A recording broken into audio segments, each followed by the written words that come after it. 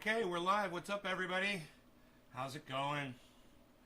So, I thought I'd start this show with my shirt off today and show off the pecs a little bit. The pectorals. Got rid of my man boobs. Hey, what's up, four-name girl? Hey, Docky Doc. What's up, Docky? Hey, Karen. How's it going? I want to start some kafefe. Turn my light on here and get going. Let's get this show on the road.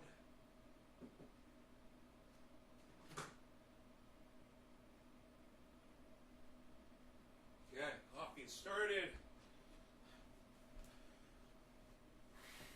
Look, y'all like, damn, you guys are funny. Josh! Josh, where have you been, buddy? Thank you, Josh. I've been working my ass off to look like that. Hey, Billy. Billy helped me with it, somewhat. Telling me to breathe while I work out is important. Breathing is a big deal. Billy, refresh. Damn it. Refresh. Yay! Did you hit refresh and you're like, yay! I want to see that show. Refresh. Yay! He's live. So, we're going to be talking about abortion a little bit. It's not really the topic. The topic is Dusty... Cult of Dusty calling out Jimmy Dore on his lack of Trump bashing. So let me just say this right from the beginning for if Cult of Dusty tunes into this show and he watches, because I think he might. Jimmy Dore doesn't have the power to control an election. So while Hillary Clinton did not win that election, it's not Jimmy Dore's fault at all.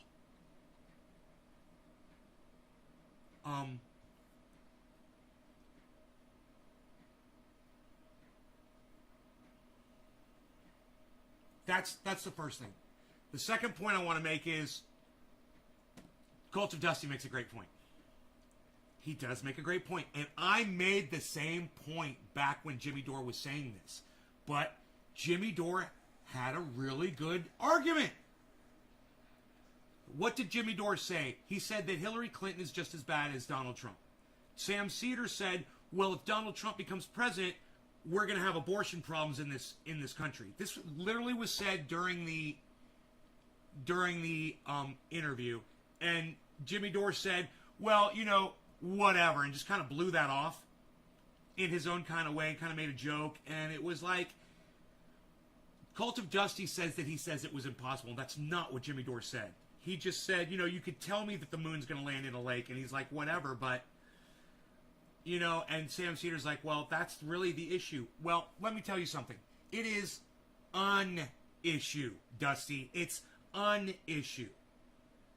But don't forget that Hillary Clinton was celebrating drone strikes, bro. I know Cult of Dusty doesn't give a fuck about brown people as much that live in other parts of the world. It's obvious. But, yeah, there's a plight here in the United States for women, and there's a plight for brown people all over the world that are getting bombed and drone striked. So, you can't just say, put Hillary Clinton in office and everything's going to be better. She's going to keep doing war. Let me go get my coffee, okay? You guys think about this, because I'm going to let you hear it from Dusty himself. This is our sticking point. And this is what I need to really get into, because him and I are going to go at it on this subject. And the problem with this is Dusty is right. So it's really hard to call someone out when they got a good point. And he does make a good point. And it's not even a straw man point. It's a real solid point. Women's rights are important. You know?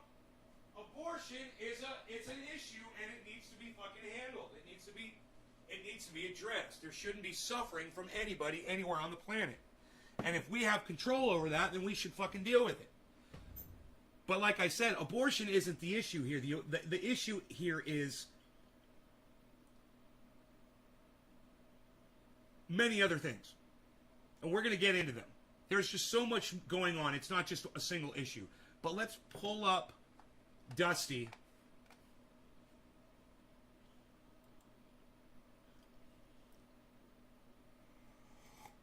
Enoch Alex, what's up, buddy? Hillary Clinton celebrates solid poops now. McCoy Christopher. Hello, McCoy. I don't think I recognize you, but hello. Hillary Clinton says Enoch. Billy, Roe v. Wade should have had a castration clause for rapists. There's tons of shit going on right now. I know, right? So bear with me while I try to guide you guys through what's going on right now, because David Campione makes a really, really good... Ooh, I hit library instead of history. Okay. Texas bans abortion and idiots blame the left. Okay.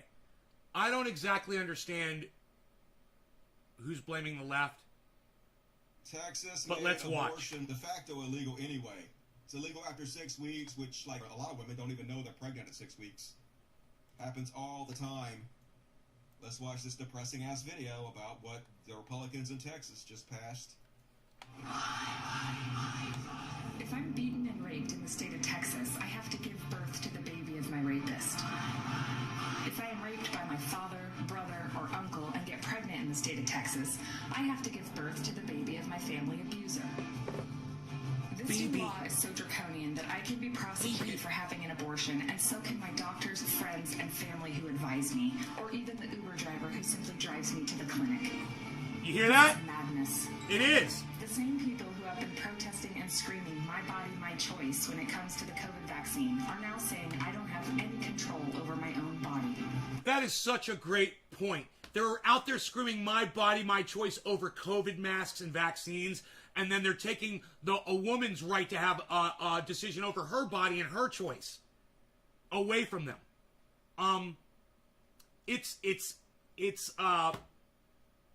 I can't even put it into words. You guys just insert the fucking rant right there. All right.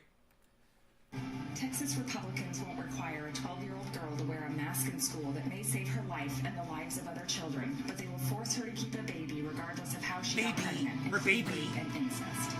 Get the way she says baby. I am a woman, and I have a constitutional right to make decisions for my own body.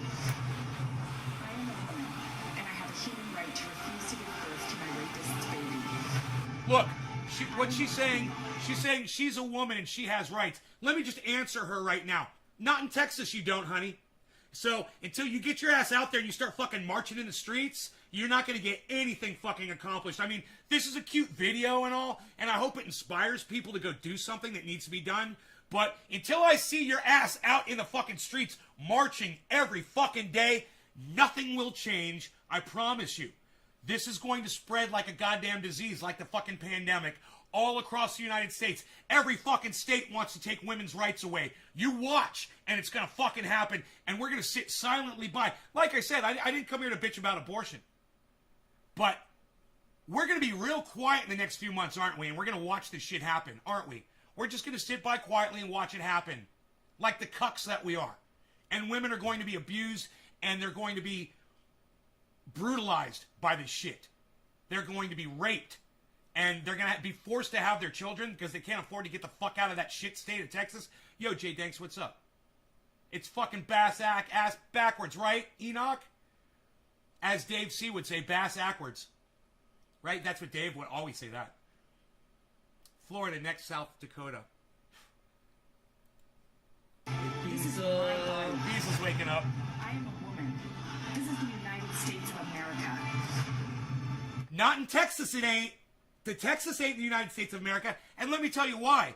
It's because of the cunts who sit on the Supreme Court. That's why Texas isn't the United States anymore.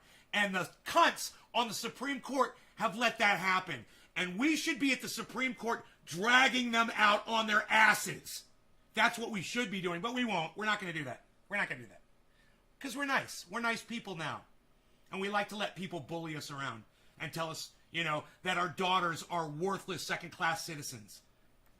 I am a woman. Do not own or control my mind or my body. Anybody doing business in Texas should immediately stop doing business in Texas. Yes! Any movie that's being shot in Texas should immediately stop filming in Texas. Yes! It's absolutely ridiculous. And if you're doing business in Texas, you should stop. You should shut down the economy. And who said to shut down the economy first? Before Dusty did. And when he goes live, he gets 700 viewers. Hey, man, I'm not complaining. I love it. I'm one of them. Right? I'm just saying. Who said it first? I said it first. Nothing against Dusty. We think alike. Great minds think alike. But I'm the one who said shut down fucking Texas. I'm the one who said shut the fucking economy down. I'm the one that tweeted that shit. And nobody's going to give me credit for it. Nobody's ever going to give me credit for being a free thinker. No one's ever going to give me credit for being an innovator, for being the guy that literally should be leading all of this shit. Because I come up with all the ideas before all these other people do. But that's okay. You know what you can do? If you agree with me and you see that I come up with these ideas first, and if you don't believe me, well, you're not fucking following me on Twitter then because I tweeted that shit out. All right? And you could go to my Twitter account right now and you literally go see me telling to shut the fucking economy down of Texas. Before Dusty's video came out. Understand it. Thank you, Karen, for giving me credit. Go ahead and share this video around and get some more people here. And let them know why. Let them know why you're sharing the video when you share it. Listen, the Supreme Court could have stopped this, but they voted 5-4 not to look at the case. Unreal.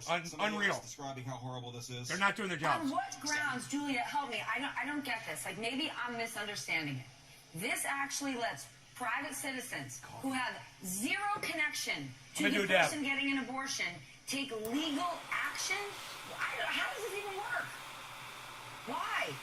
That's right. It means someone with no connection at all could be able to get $10,000, just as we just pointed out. It even means you could sue an Uber driver who drives someone to an abortion clinic. These are laws stricter than what we have in place for someone who would drive someone who's about to commit an act of terrorism to the place where they actually commit this act. So there's Did you guys hear that?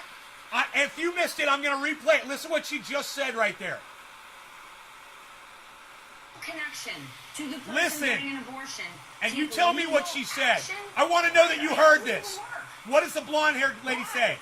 That's right. It means someone with no connection at all could be able to get $10,000, just as we just pointed out. It even means you could sue an Uber driver who drives someone to an abortion clinic. These are laws stricter than what we have in place for someone who would drive someone who's about to commit an act of terrorism to the place where they actually commit this act. So there's a What did she just say? The very last thing she said. And who can type it in my chat and tell me what that woman just said?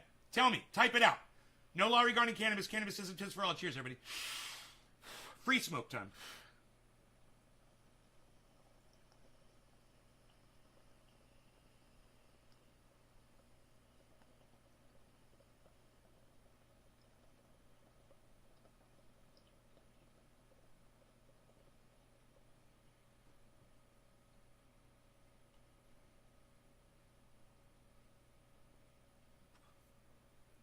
Can anybody tell me what she just said?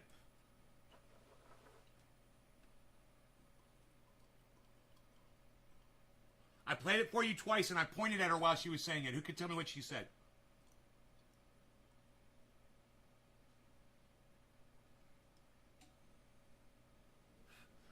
Come on, you guys, hurry up. Come on.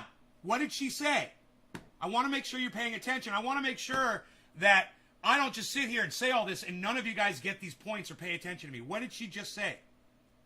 Just type it out. What did she say? What was the very last thing she said? I even told you to listen. Just one person. Come on.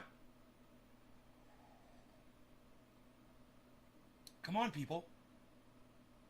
One of you. Type.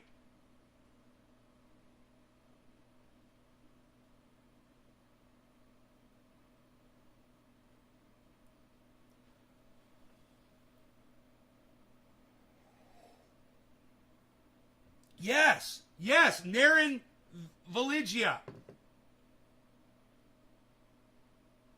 Naren Valigia. New guy. Getaway drivers for terrorists face less risk and penalty. Yes, rocks. Yeah. How come these people that never watch my show are the ones that are paying attention? These people I don't even know. Naren and Rocks. Yes. Naren and Rocks. Listen. Naren and Rocks. Listen to me. Only two people that fucking answered me. And everybody else fucking left and shut the fuck up. Naren and Rocks, follow me on Twitter. Listen, both of you listen to me. If you follow me on Twitter, I'm at Nay's Garden on Twitter, okay? You follow at Nay's Garden, get me to follow you back. I'll follow you back.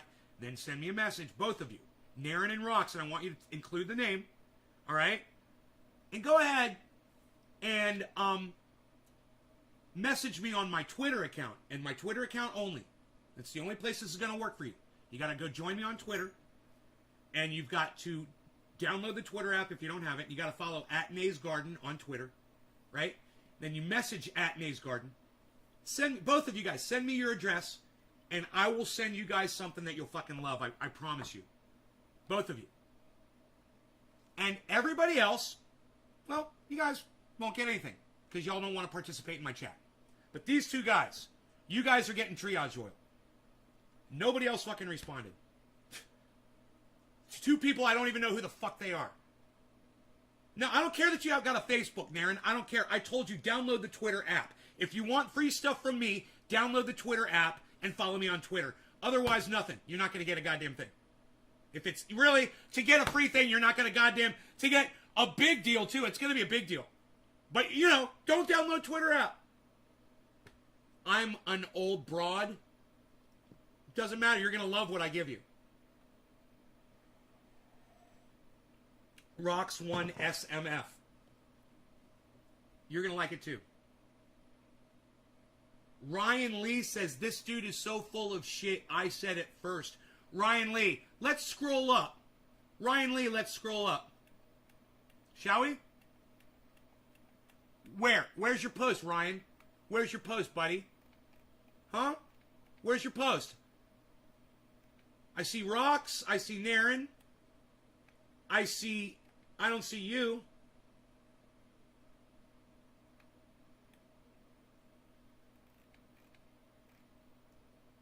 No, you didn't say shit, Ryan Lee. You're just a fucking liar. You said this dude is so full of shit. Yeah, that's how you get free shit. Keep at it, buddy.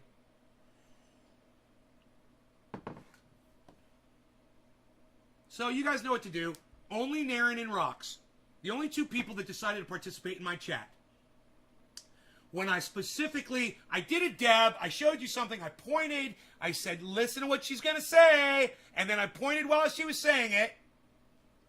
They get free stuff. You get free shit. You're going to love it. I promise you. Go download the Twitter app. Follow @NaysGarden. Couldn't hear you. My fucking boss was yelling. That's all right, Enoch. That's okay. Internet fucked up. How are you, Nate? Hey, J-Bone. What's up, buddy? Yeah, I don't know, man. I don't know why it's so hard for me to ask my audience a question and have you guys respond. It's like, maybe one day you guys will learn. I don't know. This is not just a show about me. I know some of you try to make it about me. You typed it and forgot to push enter? Yeah, you did. I was washing a dog. Yeah, you were. Look at all these excuses come rolling in. I love it. Hey, I'm not mad at you guys for not answering. I'm used to it. I just said, when people come in and they answer the goddamn questions that I ask, I'm going to hook them up. Not a giveaway. Nobody knows it's coming, and I'm not going to use that to bring people into my show. It's the people who are already here that I'm going to hook up. And those are the only people that deserve it. I don't want to lure those fucking lurables in. Those are weak-ass people. And they'll only stay around as long as I'm giving them free shit. No, you come in here, you support me, you're getting hooked up. That's it. Everybody else can go fuck off. You usually respond, yeah, it's okay. You don't owe me an apology. You just didn't respond that one time. But one time I was giving out free shit. I mean, Teresa, I'm literally here telling you to listen and pay attention to what she's going to say and pointing while she's saying it, and you couldn't even process that. It's okay. I understand. I understand. Hey, Renee Nene. I've seen your top body. Yeah, you like it?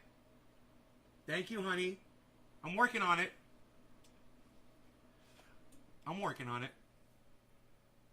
I hope you're doing good today, baby. I am now that you're here, honey. Those snowflakes will come and go, but the real ones will stay forever. Right, Enoch? Enoch. Right? J-Bone's like, I gotta rewind and see this. I just thought you wanted to make sure people were listening. I do. I want to make sure people are listening, man. That's what I'm doing is I'm talking to people. I want to make sure that they're listening. You know, I had no idea that I just randomly saw your stream and showed up. I can barely keep up with all my YouTube videos and Facebook stream, but I will do download Twitter. I appreciate you. Narin Valigia, I'm going to send you 2 containers of this triage oil. It's going to last you a long time, and it's going to make your pain go away. For instance, when I got this hornet sting on my arm, hold on, right there. See that hornet sting? Pretty big, right? That's pretty big, hornet sting, right? Didn't hurt me. It hurt when I got it, and as soon as I got into the house, I put the fucking triage oil on it, and it never hurt again. It did itch 2 times, and I just kind of scratched it a little bit, and I could feel the pain of the bite a little bit, but that was it. That was it. It's amazing you already know Nay Sweets. It's amazing you already know Nay Sweets. Enoch, J-Bone, Renee. You over here, what up, homie? You over here, Enoch? Dabs, SX, J-Bone. Hey, J-Bone. Hey, Karen. Hey, J-Bone. Okay. All right, let's get back into this because we haven't even got to the Jimmy Dore part yet. Okay, here we go. And we'll do a dab while we listen. Now, I'm going to let you listen to what she said one more time. And what she says is, you guys only hear, hey, Ross, thanks for the $4. Thank you. With a cup of coffee from the Pear character. Thank you. Thank you, Rox. Thank you. Look. Where was I going? What she said, okay, was that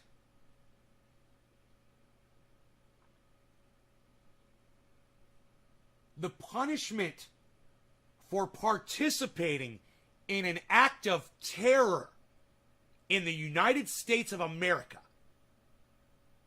as an accomplice, you get punished less for than if you take a woman to go get an abortion in the state of Texas. That's what she said. The punishment is harsher for women or people helping women getting an abortion than it is for people helping murder folks with terror and bombings.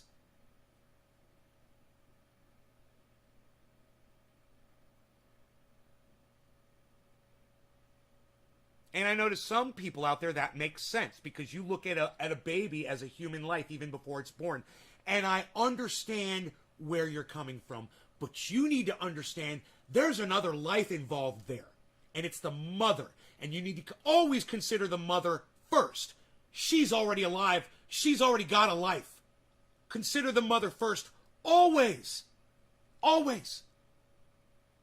And if you can't do that, then you shouldn't have ever had a mother. Because you don't understand the importance of a mother. You know, you're lucky that she decided to have you. You owe everything to that woman. And you can fight for women's rights to prove it. You love your mom? Fight for women's rights. It's that simple.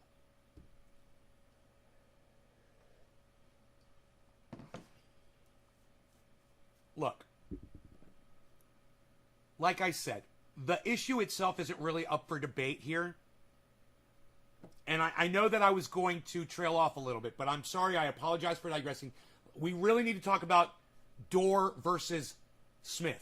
Okay, that's what we're talking about. Dore versus Smith. $1,000, just as we just pointed out. It even means you could sue an Uber driver who drives someone to... And I fucking hate having to do this, but I'm going to do it anyway, and you know how I am.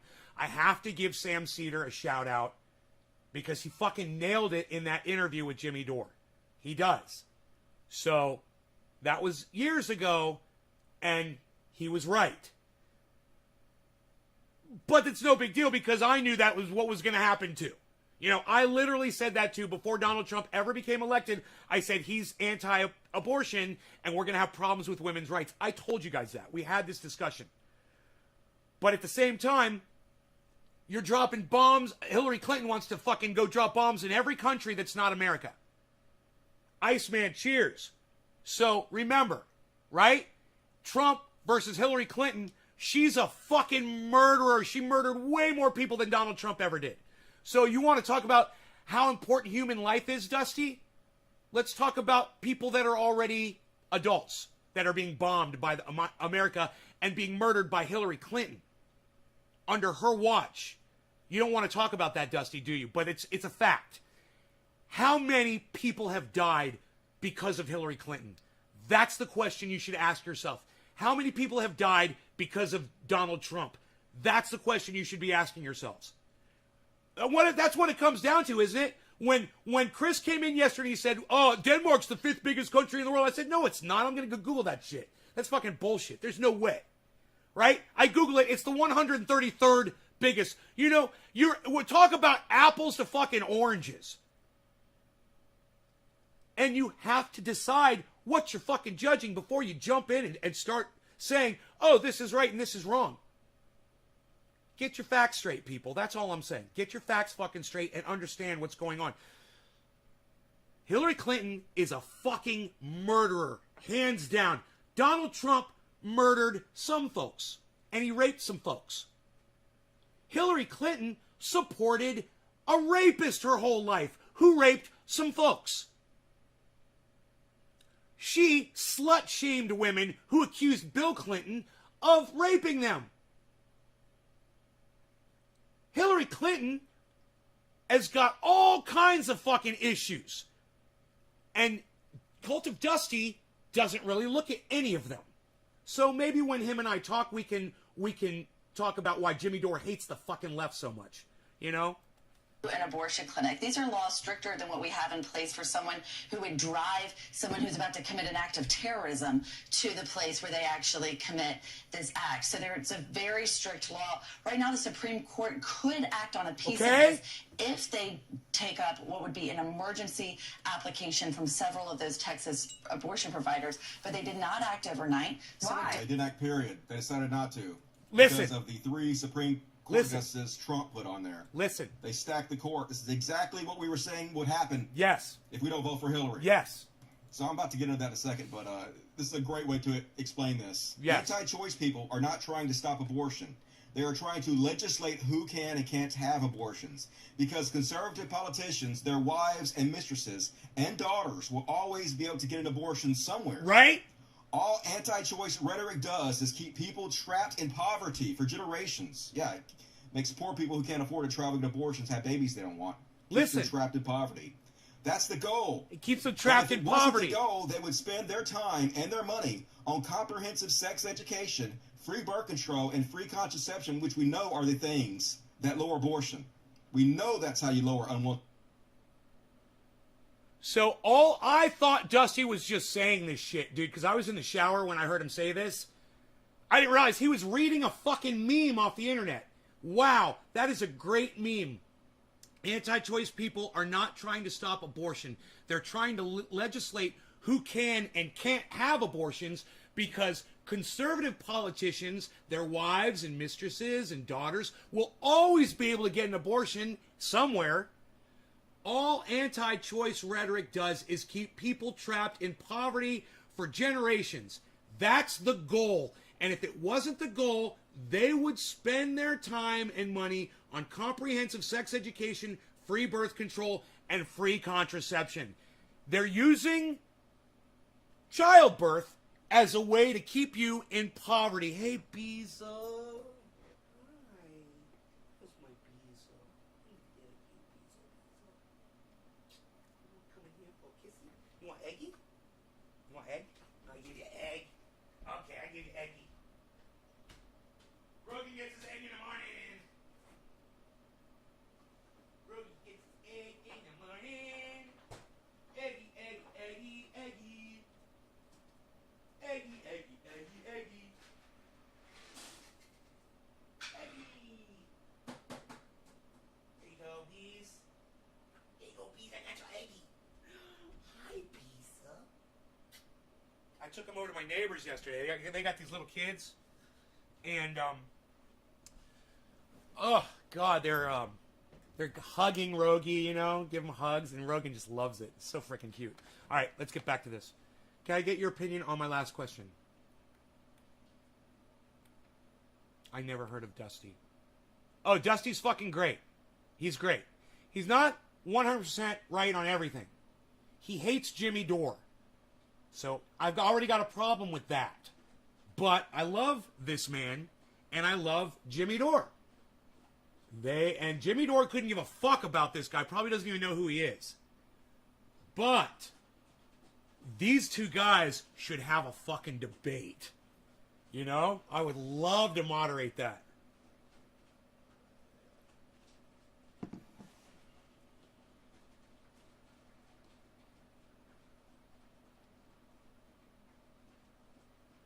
Holding any weapons that you're allowed to hold? Yeah. Yes. I'm pro fucking weapons. I am pro weapons, honey. I'm ready. I'm ready at all times. I don't care if it's a knife, if it's a gun, if it's a fucking samurai sword with a razor sharp edge. You know, I have weapons all around me. This coffee mug, I will fucking murder somebody with this coffee mug. You know? Everything's a fucking weapon, honey. Everything.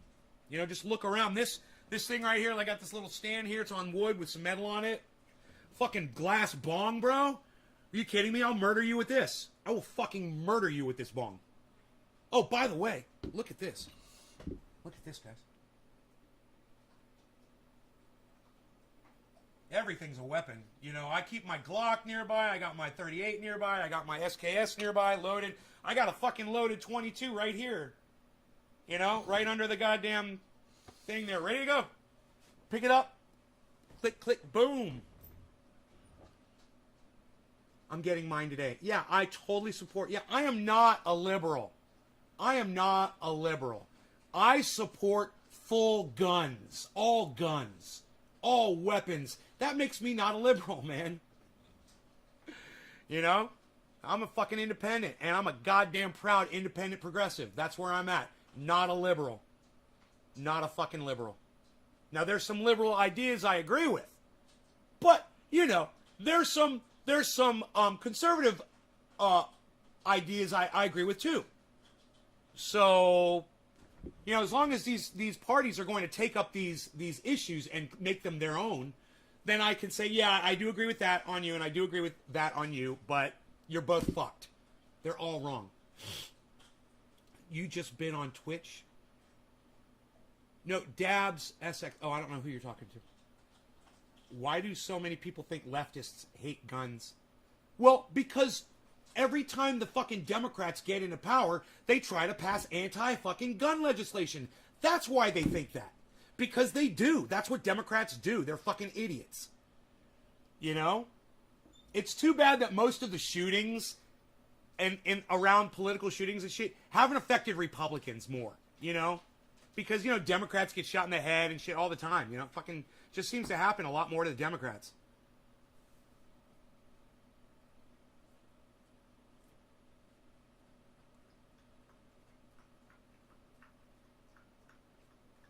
No, they don't. Sorry, Nate. Dabs. X is me. Enoch. All right. Dave, my sister thinks no one should have guns.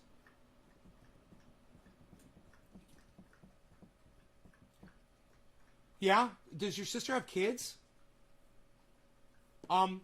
Because people are always going to have guns. It's like, does your sister think no one should have, heroin? Does your sister think no one should have, a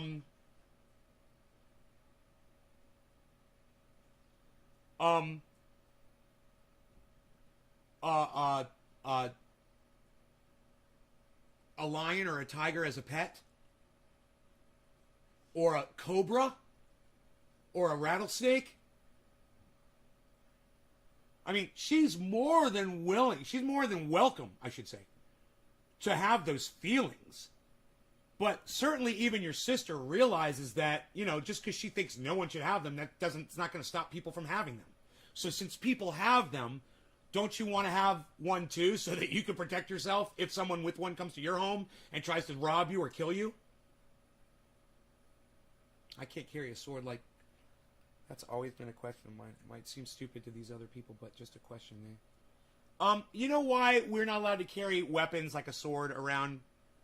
Because in the United States,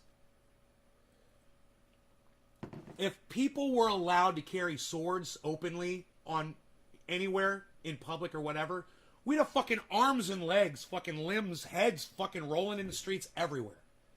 We don't have the maturity as a country to walk around with open warfare, arms on our bodies, because people grab whatever the fuck is nearby whenever they're freaking out. And Americans are the biggest pussies of the whole goddamn world. That's why we're such a bully. That's what a bully is. They're really a fucking pussy. And they go around and they pick on people that are smaller than them, because that's what a bully does. It's like you have to beat a fucking bully's ass before that bully will calm the fuck down. That's what happened to us in Afghanistan. It took 20 years, but we took our ass beating, and maybe we'll fucking shut the fuck up. But we are a fucking bully. And the shit needs to stop, man. And nothing's going to change until we get a fucking grip on ourselves and our inability to fucking rise up and put a fucking piece of plastic on our face or get a little fucking prick in our arm. It's fucking nothing, people. Get the fuck over it, man. God, it's because of you that people like me can't have nice things. You guys are driving me fucking crazy.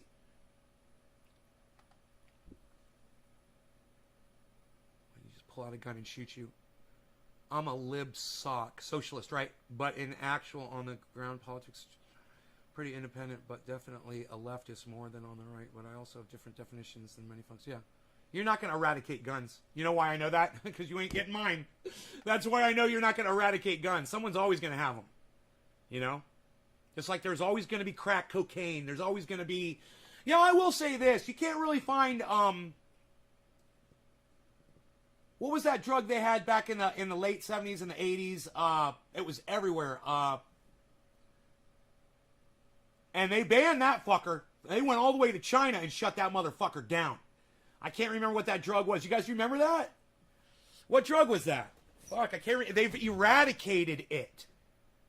It was some kind of a depressant, a painkiller. Quaaludes, right? No more Quaaludes, man. You can't find fucking Quaaludes anymore. So maybe I might have to take it back here. They did eradicate fucking Quaaludes, man. So you can get rid of a thing.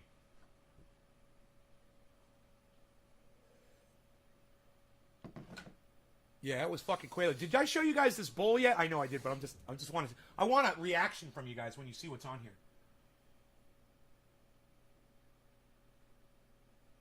You guys see what's on there? You guys realize what I'm about to smoke? Do you guys even care? You guys even know what's about to happen here? I think I'm going to put some Dusty Dust on here. I'm going to put some Dusties on here because we're talking about Dusty. Dusty Smith, my favorite Dusty. Dust Bunnies. Kitty Party. Hey, why the kitty party? Because it's Dusty Smith, that's why. I'm going to put this bud on top of the concentrate. You took legal Quaaludes and you're 60? Rest in peace, Quaalude, says Billy. Woo, that's funny. We're reminiscing about Quaaludes. I fucking love it. Need my glasses, says Teresa. All right. Nice bull. There we go. Now I'm hearing the good commentary going down. Where's my lighter? I don't know where I put my little blue lighter. It's got to be the blue lighter. It's got to be the blue lighter. I'm so freaking OCD. I got 20 lighters in front of me. It's got to be the blue lighter. I don't know why. It's because I'm freaking crazy. Okay, let's do this massive bong rip, and you guys are going to like it because it's got concentrate in it, and it's going to catch on fire, and I'm going to let it burn like I'm supposed to. I'm not going to take the plastic end of my lighter and stick it in the burning fucking fire and smoke plastic because I'm not a fucking cuck idiot bitch. And if you look at your lighter and you've got char on any of those corners or anywhere, then you're a fucking cuck bitch idiot. Stop smoking plastic, you fucking morons. You know, there's a perfectly good metal piece on the other end of that lighter if you want to stick it in your fucking bowl like a moron does. But, you know, I'm a tough guy. I guess it's because I play guitar. I just use my fingers, man, and they don't burn. It never burns my finger because I'm sucking the heat away from my finger as I push down. So I don't burn my finger. So I just use my finger, and then I just go like that and get the char off of it. I don't even use a fucking... metal part of the lighter to do that. Because I don't even trust that thing is metal. Who knows what that is right there? I don't know what that metal shit is. I don't want to smoke it. You know, there could be some kind of silver paint on there. So, stop doing that, kids, okay? I can't believe I'm telling you this again, but I think most of my audience members know not to use your lighter to fucking put in something that's burning and then inhale it. All right. We're going to try to catch this.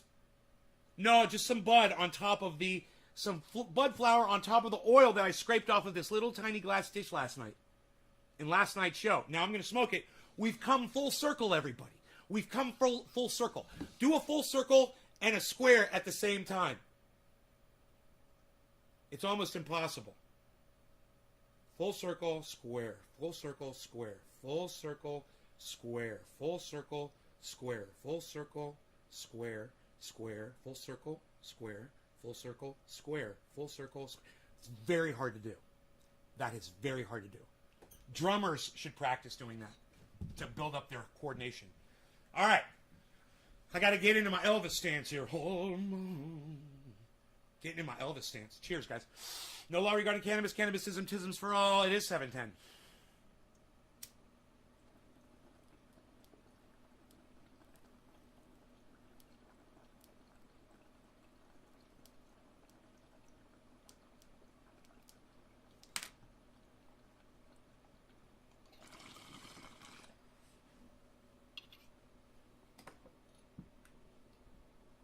Who says you can't smoke a dab and a bowl of flour at the same time?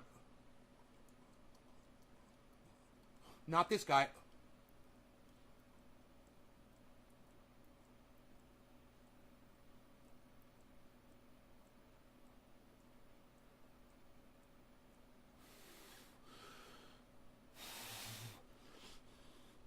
He's cheap gravity bomb, so I'm smoking out of a vanadium, and I'm sure that's not good. I don't even know what vanadium is. It sounds like something from a future movie. What's vanadium, everybody? What's vanadium?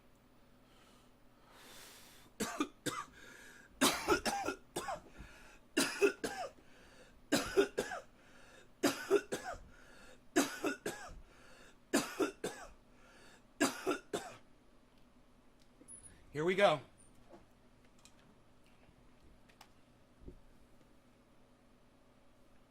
Are you ready for some football?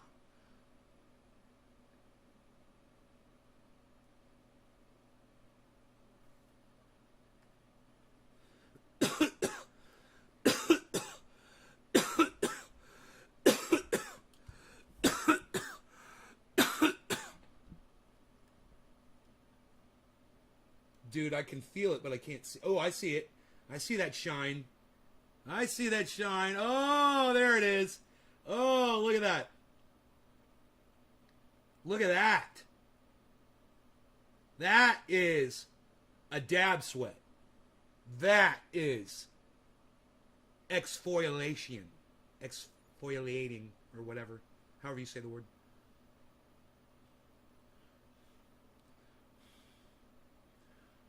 You're laughing at my skull vein? That's how my brain gets energy. Look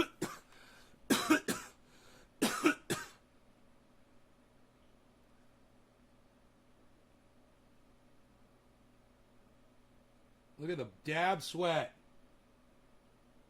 Dab sweat and tears, son. Dab sweat and tears. Let's cry it out, everybody. Let's cry it out. Back to Dusty, Wanted pregnancies. who is about to attempt to destroy Jimmy Dore, while I will, at the exact same time, lift both of these people up, while he attempts to destroy Jimmy Dore. They actually don't give a shit about that. It's about control, 100% control, and we were saying it. This is why we have to keep Trump from getting in the presidency. All the people out there who discourage their audiences from voting for Hillary Clinton, Trump told you exactly what he's going to do during the 2016 president's campaign. And we knew this. And I knew this going in. Everybody knew this going in. But when you're trying to weigh murdering a bunch of people in other countries and women not having a right to choose what goes on inside their body? What's a more important issue? What's the definitive? I mean, come on, let's just do this. Look.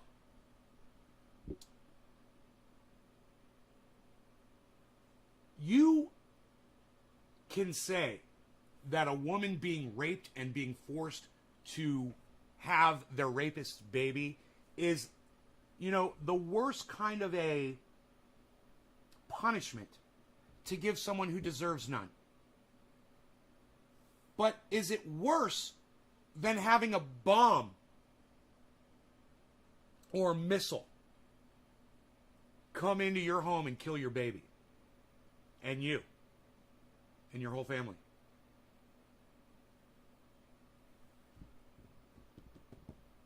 So it's a tough decision, right? You've got to be struggling. And if you're not fucking struggling with that in your brain right now, you should be. Okay? It should be perplexing. And I'm not giving you the answers. Right? It's a tough choice. And it sucks that we're made to choose between these two things by who's going to lead the goddamn country. And that is going to determine whether women will lose the right to choose what goes on inside their bodies. They'll get raped and be forced to have the babies.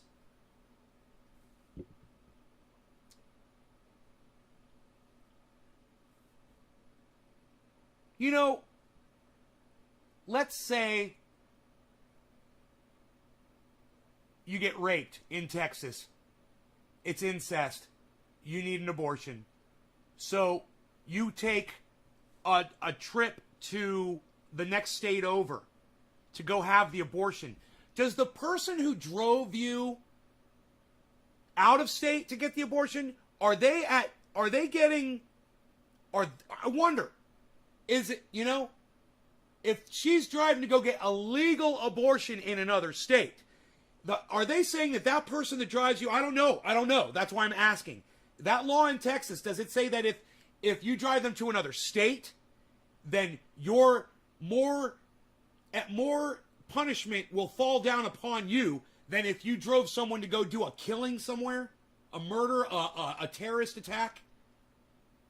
I don't know. That's why I'm asking, because I'm not sure. It's a stipulation, but it's an important one. Because if that's the law, if the law is, let me bring these mics a little closer.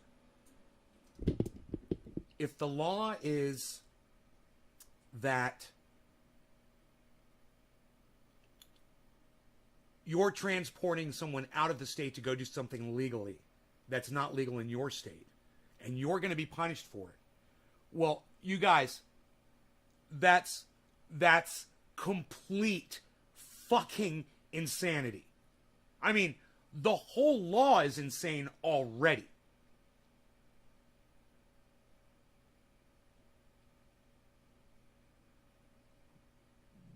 But even though I said I didn't want to get into this, man, I really can't stop myself from saying,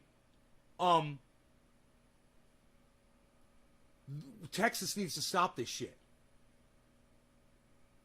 You know, this is fucking brutal. This is beyond, I mean, it's beyond someone being killed instantly in a drone strike. But not everybody gets killed instantly in a drone strike. Sometimes the neighbor catches shrapnel in their fucking eye and lives without an eye.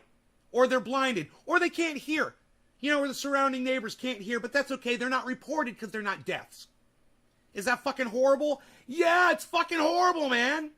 So there we are again in that vicious fucking circle. You can't tell me one is worse than the other. But Dusty can. Dusty can. Mr. Trump was asked during a debate whether he wanted the Supreme Court include justice he would name to overturn Roe versus Wade. If we put another 2 or perhaps 3 justices on, he put 3 on, that is really what will happen, Mr. Trump predicted. That will happen automatically, in my opinion, because I am putting pro-life justice on the court. I will say this. It will go back to the states, and the states will then make a determination. It's exactly what happened. He warned us. So let's remember, who on the left tried to influence their audience not to vote for Hillary. Me. Jimmy Dore. Jimmy Dore. Me did it. too. Yeah. Me too. But I told you not to vote for either. Okay? And I want you to recognize that. I want you to recognize that I always told you don't vote for either of these assholes. Here's my fucking ballots. I would never vote for fucking Hillary Clinton. I would never vote for fucking Donald Trump. And I told you guys that, and I showed you my ballots. And I said, I'm not going to participate in this.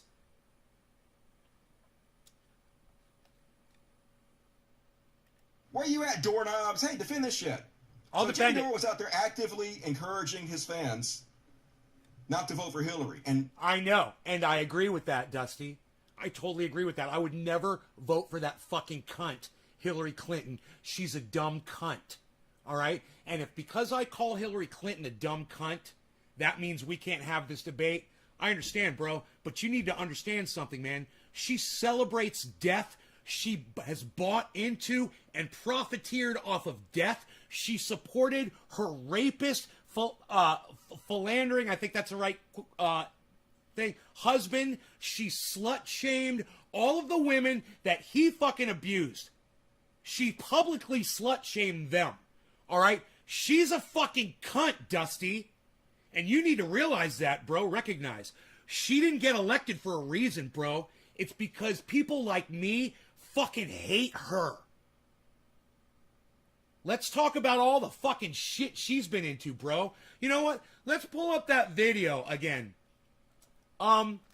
Where they explain Hillary Clinton's involvement in war. It's on YouTube. I bet if you just type in Hillary Clinton war, I bet you it'll come right up. Here, let's do this. Oh, there's a microphone.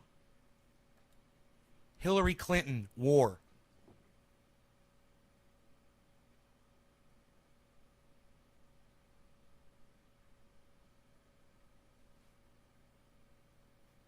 Didn't work. Hillary Clinton war.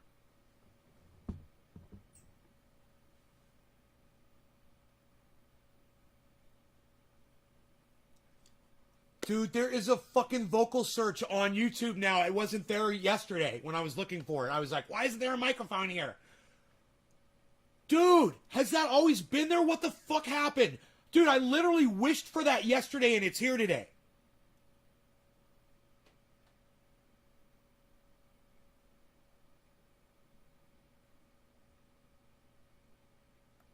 You guys want to hear about Hillary Clinton's war record? It's a less than a 4-minute video. Let's watch it together and smoke some cannabis, and then we'll go back to Dusty.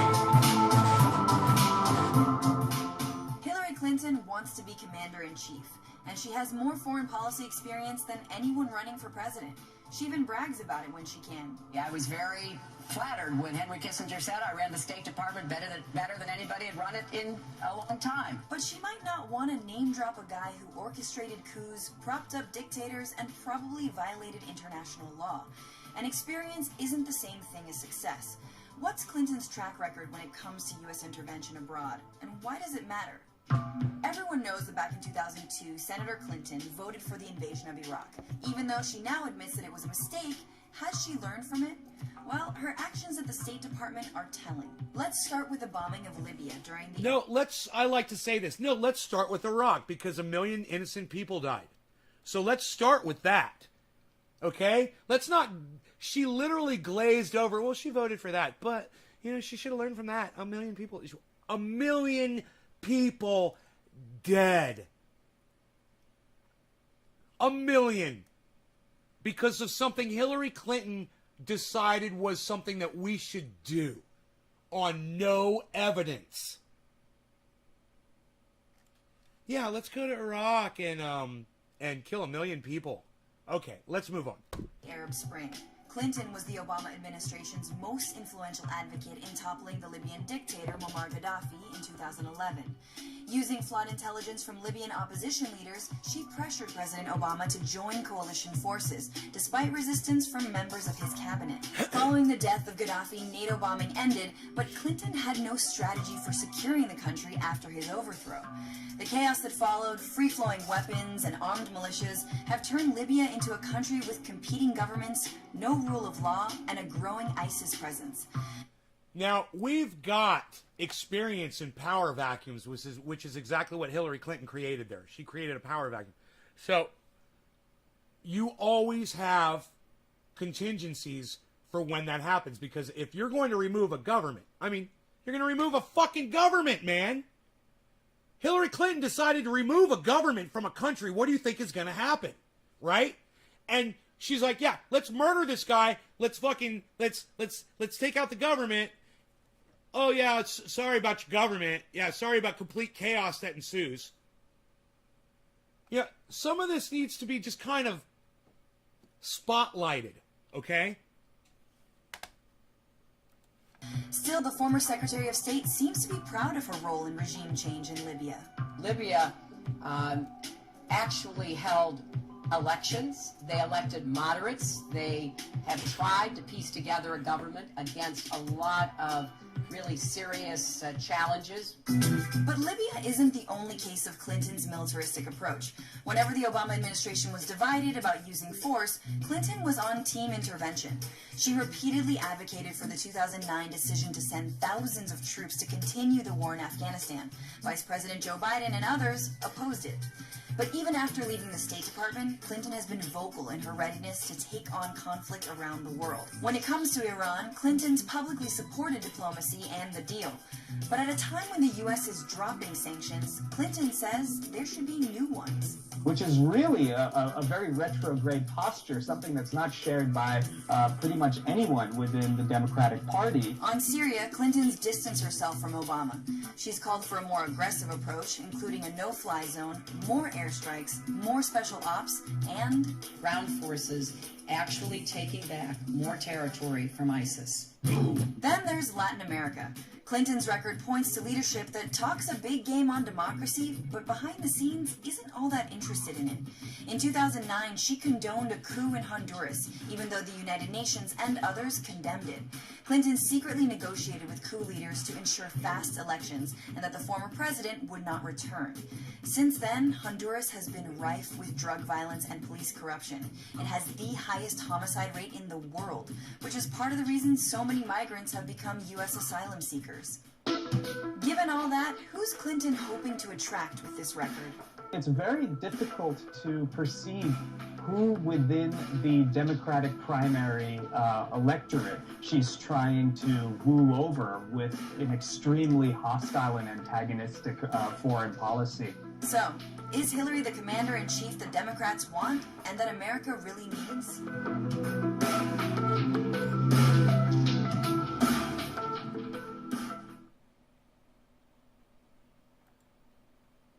Back to Dusty now. Now that you know what Hillary Clinton has done. The only way he could do it is he had to downplay how horrible Donald Trump would be as president. And he did downplay it. In fact, he went on Sam Cedars' show, debated Sam Cedars, and Sam Cedars pointed out, hey, if they get just two, they actually got three, but if they get two more Supreme Court justices, Happy 420, everybody. No law regarding cannabis. they can overturn Roe versus Wade. Cannabis isn't tis for all. They could end abortion in states like Texas. And Jimmy Dore said, that's about as likely to happen as the moon falling into a lake. I'm going to show you. That's what he says, folks. But not only did Trump put two in there, he put three. It's not. So according to Jimmy Dore, just as likely as the moon. Jimmy Dore did not say that. So it's kind of weird that Dusty says this, because he's going to play the tape, and you're going to hear that is not what Jimmy Dore said. Moon falling into the lake is what actually happened. This is how wrong Jimmy Dore is about fucking everything. This is his entire fucking grift, yo. Listen to this piece of shit. I can't believe we have a surveillance state right now. I can't believe you want me to vote for a candidate who was full-throated supporting going in and destabilizing the Middle East. No, Jimmy, wait, Jimmy, I don't want you to vote for anybody. I don't want you to, listen, no, Jimmy, you're missing my point. I don't want you to vote, I don't care who you vote for. You live in California. What I want you to do is to stop offering theories about politics on your platform that are bogus, that are not. Yeah, well, I think I can prove to you they're not bogus, man. You haven't proved that they're bogus at all, except that you said it. History did. I think I just kind of showed you how you're wrong about all this stuff, and you're voting out of fear again. Out of fear. Oh, because there might be 2 Supreme Court judges. What if the moon falls into Lake Michigan? What are we going to do then? Now, Jimmy, let's talk about risk. He said that Jimmy Dore said that the chances of Donald Trump electing more Supreme Court justices were as likely as the moon falling into Lake Michigan. That is not what Jimmy Dore just said. Do you guys agree that Cult of Dusty is completely misrepresenting? Do you want to know what Jimmy Dore said? Jimmy Dore said, well, yeah, that can happen, and the moon can fall into fucking Lake Michigan too.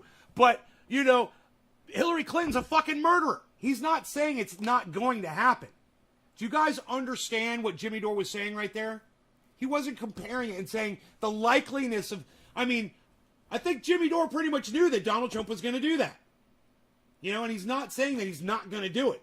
He's just saying that, you know, well, it's going to basically be up to us to fucking protest that shit and not let it fucking happen.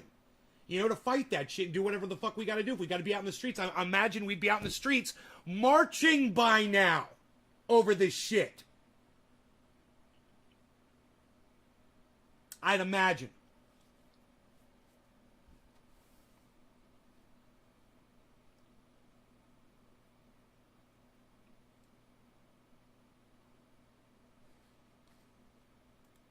Do you think there's a difference in the probability that 2 80-year-olds with multiple cases of cancer are going to serve out their term versus the moon falling into Lake Michigan?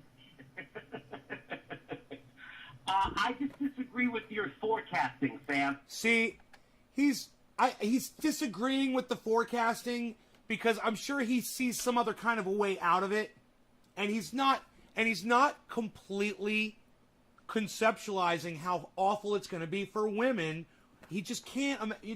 Bro, you need to understand, Roe v. Wade has been the law of the land since I was a child. So I think I was 4 or 5 years old, something like that, when it became law of the land. So my entire lifetime, my entire adult life, my entire child lifetime, just about, Roe v. Wade was any time I could understand it.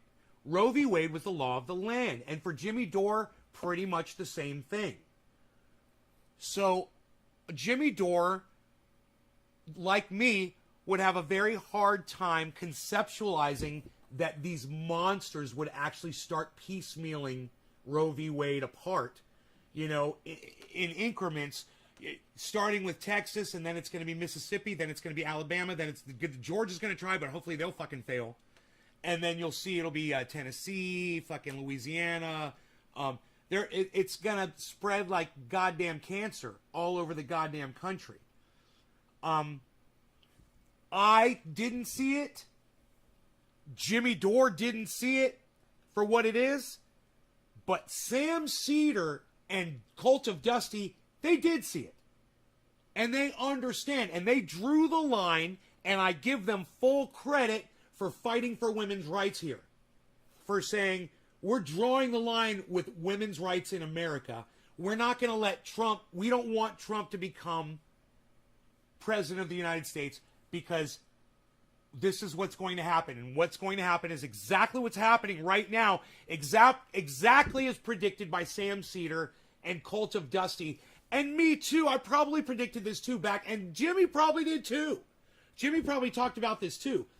But when you're talking about putting Hillary Clinton in office, you are triggering the beginning of the buildup of a war machine like you can't even fucking imagine.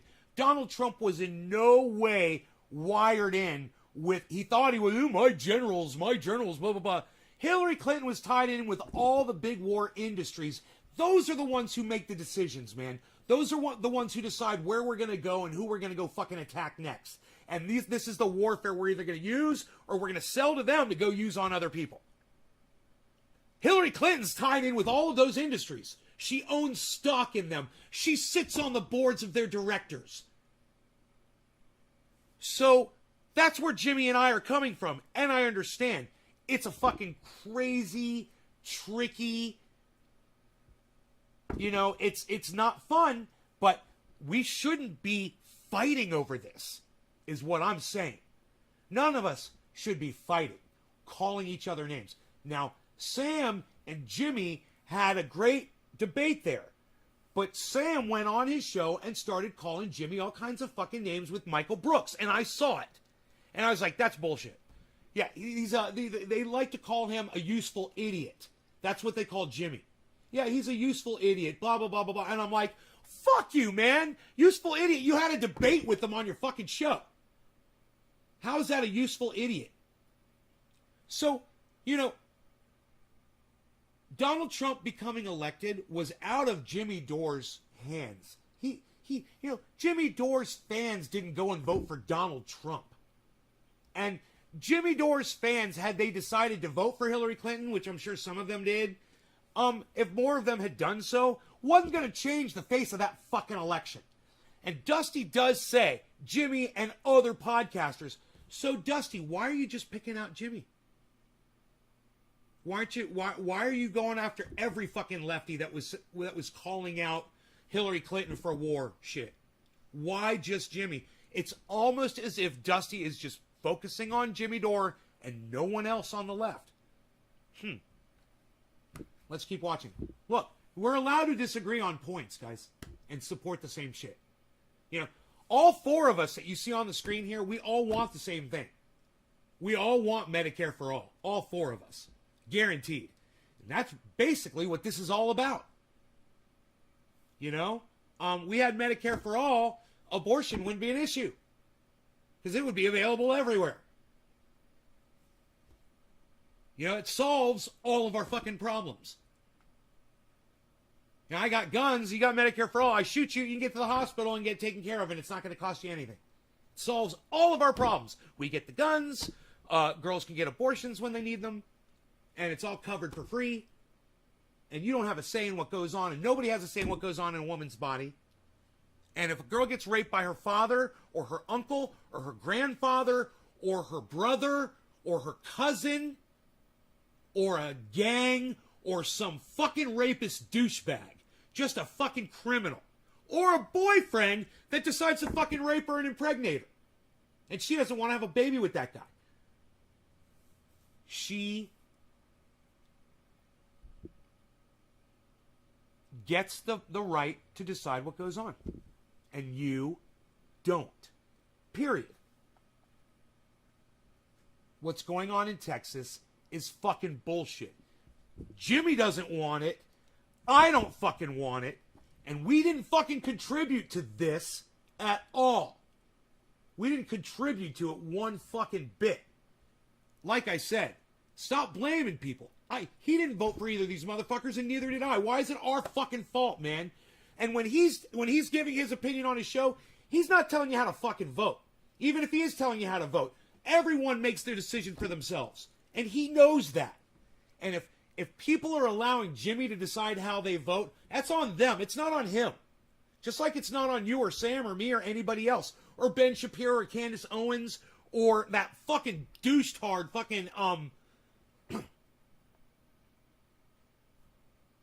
Charlie Kirk. Fuck him. Charlie Kirk. Trump-loving motherfucker. I don't agree with it. I think it's a bigger risk. Do you want to look at actuarial tables Sad for the life expectancy of an 80-year-old man who's had multiple cancers? Sam, I can right now get you a great deal on term life insurance, and you know that's the best. Always making jokes. It's funny to him. It's not going to affect Jimmy Dore. So why should he fucking care? And of course, all the shitheads are going out there blaming... Okay, he cares. He was given a choice between a shit sandwich and a turd burger, bro. And understand, he didn't put either one in his mouth, and neither did I, Dusty. Get the fuck over it, brother. I love you. I love you. Huge fan. I'm in character right now. Get the fuck over it, Dusty! Everybody should subscribe to Dusty's channel. And what the fuck, why aren't you guys fucking Dust bunnying it up with me every time he goes live? Why the fuck aren't you over there when he's live? Mondays and Fridays. Psh, nights, I'm there. I'm hanging out. I'm chilling. He's doing the Dusty thing. I'm in there chilling. You guys, come visit. Take your medicine like a man, Dusty. The left, because the right has banned abortion. It's always the left's fault. When the right does something bad, it's the left's fault. Here's goddamn David Silverman. I cannot believe this guy used to be a hero, but I'm so embarrassed. Okay, he's not just picking on Jimmy. He's a giant piece of shit. His whole grift now is just how big of a piece of shit can I be? David Silverman says, I hate losing abortion rights, but... No, there's no but. I hate losing abortion rights, period. Not but. This sucks. This really does suck. But that guy shouldn't say that. And Dusty's making a really good point right there. But you're a fucking douchebag. But nothing, motherfucker. I am not even going to read the rest yet. I don't have to. But nothing. I hate losing abortion rights, and I should be out in my fucking street marching about it right now. The left deserves to lose this previously solidly protected right because they gave up free speech, due process, and embraced racism against Jews, whites, and Asians, as well as low expectation racism. So let's punish all women. This is the dumbest shit. Dusty's making a really good point here. Whoever this asshole is, I've never heard of him. Mr. Blue Check, but I've never heard of him. Against blacks, rape, yeah. Let's punish half the population because some of the people I disagree with, I'm claiming, are racist and hate free speech. Isn't that fair? Isn't that a solid take from this brainiac? And then he goes on to double down on it because he gets off on being a piece of shit. Did my last tweet make leftists sad? Good. Women are losing abortion rights because the left adopted blindly stupid and racist positions that smart people can't support. So, no more abortion rights. Don't shoot the messenger. Women are losing because the left is unsupportable. God damn it.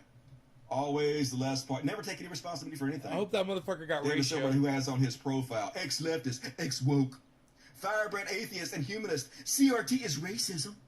2 + 2 = 4, character over color. Just sad. Ratio that MFer. Ratio that MFer. I'd tweet that. Trash. Ratio that MFer. Texas would vote for a war on a country to kill babies. Dumb. Dommy dumb. I watched him last night. First time. Why do so many men have a say in abortion rights? They are the reason people would need one in the first place, more than likely. Lol. 100% likely. It was a man's fault. 100%. Whoa, there we go. I can do this and I didn't know it, man. It's so bad as fuck. I just learned something new I can do with my software. It's really cool. To move things around. I can move things around a lot faster now. I just click and drag, and I didn't know I could do that. I always click the button and highlighted shit, and I just click and drag it and put shit where I want it. Oh, that is so fucking cool. I've always been able to do that, and I never knew I could. You guys see Rogie sitting here just chilling? My bees. Should I give him a cookie? Should I give him tell him it's cookie time? Beezel, it's cookie time.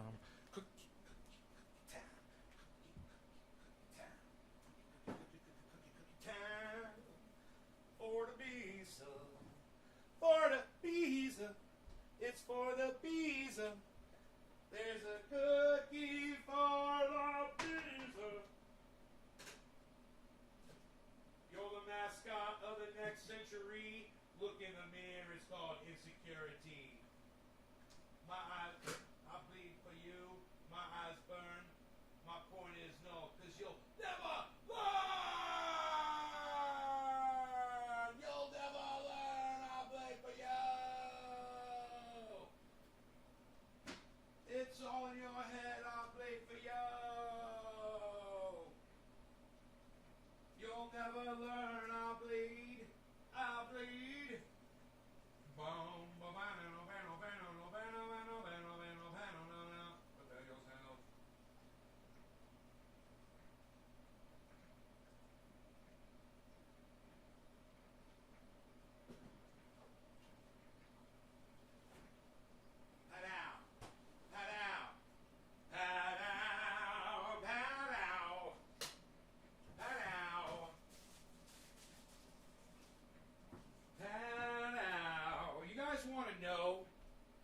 guys want to know how fucking amazing coffee grounds are for when you're doing gardening? Here, let me show you my garden. Hold on one second here. When you're, I got a video from the downstairs grow, guys. Made it this morning. When you make Keurig 2.0s, right? I'm going to show you guys something. I'm going to teach you guys something right now. Get yourself, what works great is a, safer than a knife. One of those little sticks, the wooden sticks, most people have these. You get them, you'll see them in a store, so you'll pick up a pack and you'll have them. You use them for like little mini shish kebabs. These little wooden sticks are great for cleaning out glass, right? And if you got these little wooden sticks, they've got a little spike on the end, right? You get your Keurig packs after you use them. I don't know if I've ever shown you guys this on the goddamn show before. I was on Dusty's Live for a bit last night. I told Dusty I liked his new look. Is this sponsored? The Keurig shit? No. But I want all of you guys to check out Radical Leftist Agenda. Check out Radical Leftist Agenda's channel on YouTube. You got a good channel, right? Radical Leftist Agenda? You got something going on there? Yo, Radical Leftist, you podcast or what do you got going on over there? Let me know. You take the pointy end, right? I'm trying to show you this from both angles here. Take the pointy end and just kind of just run it. It's foil, right? And you make a slit from the hole that's already there. There's a hole in the middle. So you start from the hole and you just draw a line, right? Draw a line just underneath the foil, and it'll lift it up a little bit. And check this out, guys. This is so cool and easy. You just take your thumb and you pull towards the outside, towards the lip. Pull the foil towards it until you get all the way to the edge. And if you just slowly turn it around, and you do this slowly, and it doesn't take long. It takes a second. I'm doing it really slow to show you how easy it is. And you just pull, and you will get, look at this. It pulls all that fucking foil off of that plastic. See this? Look at that. You don't have to pull it all like that. But look at what it does. It exposes all the coffee in there. And then, now, this is the secret to this. Take these and set them out on the counter somewhere where they're out of the way and let them dry out. I let them dry out a couple of days. And you'll know they're dry because all the coffee that's sticking up, it falls down off the edges of the sides. Right? I'm going to show you something. I'm going to show you how fertile and amazing just coffee grounds are. Okay? Look at this.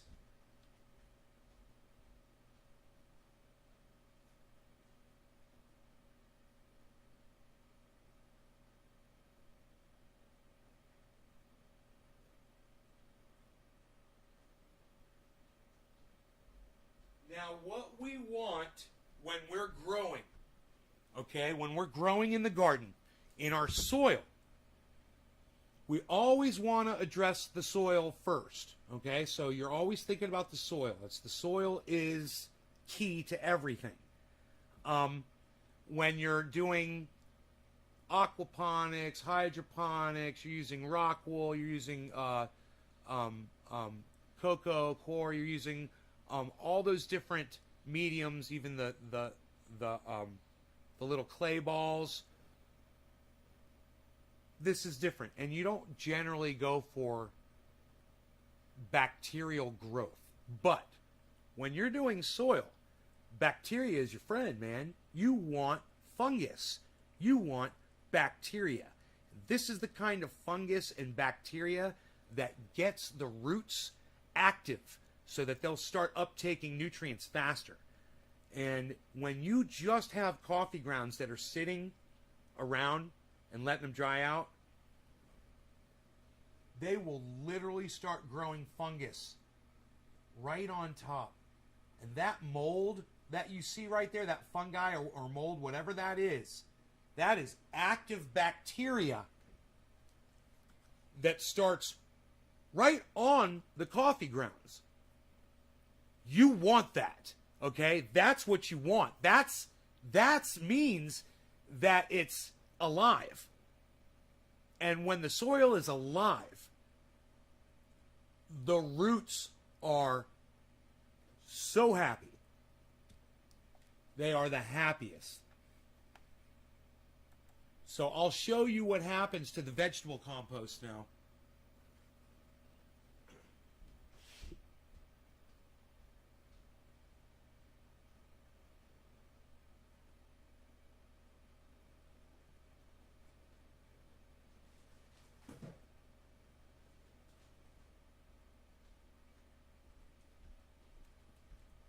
Get complete bacterial growth inside those coffee grounds. Look at all that.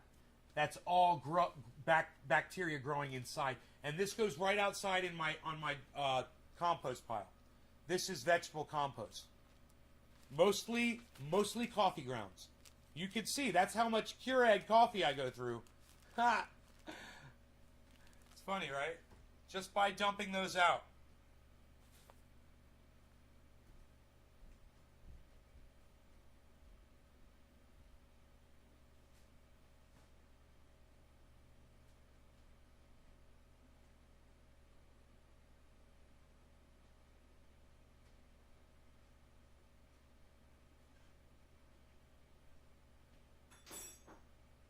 Just a splish, splish, splish, splish, splish, splish, splish of confetti. Just a splish of confetti in my cup, in my mug, in my mugging cup, in my mugging cup. Ooh, look at that. That's sporty and special. That's special and sporty. That's sporty and special, special and sporty. Sporty and special. Special and sporty. What's up, everybody? Greasy, what's up, buddy? Steve Running, thank you for the 3.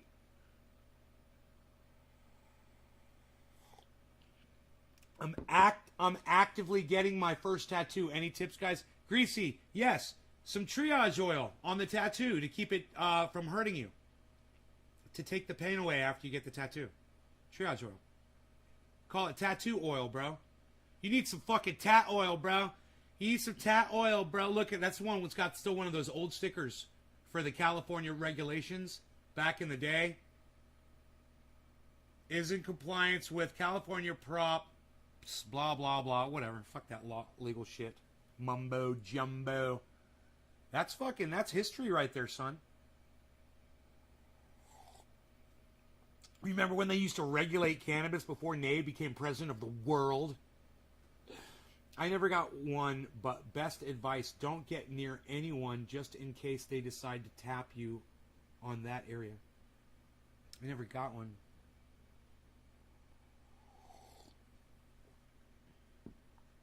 I never got one. You never got one what? What's the fastest shipping? I'm in the chair right now.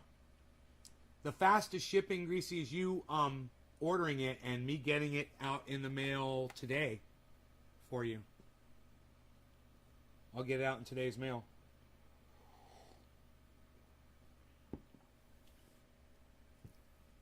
If you want it.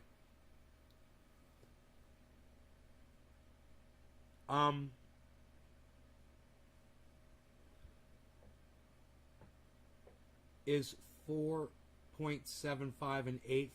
No. 3.5. 3.5 grams is an eighth. 3.5. I believe. Ask for numb cream. Don't drink before your tattoo. We don't like bleeders and it's still going to hurt, so don't be a pussy. Wonderful show to keep me distracted from the pain. It's on which website? TriageOil.com. Triage, TriageOil.com. Go figure, having needles pokes in your... It's a good thing I got a new splash of Kefefi while you're getting a tattoo. Hey, Greasy, what you getting a tattoo of? What are you getting a tattoo of? You're in the chair. Go figure, having needles pokes in your skin hurts like a motherfucker. Okay, thanks, says Karen.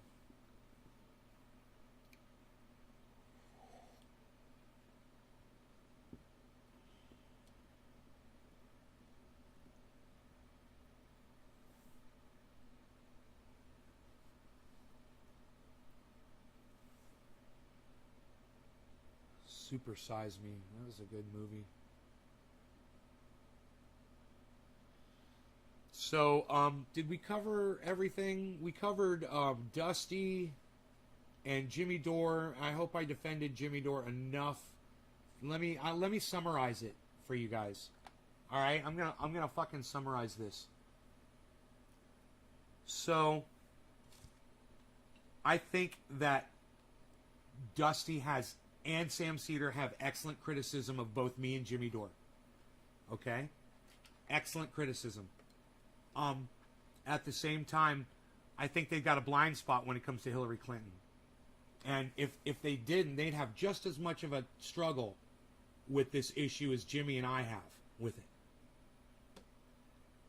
I think we all need to be nicer to each other. Sam Cedar should have, and Michael Brooks should have never done bits against Jimmy Dore, should have never called him a useful idiot, ever. They never should have told him that he has a responsibility, what he says to his audience, that he can't have a fucking opinion. How dare they? And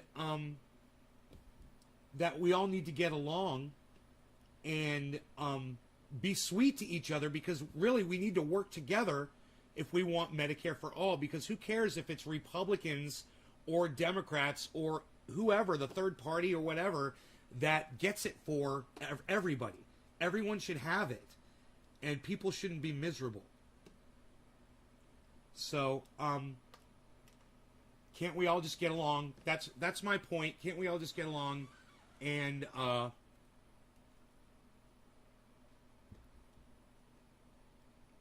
let's stop calling each other names, Dusty and Sam.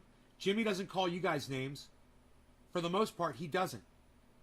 You guys talk so much shit about him, you know, and it's a turnoff. Number one, I mean, it's a turnoff. My mother and Tim Black told me about it, but now Tim Black does it too.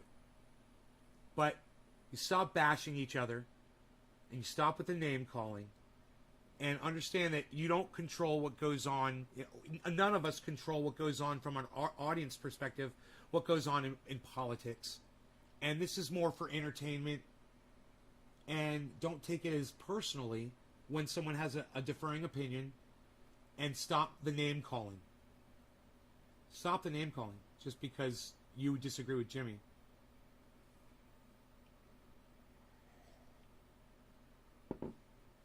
There you go. That summed that up. I had to just kind of put that together in one little.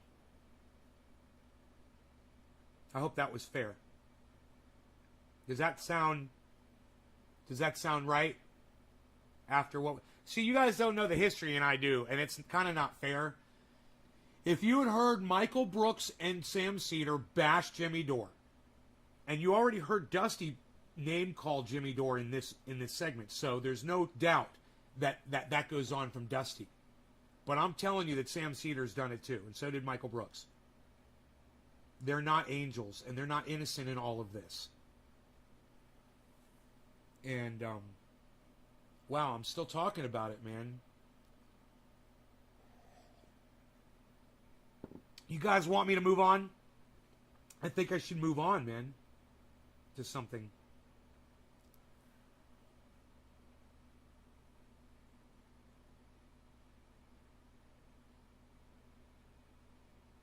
What the fuck does Eddie Van Halen do at the end of that one run right before the...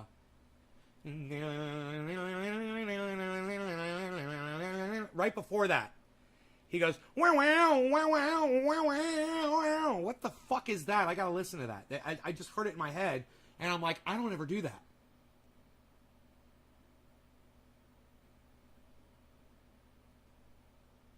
It's like, wow, wow, wow, wow, wow, wow.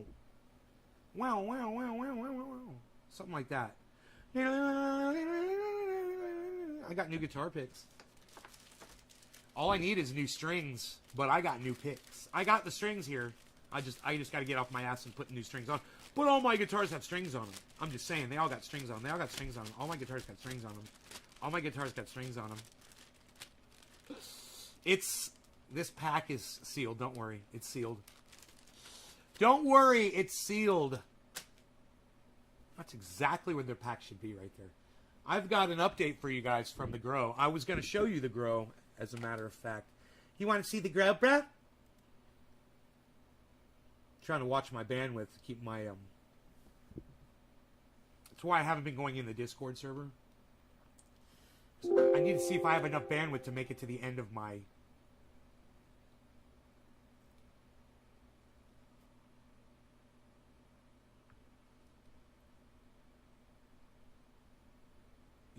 plan.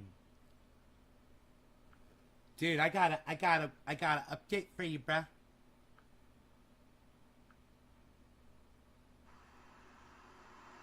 I got an update for you, bro. It's just a visual, but I think you guys are gonna like it. It's just I don't think I say anything, but just give me a second here. Give me a second.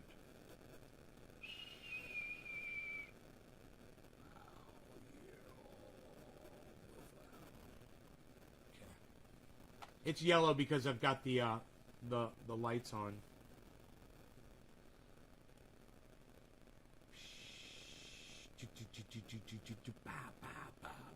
Alright, what if we go like this? Oh, hey, everybody just calm the... Hey, do it. Don't do it. Everybody do this. Doing that. And doing this. Hey, look at this. Look at that.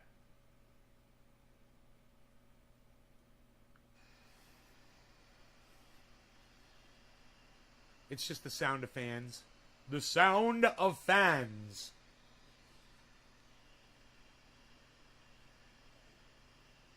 So everything looks yellow, you know, because it's in yellow light. But I promise you it is all dark, lush green.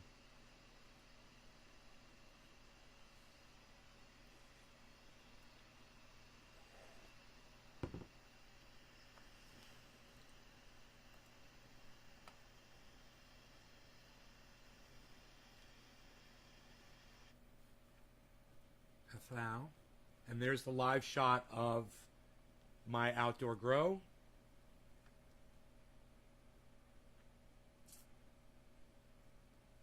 You see the fans down there kicking ass.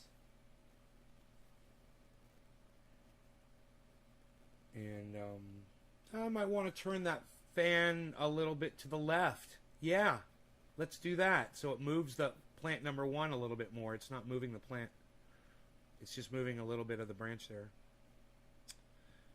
But plant number 2 is getting a good shot. Merry Christmas, says Dom. Hey, Dom. Hey, Dommy Dom, did you get your thing yet?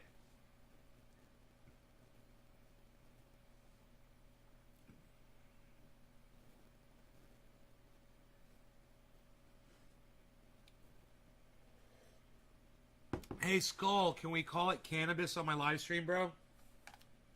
Because the word weed means useless plant.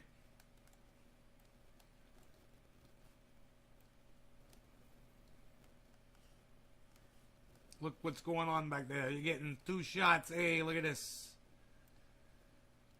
You're getting a live shot and you're getting that shot. It's too much. They can't handle the CPU usage is too high. Too much on the CPU usage. It's beautiful, isn't it? Now you're getting the influx of both videos simultaneously. Oh, okay. I was wondering why you said Merry Christmas.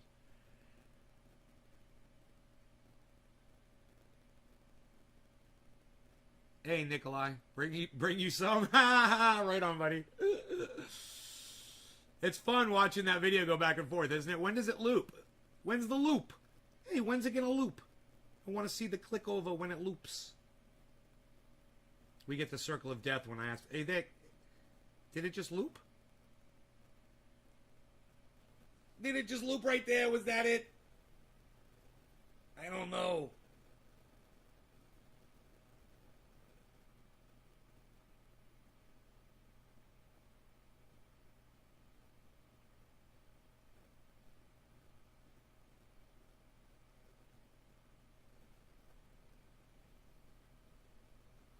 I'm waiting for that loop spot to see how flawless it is.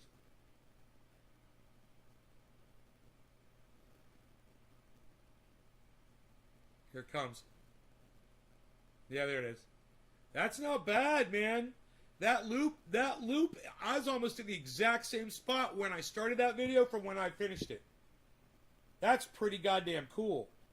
That's worth watching from a different angle here. Let's do it like this. Here. Let's oh shit. Here it goes. Here it goes right here. Watch for it. Right coming up. I believe it's right. No. There it was. Did you see it? Did you see the cut? The junk cut? That was fucking awesome, dude. It's like an endless loop of the downstairs grow. That was totally unintentional. And you barely even notice that it loops. And if I probably did like, if I went like this, you'd probably barely even freaking notice the jump.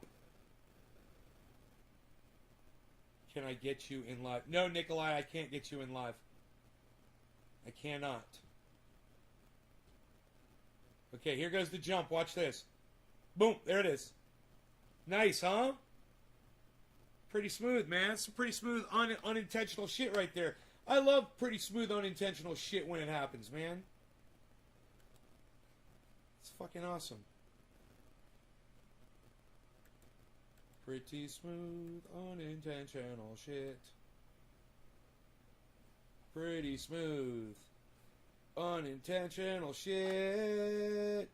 Pretty smooth. God, I sounded like Dusty there for a second. Pretty smooth, unintentional shit.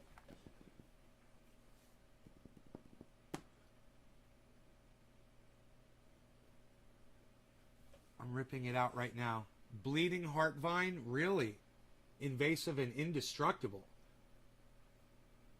I'll tell you what, you know, you got to watch those goddamn pole beans. That reminds me, I should go down there and pick some pole beans and bring them up here and show them to you. You guys want to see some? They're going to be ready every day. You know, my whole thing is just to not get stung. Hey, Dickie. Dickie dabs. Dickie dabs with Dickie. Hey, we're going to do some Dickie dabs. I don't know if the camera's going to stay connected. I might just bring up my other... here, let me get rid of that page. I might just bring up my other software here. It might be a little bit more reliable. Because I think it's got less cams running through it. Let me see here.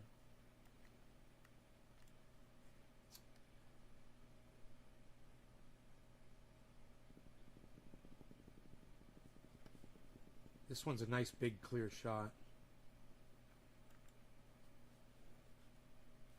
But maybe I'll just do this for you guys. This might be fun too. Here, look at this.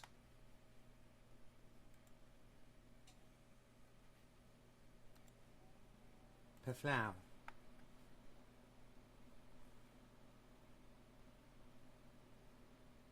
What do you guys think of that? You still see me down there picking the pole beans, but you'll get the view of the, you know, it's a good solid view around the property.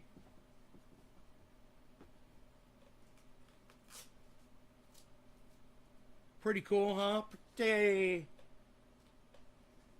cool, huh? Take us with you. Yeah, you'll see me down there getting some pole beans. I'll be right back. I'm just going to tie my hair back to go down there. I'll be right back. Take a sip of my coffee real quick. Pole bean! Rogie, you're my little pole bean, buddy.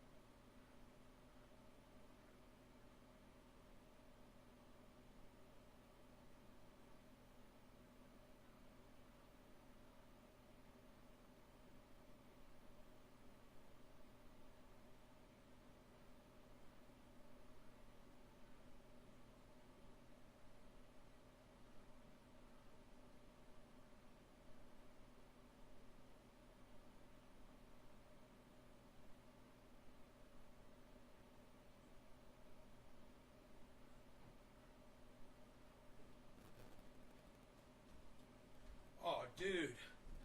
Connection failed. Oh no. When did that happen? When did the freaking connection go down, man? Holy shit. You guys, look at what I got.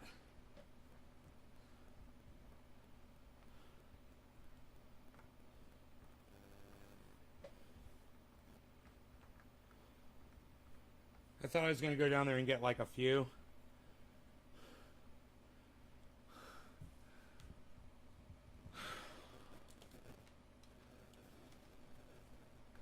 Oh, cool. It just went down, so you saw me down there working? Cool, man. Good.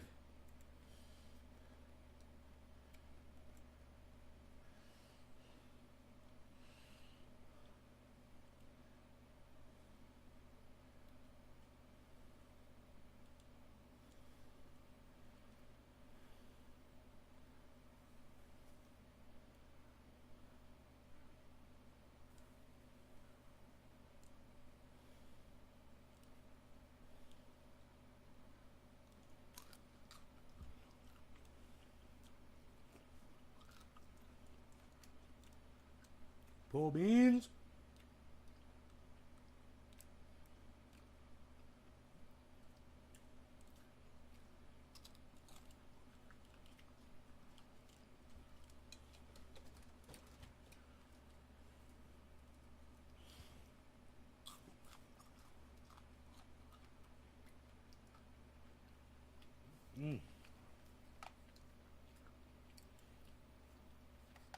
I'm so glad you guys got to see all that. You saw how big the plants look next to me?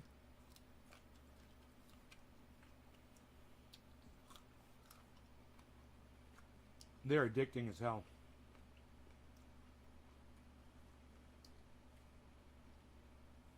I have a feeling they're really good for you.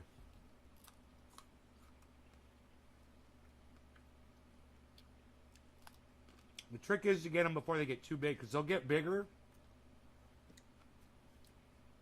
They taste better when they're right at their peak.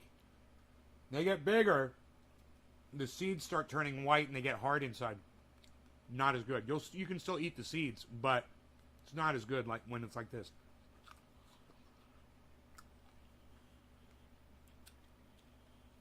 I mean, look at this one. This one had to be picked. Look at how big it was getting. See, the seeds were turning white. See that? You can literally pop the seeds out of these. Watch.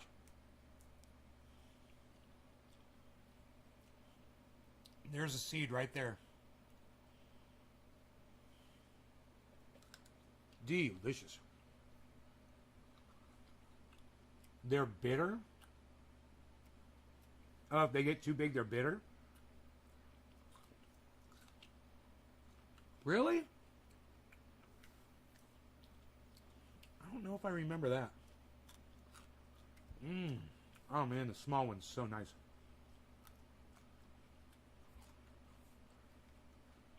I got kefefe, I got green beans.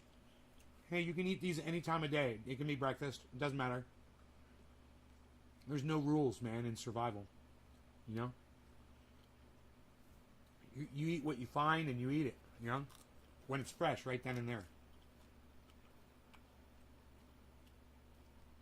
I don't know, Charlie. This is pole bean. They're called. The seed said pole beans when I bought them. Sugar snaps. Snap peas.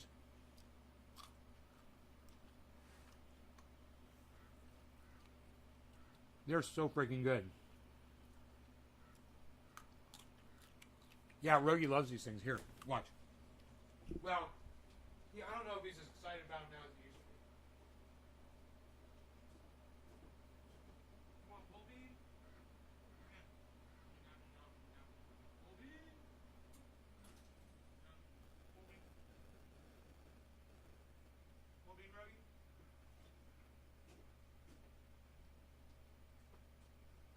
He's sitting in the yard looking at me like I'm a lunatic, like he always does. Like, that man is a freaking lunatic. That man is a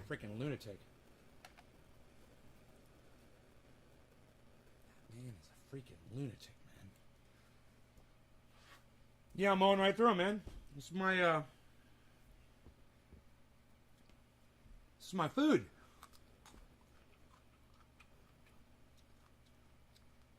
A bean eater.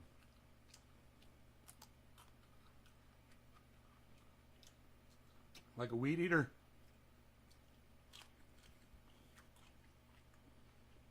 Mm-hmm. You learn. I used to put stuff on them, you know, dressing and whatnot.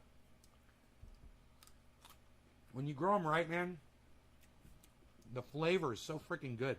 It's got its own flavoring, you know? You know, breads have that too. You try bread with nothing on it. You can just enjoy the flavor of the grain.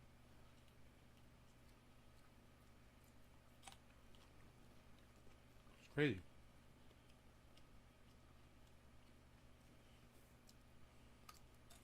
Weird human eating green cat eggs. He better get his ass up here if he wants any of these. They're fading fast. You can give you energy, man. Right out of the garden. There's something super satisfying about walking down there, picking vegetables, not washing them, and putting them right in your mouth and eating them.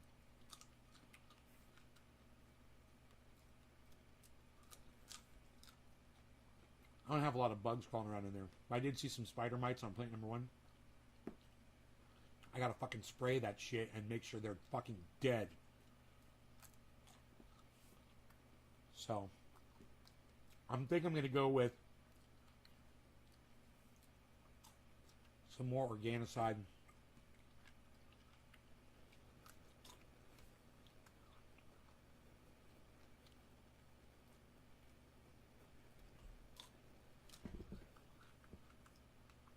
And it's already down there.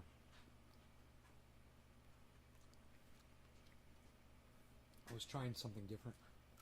Yeah, Organicide. Dish soap.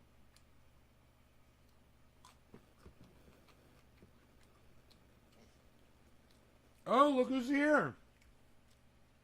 Paul Bean. Want a little Paul Bean? I'll give him a little piece of it.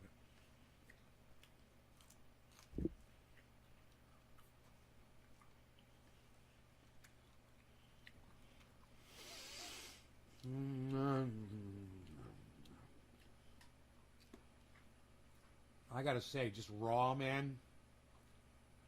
I have a feeling it's healthier eating them raw than it is cooking. You probably cook some of the vitamins out of them.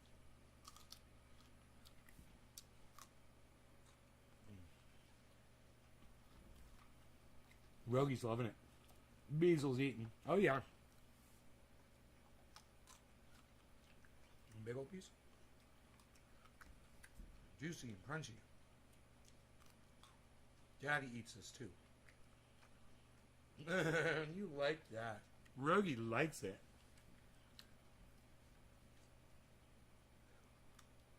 Bigger one? It's got to be healthy for him too.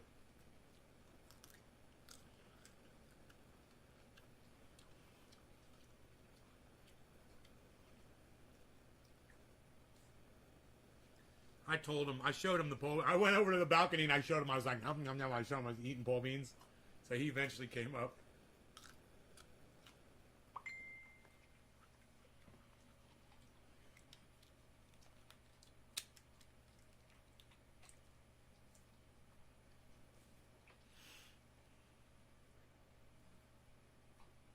Yeah, I don't see that. Somebody trying to message me on another one of my Facebook accounts. I'm like, I don't check those other accounts.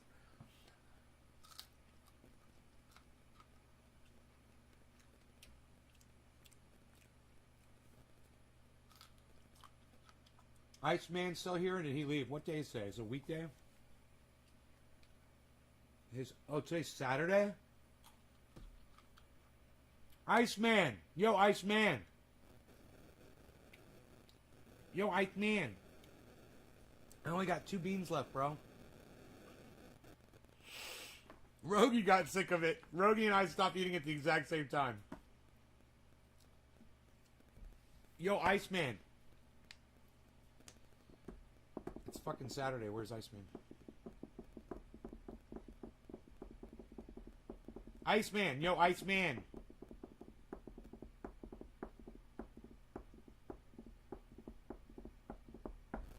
Raw green beans for dogs as long as they're plain. Ah, isn't that great? Rogie loved it.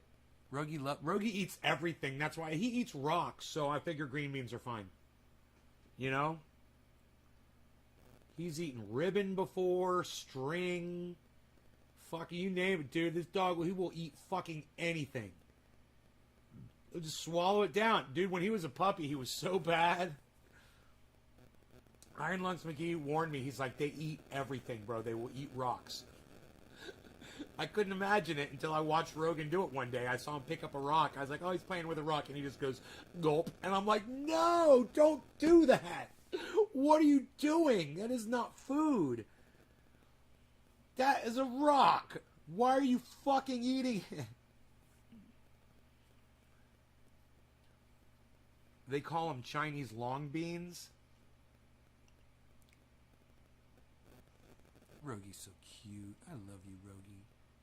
You like your po beans. Rogie like your po beans. You guys see him? I don't know if you can see him over there, man. He's just fucking chilling on his pad that I made for him. He loves his pad. You love your little bed that Daddy made for you. You love your little bed.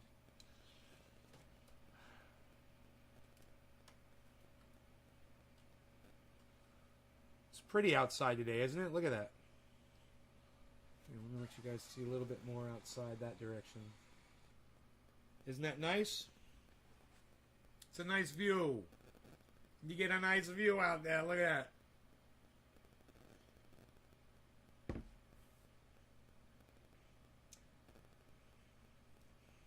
It all depends on what's in the very center of the screen. That's what I've learned. So it's right now what's in the very center of this screen is dark. So it brightens it up. So if I put this on the window like that, like right there, and I put that like more towards the center, like right there, it'll make it really dark. If I put that there, it'll brighten it up. See the difference there?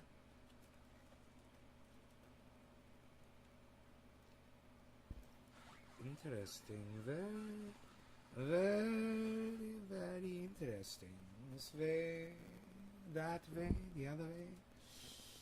Trying to get it so you could see. There you go. That's nice. That's nice so you could see outside. I got a nice little deck area out there with the table and chairs. It gets used. We hang out there, you know, when my friends come over and shit. It's nice, man. You get a nice view of the whole corner of the property from there. A view of the mountains. View of the pond. You know? It's a fucking beautiful day here too. 68 degrees. It's 82 outside right now in the shade. 82 degrees.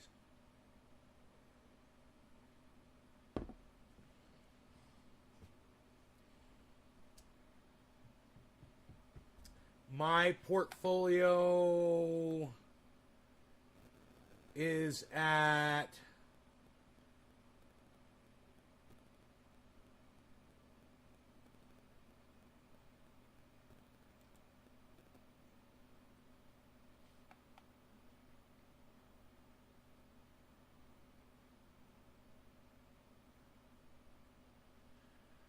it was at 13.6%.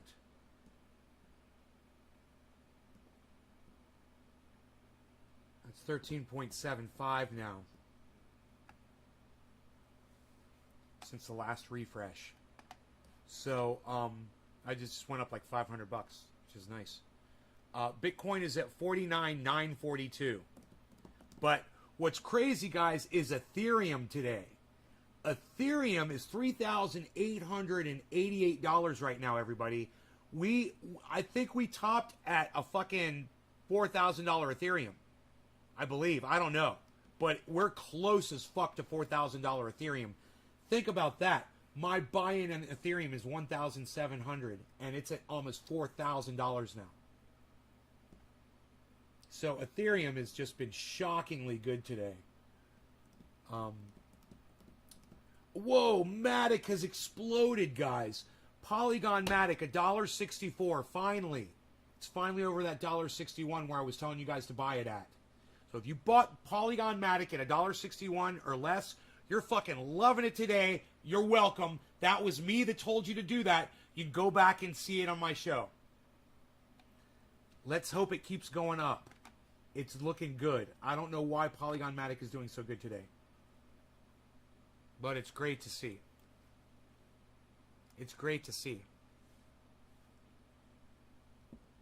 Make a grand terrace. Hell yeah. Yeah, my balcony goes over to where my front door is. It's really nice.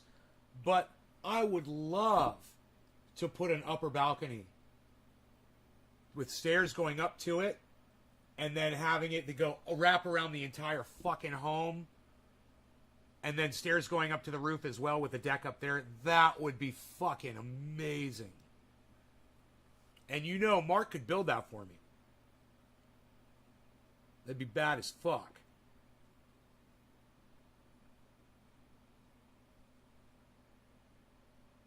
He'd be so down. He'd be like, yeah, we could do that. Fucking easy. No problem.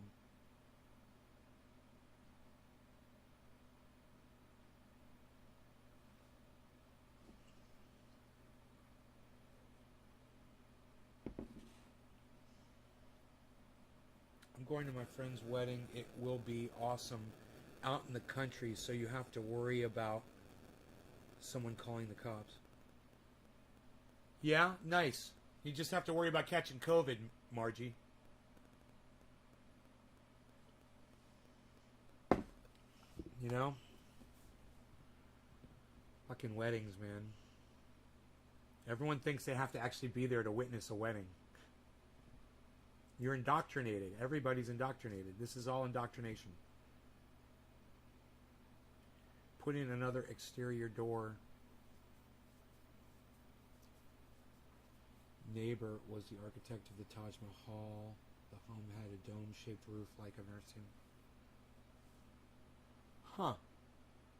Then you could put in another exterior door. That would be badass. Why is there a wedding? Because people... Yeah, right? Even that. Why are people even getting... I know. Oh, here, let me take my pills.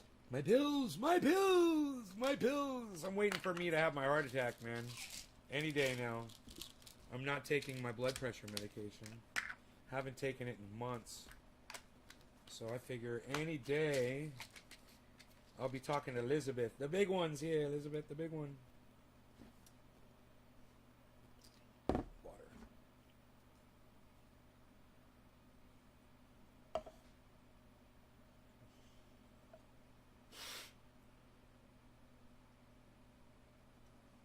You have a date?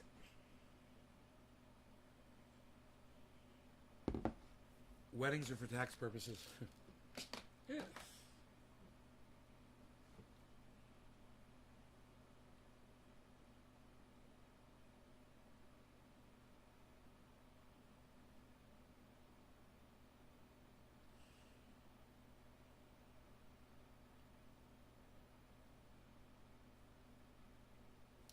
Did anybody count how many pole beans I had?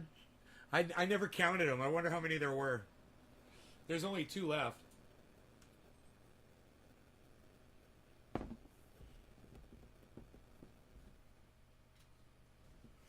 Anyway, I'm going to get out of here. I think we've spent enough time together this morning. I will see you at 4:20, 4 o'clock, or a little before this afternoon. Okay, guys? I hope you enjoyed the 2-hour and 15-minute video. I love you guys. And, you know, if you guys have something you want me to discuss, make sure you come on over to Twitter and tweet it at me. All right? All right, you guys take care. Nays Garden is live right now tweet. Dusty liked the at Nays Garden is live right now tweet? What? From you? Bro? Did Dusty like one of your tweets, bro? Ooh, I got a whole bunch of messages. What the fuck's up with that? I guess people are gonna get triage oil, huh?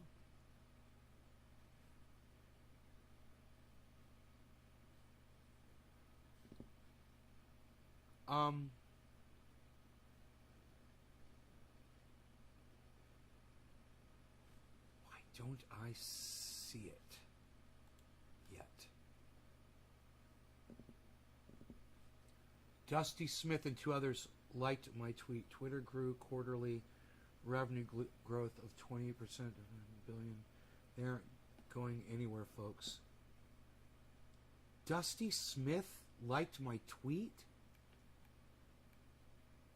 Dude, he liked one of my random fucking tweets?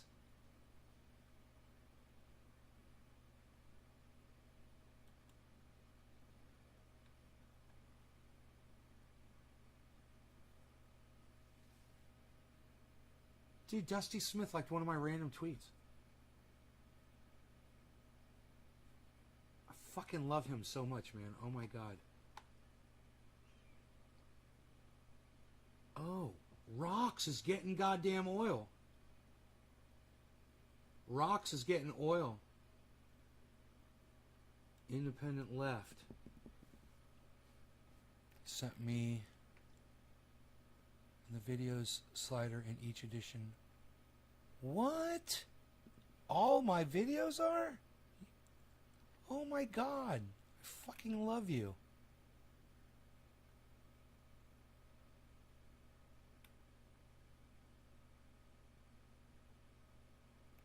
Oh my god. Thank you so much. Holy shit. Alright, man. I've got some triage oil to ship out to people that listen to me on the live stream. You guys were all, it's so funny. J-Bone's like, I gotta go back and watch that. I'm like, you guys pay attention to what this lady's gonna say. Oh my god, that was so fucking funny. Oh my god, and you guys are all just like... Hey, Nay, having a rough day. Monique, why? What's wrong? Tell me. What's wrong, Monique? I was going to leave. But I'll counsel you. What's going on? I'm now Nay counselor is in. Ding. I'm the Nay counselor. I said I'd be a counselor. He liked my tweet, too. I said that you were live right now. He liked your tweet, too. Why aren't I seeing your tweet? It's bothering me. It's bothering me. I want to see your tweet. Doc, free Julian Assange. Is live right now. There it is. I see it. Bro, it's not showing me that he liked your freaking tweet. Can you believe this? You tweeted it at him. 1 like. Liked by Dusty Smith. Dude, I'm retweeting that.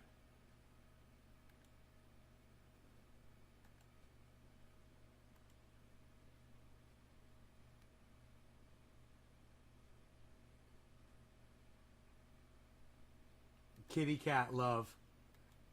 Kitty party. Hashtag kitty party.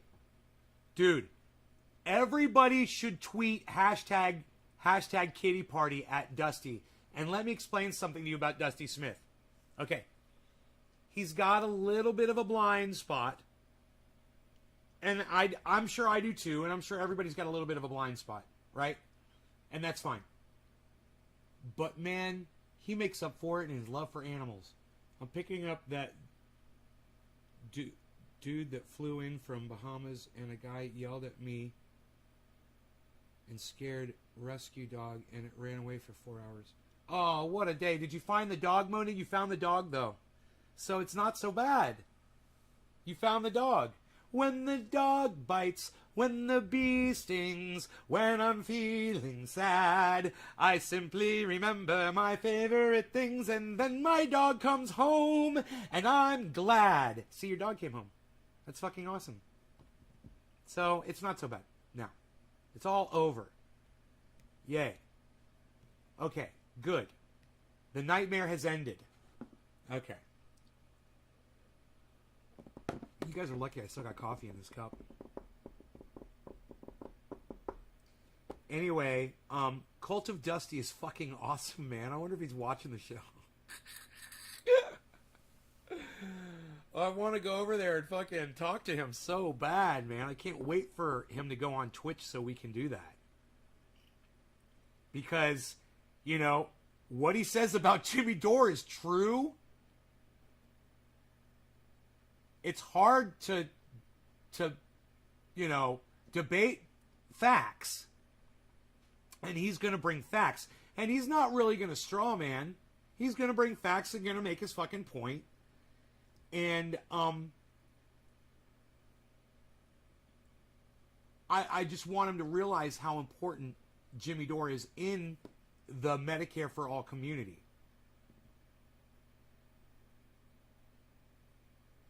You know?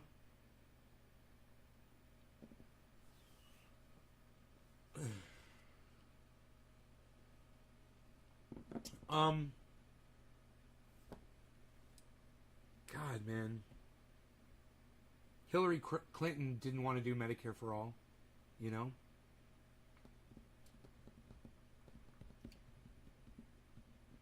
I wonder how Dusty felt about Bernie Sanders when Bernie Sanders was relevant. You guys like the way I said that?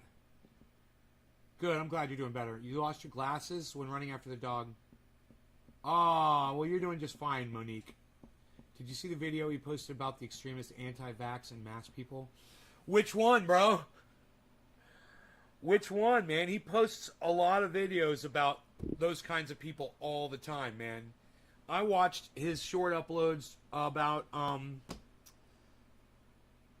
well, that one right there. That was the last one I just watched. The one we just watched where he uploaded about Jimmy Dore. And, you know, Sam Cedar debated.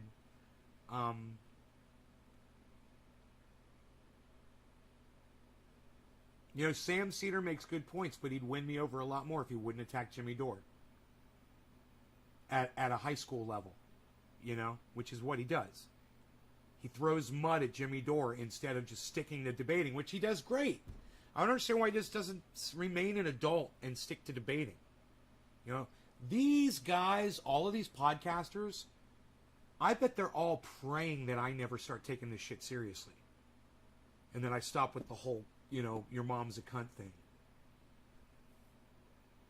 I bet they're praying that I don't do that. They don't want me entering that arena.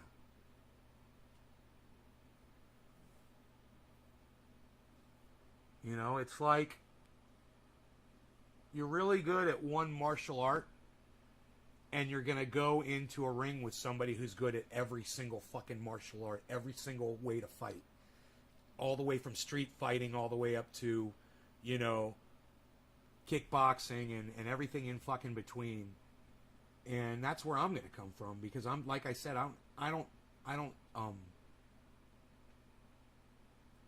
have loyalty to any side. You know, it's hard to fight with somebody like that. You've got a weak spot when you're going to defend Joe Biden. You've got a weak spot when you're going to defend Hillary Clinton. You've got a weak spot if you're going to defend Donald Trump. As that's what Dusty is accusing Jimmy Dore of doing. But I'm not going to defend any of those people, ever. I might say when they do something right, which is fucking rare, but that's it. That's the extent of my involvement. I have no allegiance to any of those people.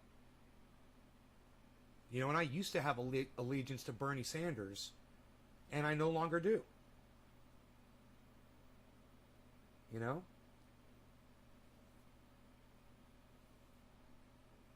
It's not because, you know, I've learned something different. It's because they fucking let me down.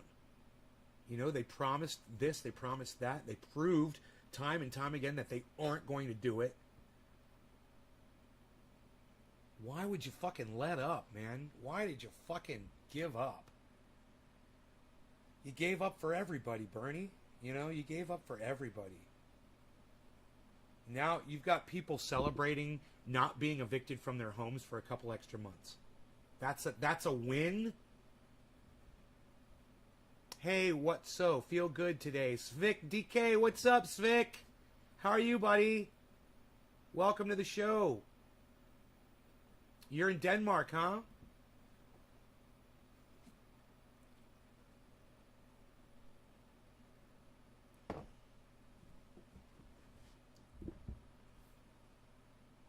Guten Morgen? Or is it evening over there? Why do I have my shoes on? Unbelievable. I can't smoke if my shoes are on. What am I going to do? I'm not going to smoke. What is this, ashes right here? Nobody's even smoking ashes anymore, pal. What are you doing? Love from Denmark. Nikolai's in Denmark, too. Are you guys claw? You guys claw? It was with your bongs? You got a bong head? Are you claw? I hope you're not mixing any tobacco with your cannabis. Oh, but you call it weed, don't you? We call it cannabis here. Just laying that out for you right now. All right, here, let me get orange bud. Eddie, orange bud. Eddie, orange bud. Hey, you guys want the orange bud alarm? Orange bud alert. Orange bud alert. Orange bud alert.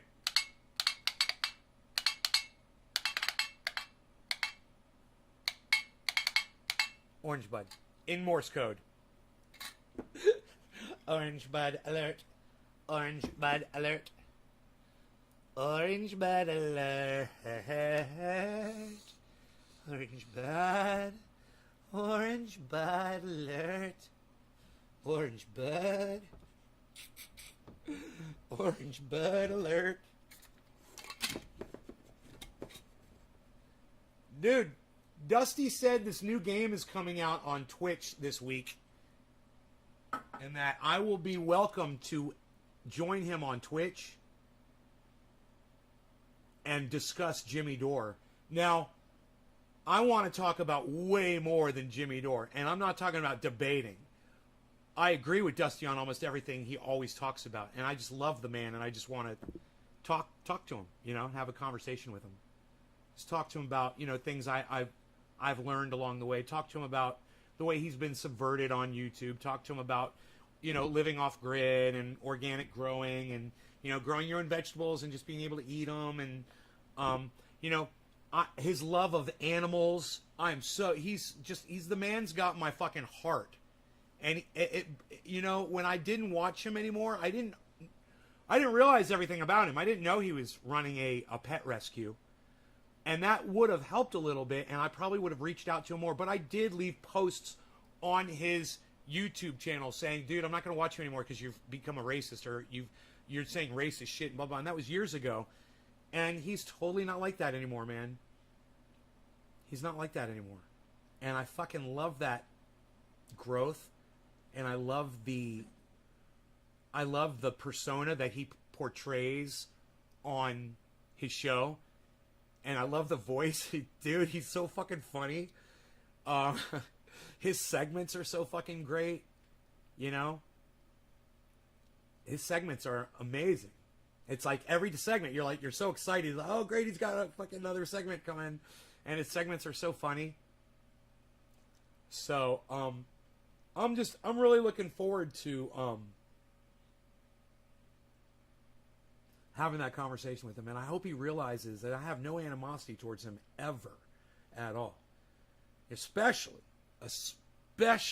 since he called himself out on his own racism a while back, like I did. You know, it's like that is such a massive step ahead for just about anybody that you have to give them credit for it, man. Some people go to their graves and never realize it, you know? That's a level of indoctrination that you just shed right off, man.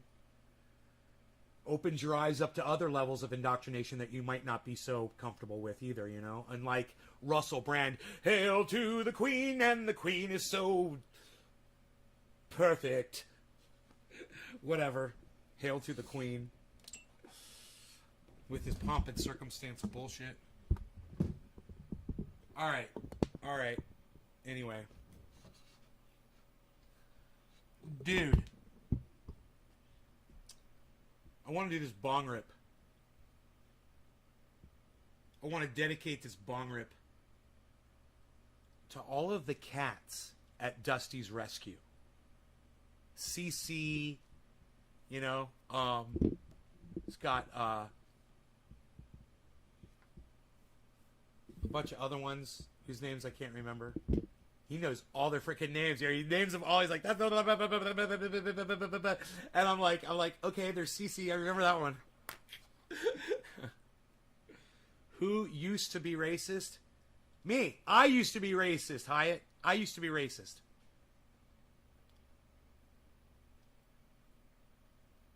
But we're talking about Dusty, Cult of Dusty on YouTube. He used to make racist comments and he stopped doing it. And he called himself out on it. I was like, oh, fucking, I don't watch. Someone's like, do you watch Dusty, Cult of Dusty on my show? You know, like a year ago or so. I was like, fuck, no, I don't watch Dusty. He's racist, man. I used to love that guy. They're like, he's not racist anymore. I'm like, what? Dude, if we could go back and find that show, that'd be fucking hilarious. Because that, dude, that shit wakes me up. You know, if Tim Black did that shit, I'd do the same thing. I'd probably send him fucking money. You know? Prince William's backing. Really, Billy? I wouldn't even understand that. When he's talking about the museum, and shit. I'm trying to do this bong rip.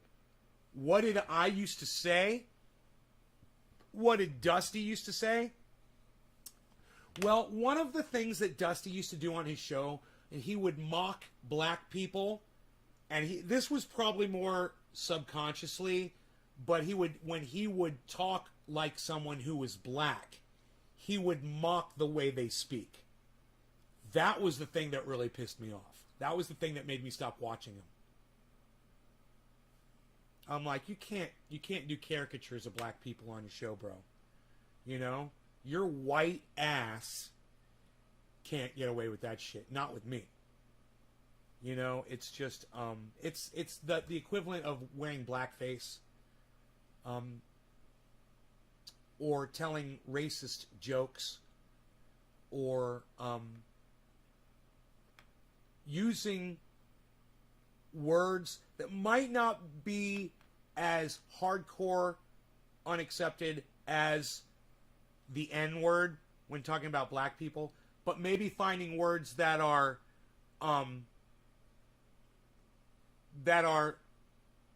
more accepted in public to say, but still convey the message that you are racist against that color or that race. That's pretty much along those lines. You know, I would say beyond borderline racist. It's racist. You know, if you're supporting or drawing comics of black people and exploiting traits that you feel separate them from other people in those comics, or any other way or whatever, you know, that's basically what you're doing when you're trying to talk comically to accentuate those differences, right?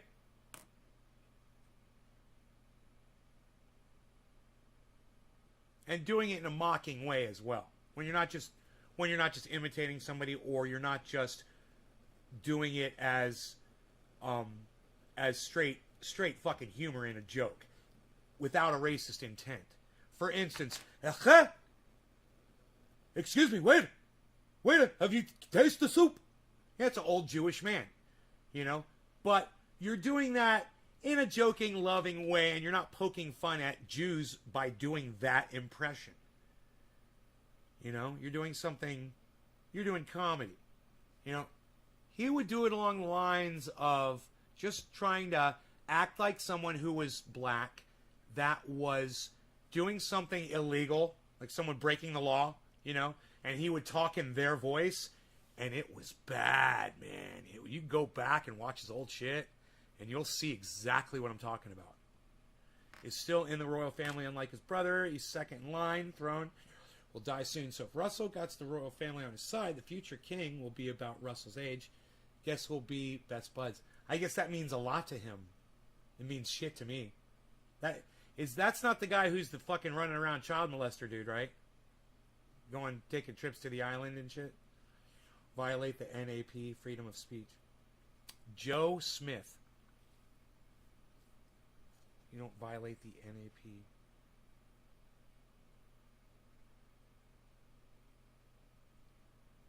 Well, right, Joe. It's as long as you don't violate the NAP, whatever the fuck you're talking about.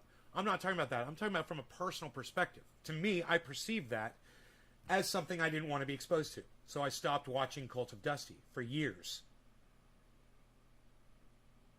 You know? It's got nothing to do with violations or freedom of speech. You know, I may have, I'm sure I went on my show and said Cult of Dusty is a racist and he speaks like one. I'm sure I did that. But I never said his channel needs to be taken down. He needs to be silenced. He no longer deserves a voice on this platform or anywhere. I never said that shit. I rarely ever said that about anybody. You know? Except for maybe Alex Jones when I thought his rhetoric was costing people's lives and he was doxing people. Which, oh, by the way, Sagar, yeah, doxing people is against the law, you fucking idiot. I want you guys to watch this because it's fucking shocking how stupid Sagar is. Watch this shit. Watch this. This is how dumb this motherfucker is.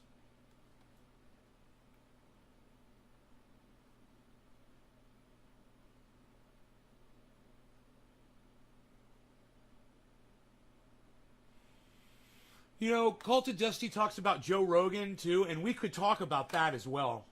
I'm just saying, it's good. It's a good... Now, I made a mental note of where this was. And Crystal is always pointing to this, as there was a Google Trends piece back... Where this was in the video, it was earlier. Is doing this level of thinking. Well, what's funny is that, here's the quote from their actual website. Getter is a not biased social media network for people all over the world. Getter tried the best to provide best software quality to users. This is good, though. To express their opinion freely. So the terrible grammar and all of that aside, there, what are they trying to get at? I mean, I do think they're kind of walking themselves into a problem, and you're going to see that, like the jihadist thing. That's how it always starts. It always starts with the jihadists and the white nationalists, right? Because they always flood. This time, so it's like Gab. I think the same thing happened over there, and I think Gab also. What was a synagogue shooting or whatever that was transported? They had to go and take a bunch of stuff down, and I always see this kind of with these like very, very pro. That's like, look, eventually one of these things is going to happen. Thank you, Kevin. Now the real question is, what do you do about it? Because especially whenever it's in violation of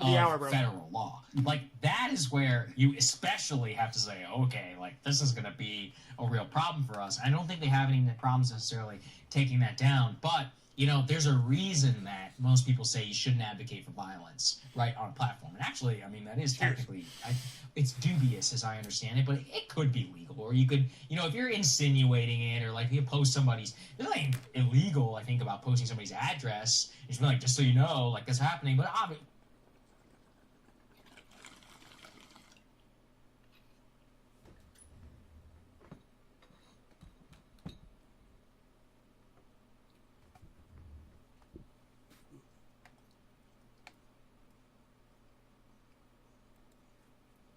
understand it, but it could be legal. Or you could, you know, if you're insinuating it, or like you post somebody's, there's nothing illegal, I think, about posting somebody's address. Illegal, I think, about posting somebody's address. There's nothing illegal, I think, about posting somebody's address. There's nothing illegal, I think, about posting somebody's address. There's nothing illegal, I think, about posting somebody's address. There's nothing illegal, I think, about posting somebody's address. Post somebody's. There's nothing illegal, I think, about posting somebody's address. Post somebody's. There's nothing illegal, I think, about posting somebody's address. Really? Because guess what? That's illegal. And you can go to fucking jail for that shit if you get caught doing it. Hey, Kush, what's up, buddy? So,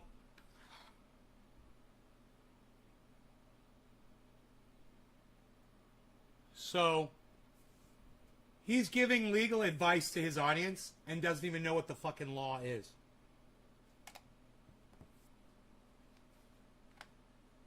He's talking about social media.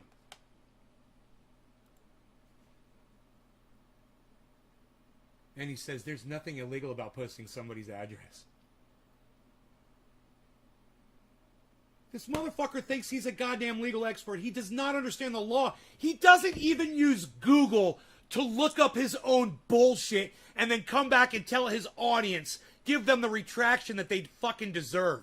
He sits there with his stupid fucking paisley ties and lies straight to his fucking audience.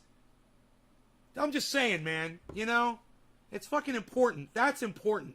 That's a point that, you know, people should know. Yeah, if you post someone's address on the internet, you're breaking the fucking law, and if you get caught doing it, you could go to fucking jail. Don't tell your fucking audience there's nothing illegal about doing that.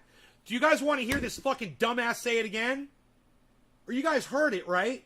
You guys heard it and you don't give a fuck? What is it? Which one is it? Let me know. If you don't care, because I'll just turn it off. You know, we don't have to listen to it. It's fine. I don't mind. I've been live for a while, but we could talk about Joe Rogan, what he said about what Cult of Dusty said about Joe Rogan. We could talk about that if you'd rather. Playing at 2 times speed because she's trying to catch up.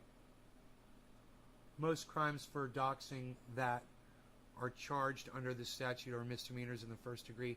You can be sentenced to jail for up to 6 months, pay a fine up to $500, and have a permanent criminal record for a doxing conviction under the menacing by stalking statute. And you get into some districts and some areas where it's even more strict. State laws that pertain to that, like California. So that's Billy, thank you for looking that up. Here, let me turn the chat back on. Look at what Billy posted, everybody.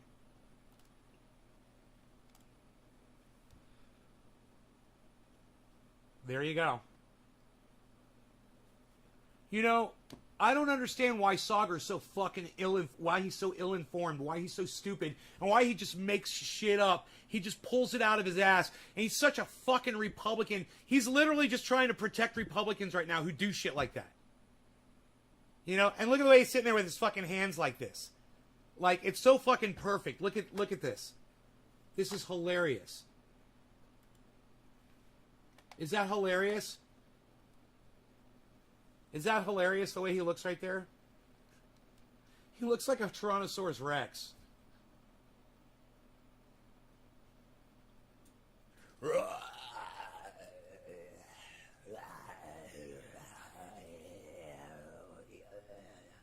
are worthless. Yeah, Billy, why did you say that?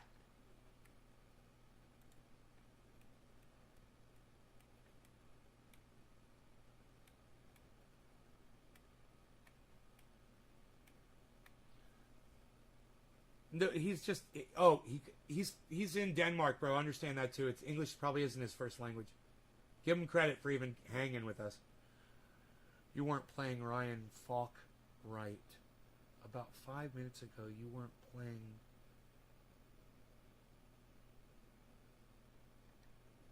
Ryan Falk. No, I think Dusty was talking about Ryan Falk, I believe. Oh no, that's not a white guy. I'm on now. Nay, California misdemeanors are punishable by up to 6 months in jail. I'll fine up to $1,000. Aggravated or gross misdemeanors are punishable up to 1 year in jail with possible fine. $1,000 or more. If convicted of a wobbler crime, the prosecutor can charge you with either a felony or misdemeanor. Right on, Eddie. Hell yeah, buddy. Fuck yeah.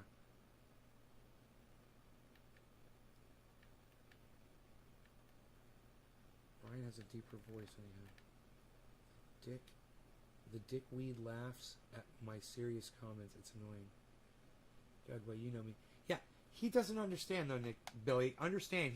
Sometimes he can't perceive everything that you're saying. Just give him a break, because he's from another country, brother.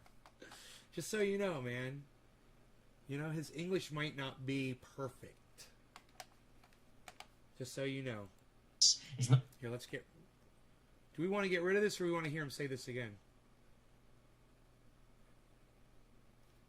Like, just so you know, like, this happening, but obviously, dubious as I understand it, but it could reason that most people say you shouldn't advocate for violence, right, on platform. And actually, I mean, that is technically, it's dubious as I understand it, but it could be legal. Or you could, you know, if you're insinuating it, or like you post somebody's, there's nothing illegal, I think, about posting somebody's address.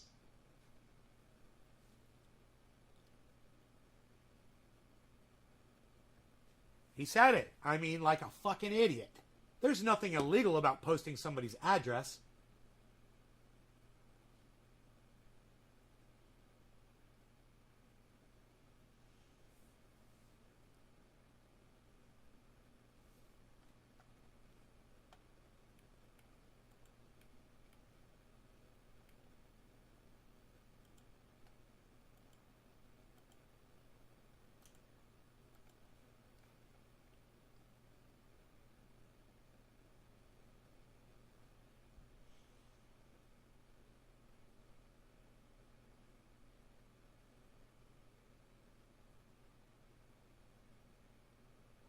Right?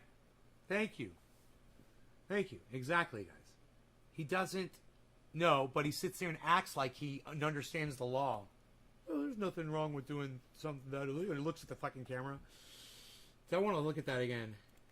It's like, just so you know, obvious as I understand it, but it could be legal. Or you could, if you're insinuating it, or like you post somebody's, there's nothing illegal, I think, about posting somebody's address. Or like you post somebody's, there's nothing illegal, I think, about posting somebody's address. Illegal, I think, about posting somebody's address. He says, I think. Well, you thought wrong, Sagar. Just saying, buddy. He left himself that little out, didn't he? I think. There's nothing illegal, I think, about posting somebody's address. Judges say... You're wrong.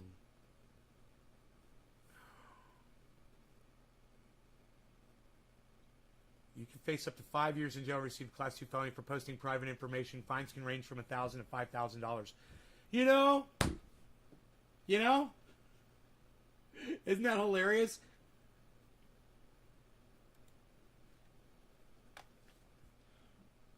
God, he's such a...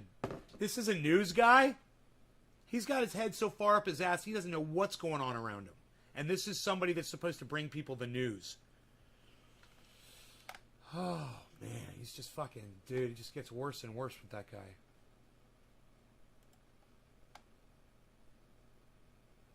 So, there's this.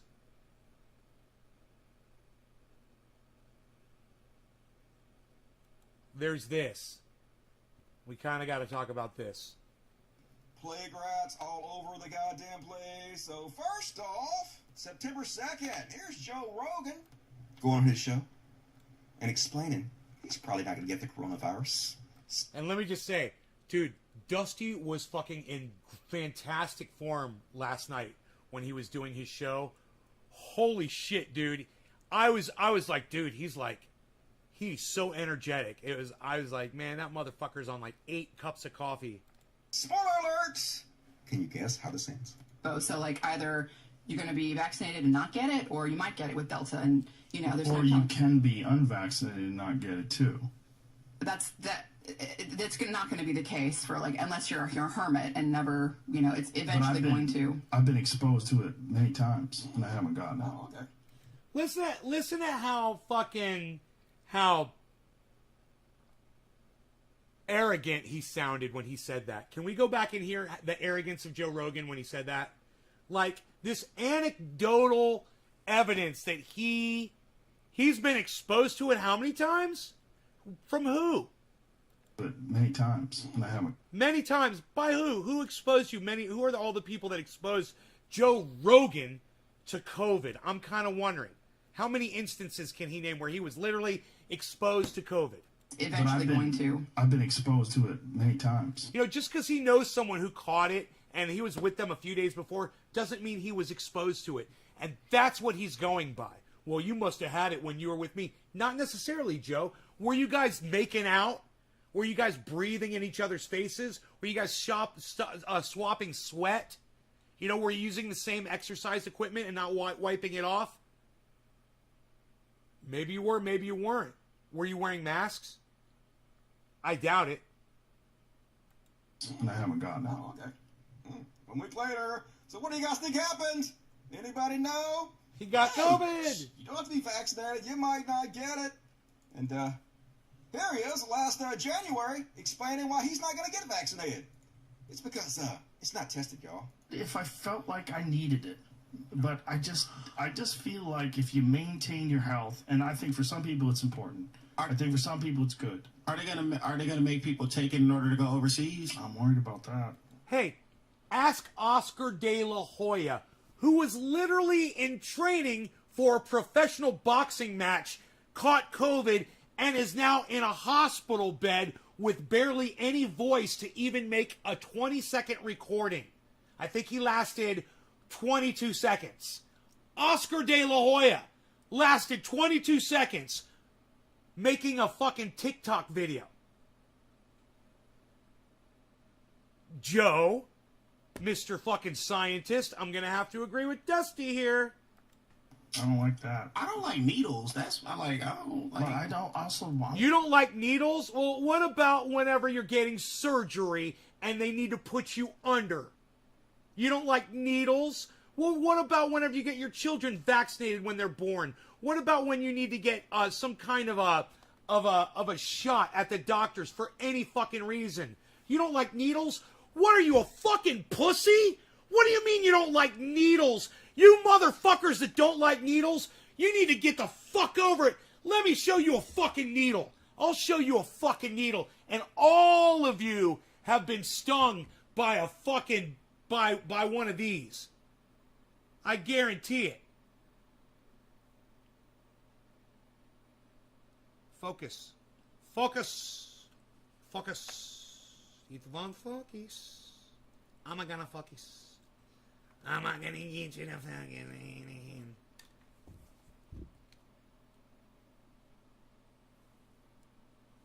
Where's the goddamn? Where's the goddamn? Hold on. Hold on a second. Fucking everybody just calm the fuck down. You want to talk about a fucking needle? Let me tell you, you've all been stung by a goddamn wasp or a hornet. You can fucking take it. It doesn't feel anywhere near as bad as that did. Trust me.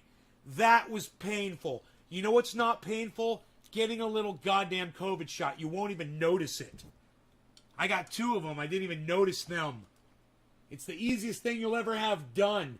Don't tell me you're a pussy and you're scared of a fucking needle.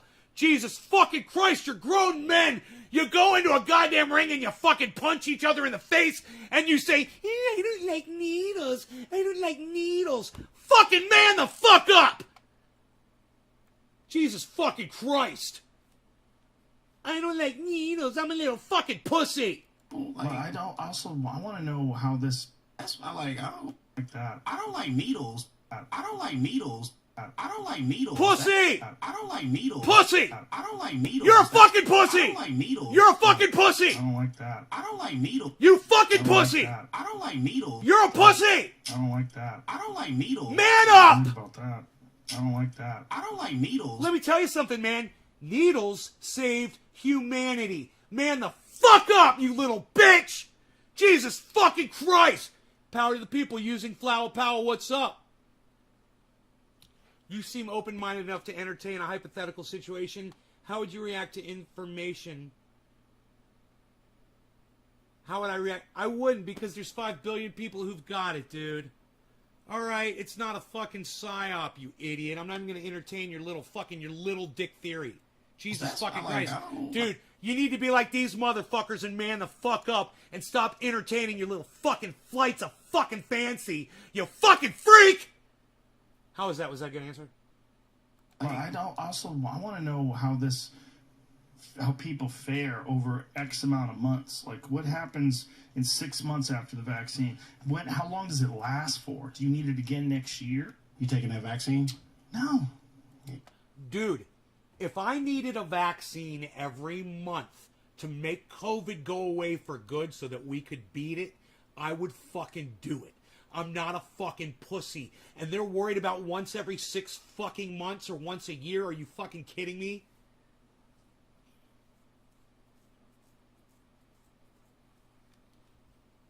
And now you're blocked too, motherfucker. I don't have to fucking tell you why I blocked you, you little fucking bitch. How about you go suck my dick? Alright? Welcome to my show. Alright? I knew it was you, you fucking dumb cunt. I was waiting for you to cunt off again so I could block you. You could have sat here and participated and have fun. Don't question why I fucking blocked your ass, bitch. You know why your fucking ass got blocked. Fuck you.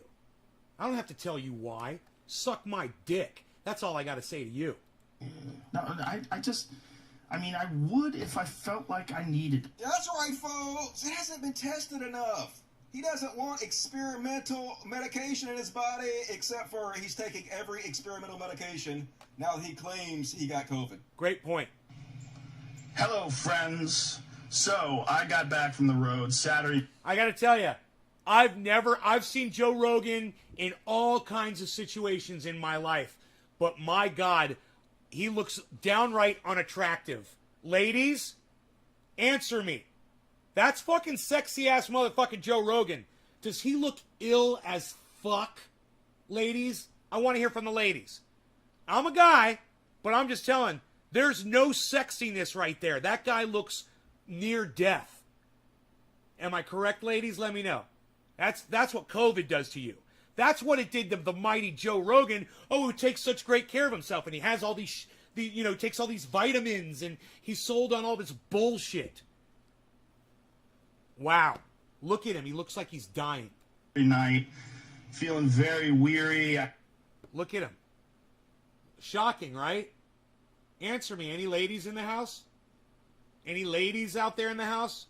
I had a headache, and I just felt just run down. And just to be cautious, I separated from my family, slept in a different part of the house, and throughout the night, I got fevers and sweats, and I knew what was going on. So I got up in the... Dude, his color is completely off. Now, I know that cell phones and being outside, lighting and whatever can make things look different. He could be standing, he's under trees in the shade, and there's shadows on his face and whatever. But I'm telling you, you want gaunt and sickly, he looks like there's something wrong with him. My goodness, look at how sick he looks.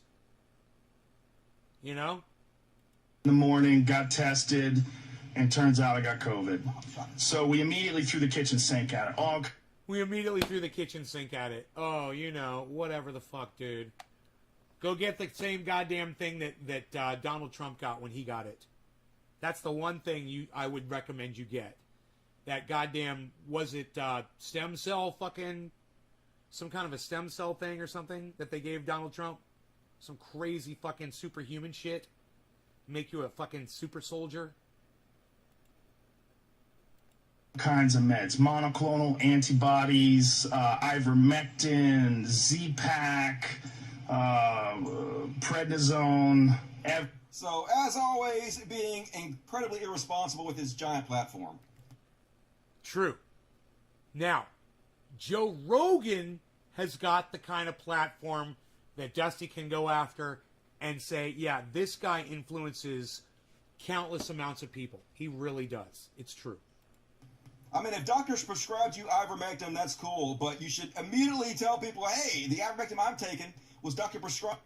Hyatt says, are you the type that never questions authority?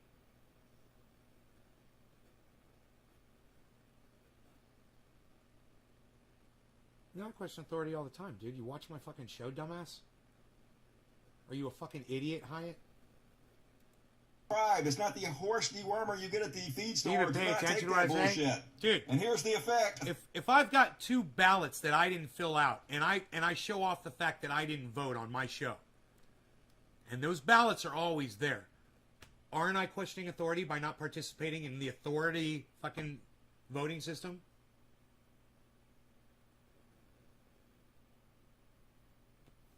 I mean, my whole goddamn existence is a fucking statement about questioning authority.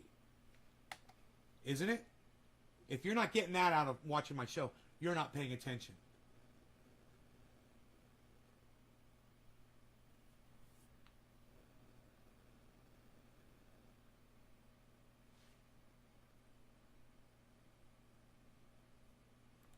Of him not being responsible, yeah, as soon as...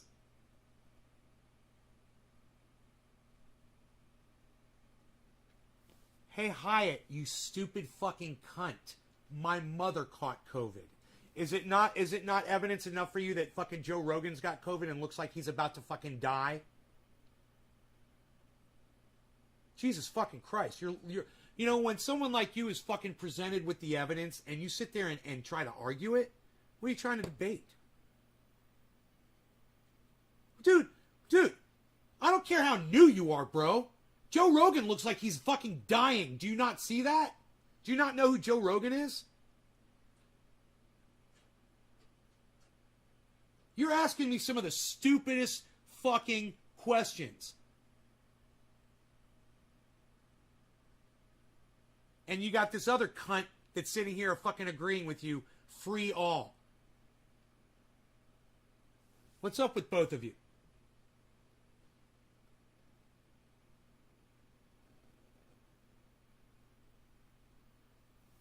Eddie, this cunt is fucking asking you if you didn't die or suffer intensely. And then said, oh my fucking God, crazy. Hey, Eddie, tell him what you went through with COVID, bro. Tell this cunt what you went through with COVID, bro.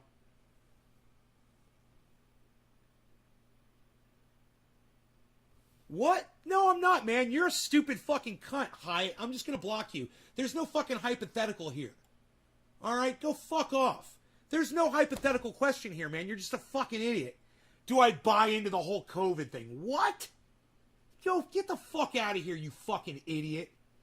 You know, people like Dusty have 700 people watching him when he goes live because he buys into the whole COVID thing too, and they understand he makes fucking sense. How many people watch you when you go live, you dumb cunt?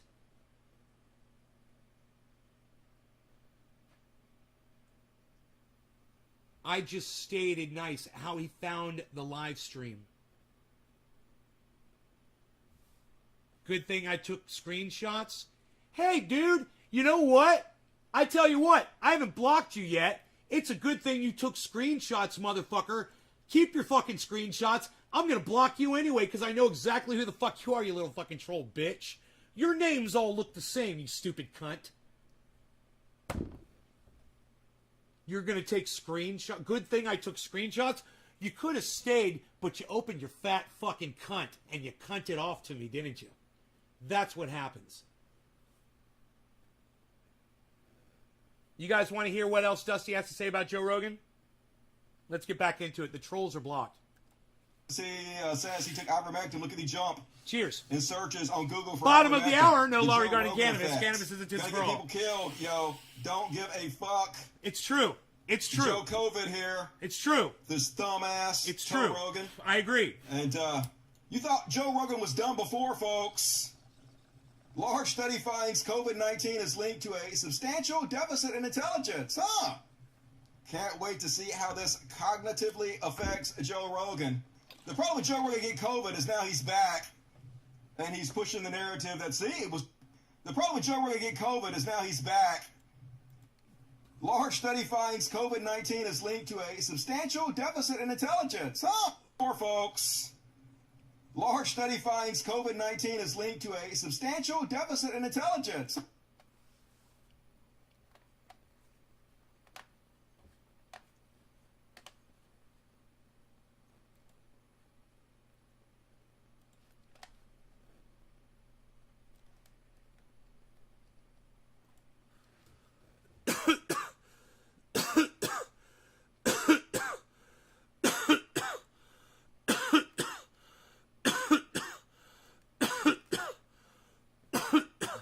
So I told you it was an IQ test, right? If you COVID, masking up, vaccine, catching COVID and all that shit.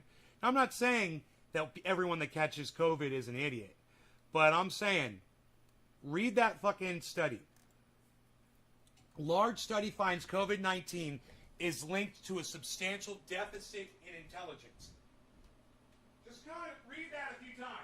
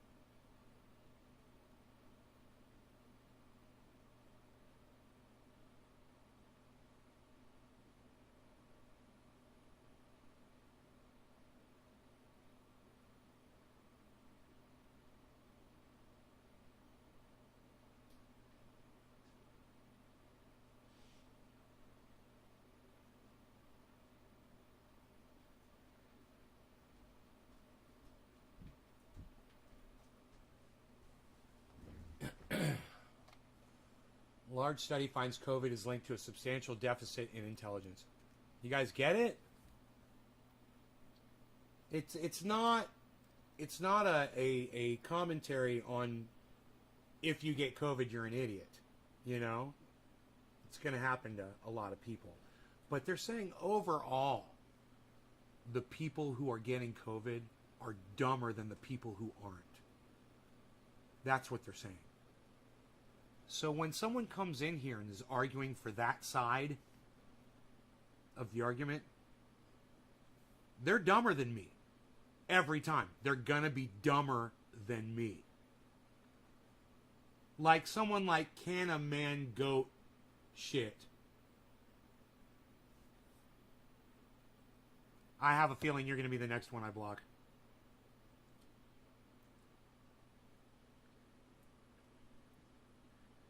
Majority of the people who get COVID are dumb. I said the majority. Yeah, the majority. That's what it says. Large study finds COVID-19 is linked to a substantial deficit in intelligence. I'm not saying it. That study is saying it. Can a man goat shit? Can a man go eat shit?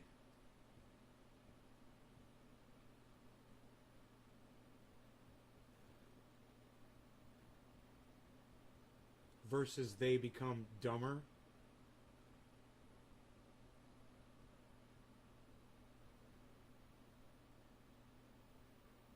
So it's only a correlation.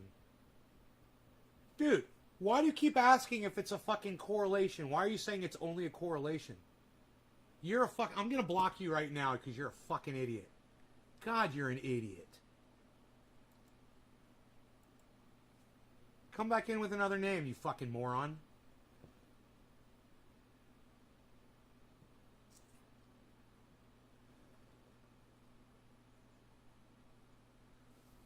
I feel I can say a person is stupid. After the world tells you how to avoid a pile of shit and you step in it, I feel I could say a person is stupid. Yeah, like The Jerk. Like watching The Jerk with Steve Martin. When they tell him that's shit, that's Shinola, and then he walks right through the shit. Yeah, that's all these motherfucking COVID arguers that come in here. You know, all two of them. They're outnumbered. Can't wait to see how this 5 billion people, they're outnumbered. Rogan. The problem with Joe Rogan getting COVID is now he's back. They're way fucking outnumbered. 5-3, they're way fucking outnumbered. That's like almost as bad as the Supreme Court is right now. And he's pushing the narrative that, see, it was no big deal. Just like I said it wasn't. And he's also pushing the ivermectin bullshit. So, yeah. Gonna get people killed. Right? It's great when you have $100 million in the bank and you get the best health care in the fucking world. Right? No problem, Joe. But, like, the rest of the people out there, they don't have it like you got it. You had a block. Being incredibly fucking irresponsible. That was really good, Dusty. That was a really, really, really good upload. It's really hard to disagree with you when you stick to the facts and make sense like you do, man. You know, it's really, really hard to do. So thank you for making it hard for me to disagree with you on shit. It's fantastic.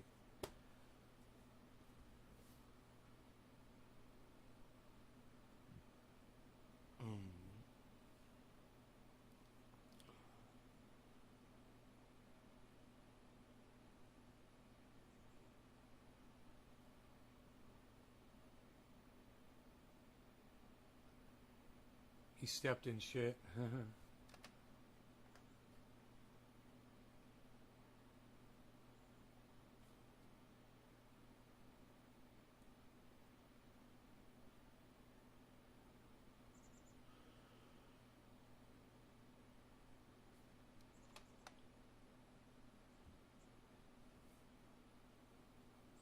So now the Pentagon is going to start airstriking Afghanistan. Nice, huh? Bye, Billy. Instagram. I just want to, now that there is a little bit of time that the U.S. has been out, Is there more clarity on what the CT strikes, like who could be targeted under the CT strikes? Obviously ISIS-K, we've heard about that. I'm assuming Al-Qaeda. What about Haqqani? Are they a legitimate a target that the U.S. will be, could potentially be targeting with counter-terror strikes in Afghanistan going forward? Yeah, I don't want to hypothesize about potential future operations, Courtney. What I will tell you is that we maintain the capability about potential future operations, potential future about potential future operations, a potential future operations, a potential future operations, a potential future operation, a potential future operations, a potential future operations, about potential future operations, about potential future operations, about potential future operation, about potential future operations, about potential future operations. I want to hypothesize about potential future operations. Hypothesize about potential future operations. Hypothesize about potential future operations.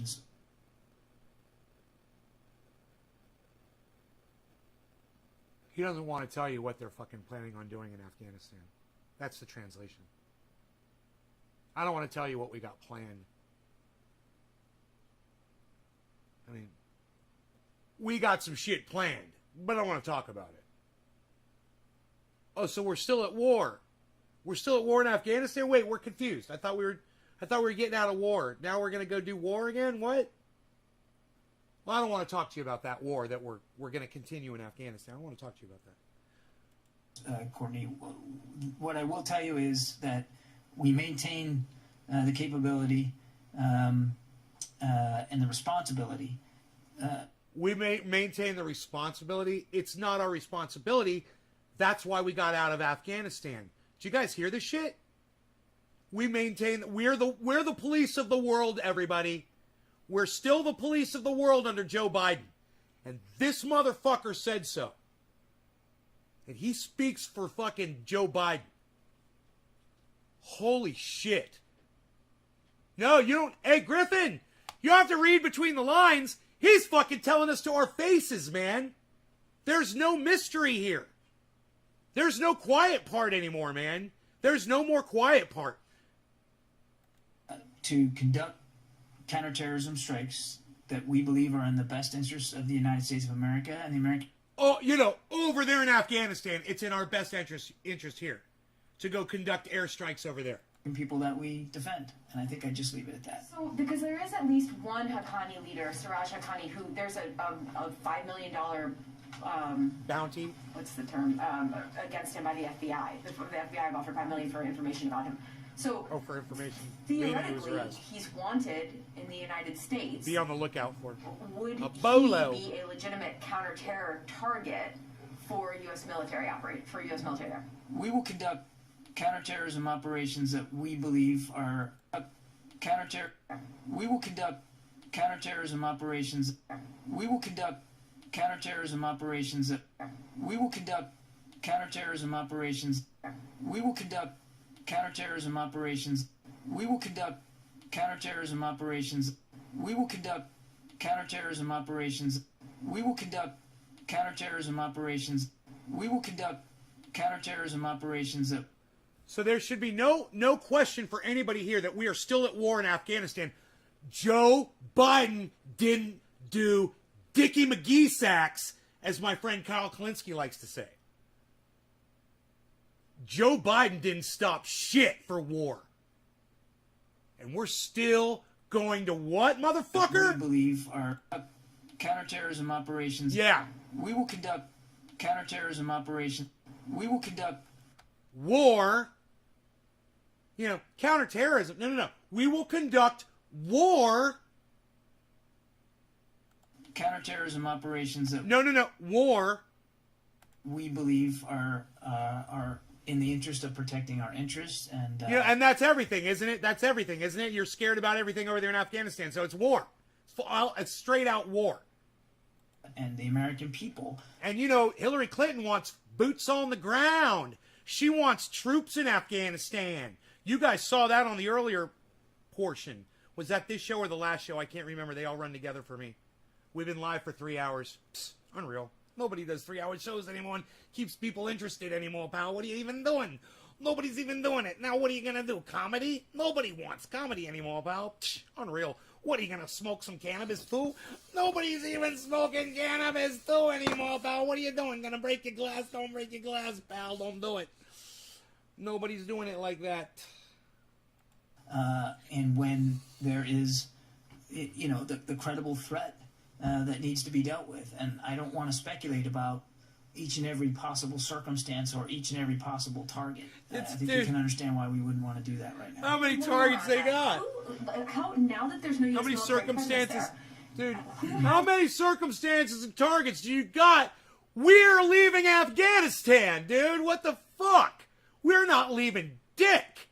We're not going anywhere. We're staying in Afghanistan under Joe Biden, everybody. Everyone should know this. So all those blue waivers on Twitter, they're going, oh, Joe Biden, you got us out of Afghanistan.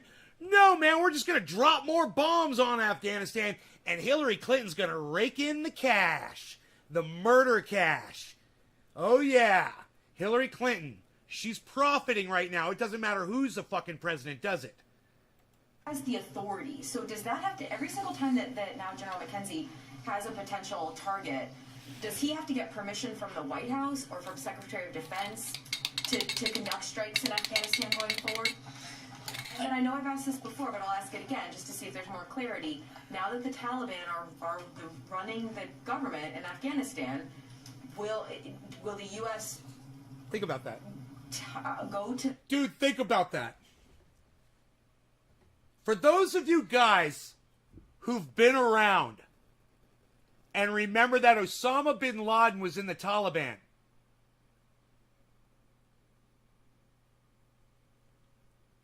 and for her to ask that question like that, that should trigger something inside you that says, dude, wait, what did we do? We surrendered to the Taliban and we gave them Afghanistan. It's just got to make you go, wow, listen to her say that. Will running the government in Afghanistan? I'll ask it again just to see if there's more clarity. Now that the Taliban are running the government in Afghanistan, will the U.S. Go to them in advance of strikes, not for necessarily approval, but as coordination or... Yeah, I think both the secretary and the chairman talked about this just the other day. They didn't, they didn't want to leave anybody with the notion that we were somehow going to be in some long-term, enduring, manufactured cooperation agreement with the Taliban. No, they're going to go to war in Afghanistan. Your last question. You don't have to report into them. Each case, dude, is going to be... When America's doing war around the world, they don't check in with the other governments when they're doing it. They don't give a fuck. They've already got their soldiers in the... Think about it. When you have a base in somebody else's country, you can do whatever the fuck. You don't have to ask permission. You're already there, man. Anywhere we are, we're in 80 countries. We've got American soldiers stationed. Huh. Well, that's basically license to fucking murder. Right? We've got soldiers there. That's what soldiers do. They murder people. So who cares if it's a soldier or a bomb? Right? We're licensed, man. And these countries, they do not want us there, man. They do not want those American bases in their countries. Just like you, wherever the fuck you live right now, when you get in your car, you go down the street, you wouldn't want to see a military base from, say Czechoslovakia. Yeah, and they just got a military base right down the street from where you live, and there's Czechoslovakian soldiers marching around outside, doing training, firing their weapons off, doing whatever the fuck they want to do. You know, what the fuck are you going to do about it? How would that fucking feel? You know, well, we're in 80 countries doing that shit. Be dealt with specifically to that case, and that includes, issues of authorities. Obviously, General McKenzie has authorities. I wouldn't even want a fucking ally in I don't even want a goddamn Great Britain fucking, or, Australia, whoever the fuck, no offense, Canada, I don't give a fuck who the fuck you say, our greatest friends. I wouldn't want to see a fucking one of their military bases in my fucking neighborhood. It would make me feel really uncomfortable, man. To conduct counterterrorism operations inside his area of responsibility, and we leave it to him and his good judgment to determine how much beyond his own authorities does he want to act or consult. But every case is going to be dealt with differently. So again, I think the Secretary and the Chairman laid it out pretty clear. We're not, nobody's trying to ink some sort of military cooperation agreement with the Taliban. They wouldn't rule out that there might be occasions when there might need to be some informational component there with the Taliban going forward. We shouldn't get lost. Nothing should be lost about the fact that we have a robust over-the-horizon counterterrorism capability. We're going to try to make it more robust. We're still in discussions with partner nations about being able to make it more robust. And we're going to continue to explore options. Again, there might need to be. We're not, nobody's trying to ink some sort of military cooperation agreement with the Taliban. They wouldn't rule out that there might be occasions when there might need to be some informational component there with the Taliban going forward. We shouldn't get lost. Nothing should be lost about the fact that we have a robust over-the-horizon counterterrorism capability. We're going to try to make it more robust. What he's saying is we have a war capability. We have the ability to make war.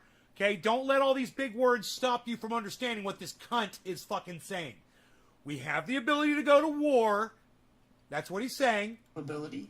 We're going to try to make it more robust. We're still in discussions. We're going to try to make our ability to perform war more capable. That's what he's saying. We can do war. We have the ability to do war. With the Taliban going Listen, forward. I'll translate. We shouldn't get lost. Nothing should be lost about the fact that we have a robust over-the-horizon counterterrorism capability. Okay, America is a warring country, and we have the ability to commit war and acts of war. We're going to try to make it more robust. We're going to try to make that ability bigger. We're trying to grow our war ability, right? So fuck the poor people of this country. Fuck your Medicare for all. Still in discussions with partner nations about being able to make it more robust. And we're talking to other nations so that they'll increase their military too and join us and make us even more powerful. And we're going to continue to explore options. Again, it's about... And we're going to just explore more options for creating more war around the world because we are an imperialistic warring country. Period. Did I translate that good for you guys? Here, I smoked to that translation. If you appreciated the translation I just gave you from what he just said, give me a number 1 in my chat, please, right now. I love you guys. Cheers, all of you guys. Let me see how many ones I can get. One per person, please.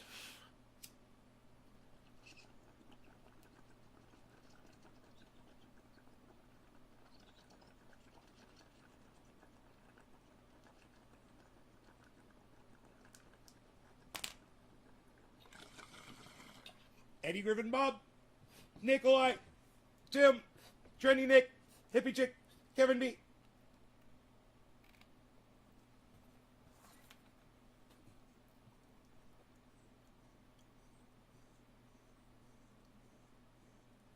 Jonathan Block, thank you.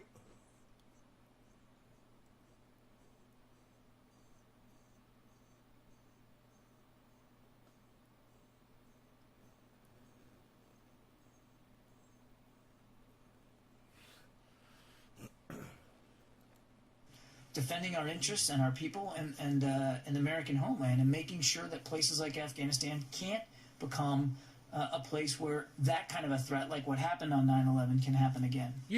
By dropping bombs on folks over there. And that's exactly what America's going to do.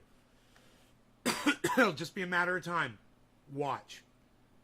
They're going to shoot down one of our planes. They're going to shoot down one of our drones. Watch. This is exactly what's going to happen. You're going to be like, they fucking called this shit again. They're going to strike out at us abroad. You pick the goddamn scenario. And then Hillary Clinton gets her way, and it's boots on the ground in Afghanistan all over again. oh, we had to send, we had to send SEAL Team 6 in, and then they needed backup, and then we needed troops, and now we've only sent in 5,000 troops this time, just for some operations in the area. We're along the border of Pakistan. We're not really in Afghanistan. Blah, blah, blah, blah, blah. Watch. We cannot keep our dirty little fingers out of everybody's pies. And that is exactly where we are, guys. That is what that guy right there is a perfect example of him with his dirty little finger in the air. And he wants to stick it in everybody else's fucking pies all around the fucking world. I couldn't have painted a meme better than that. That would go along with exactly what I'm saying right now.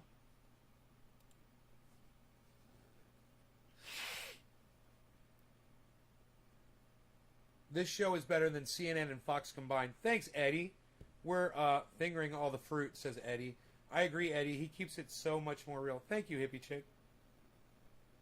And you guys check out Cult of Dusty, too, for great commentary on all kinds of shit. He keeps it real.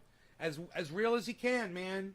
And I give him credit for it. I just, I like to talk to him about getting along with people with differing opinions a little bit better, just so we can have more conversations and less name calling.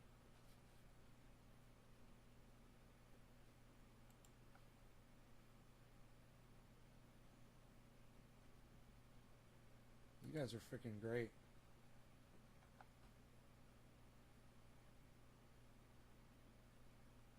Can't slut shame a slut. That was a great title. God, that was a great freaking title.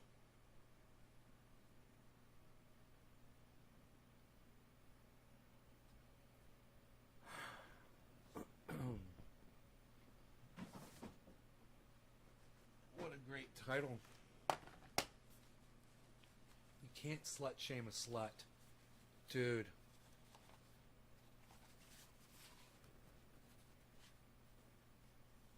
I would love to send that title to Thunderfoot so he could see it.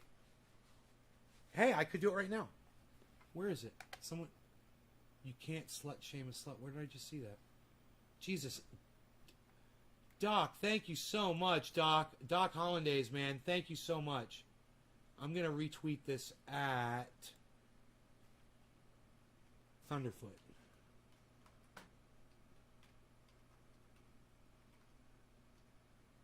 Alright? And at Thunderfoot.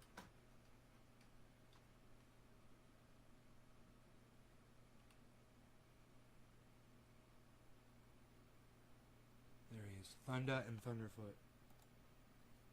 Like my title?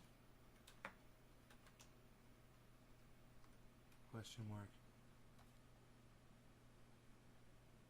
Where is it? It says... Oh, I can't see it yet. Let's hope that works. View. Come on. Oh, please fucking show the goddamn title.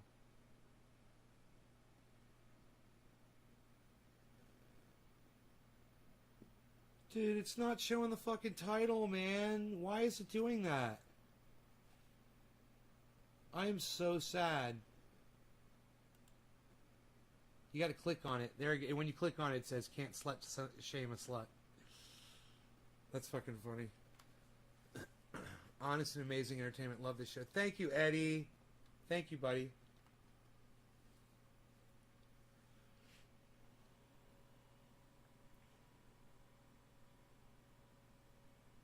I want to talk to you guys about Julian Assange too. Hillary Clinton wanted to drone strike Julian Assange. Eddie, thank you for keeping him in your profile photo. I love that.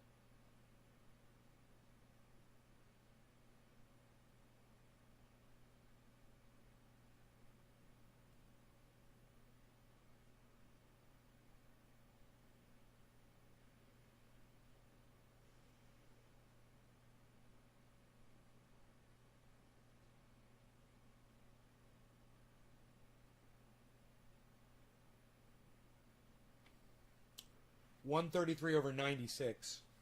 Good. That's not much variant. And the fact that I'm, been worked up for the last few hours doing the show. That's not so bad for me. Alright, I'll keep that out, and I'll keep my eye on my blood pressure throughout the days to come. Because that is a little high. The show. Anytime, brother, you pay to watch the show. I kept him on YouTube and my Twitter accounts.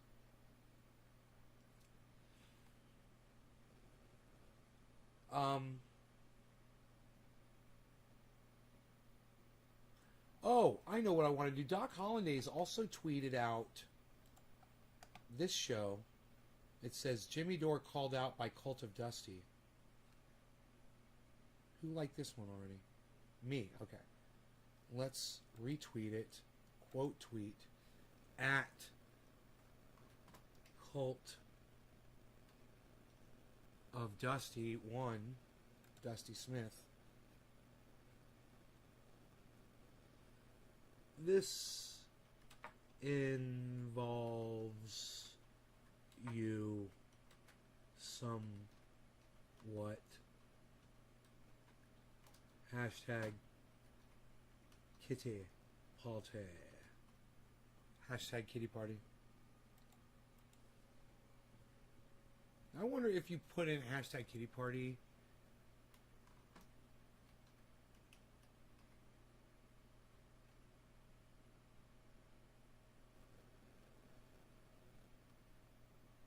And you do a search, what comes up? Hashtag Kitty Party. Texas Vans. Cult of Dusty.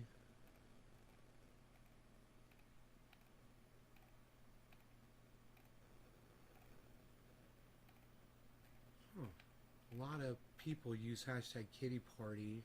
I'm looking to see if there's any more Cult of Dusty Kitty Party things that come up on it.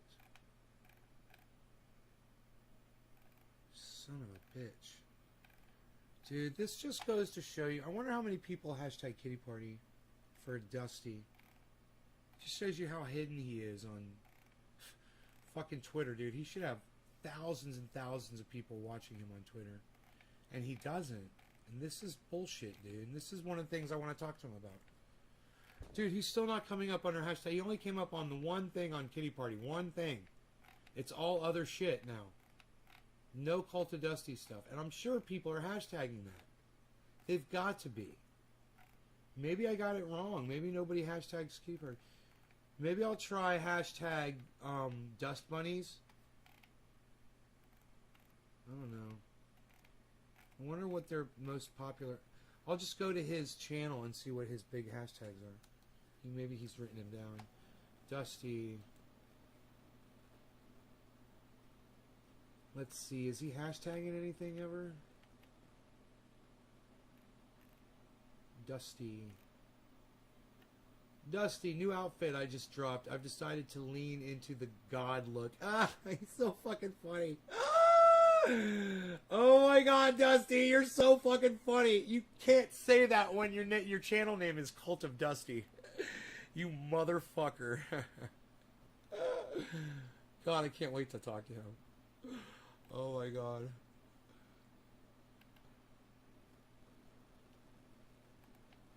Drove my convertible. Listen to this. You guys, this is a Cult of Dusty tweet and it's fucking hilarious, okay? Drove my convertible to Walmart. Went in without putting the top up. Came out, put groceries up, got in, cranked the car, reached to put it in drive, and jumped back in shock when I noticed something on my shifter. Someone had put a powdered donut right in the center of my shifter with a question mark. Now, and then his next tweet is like, what the fuck? Right? When you go through that tweet,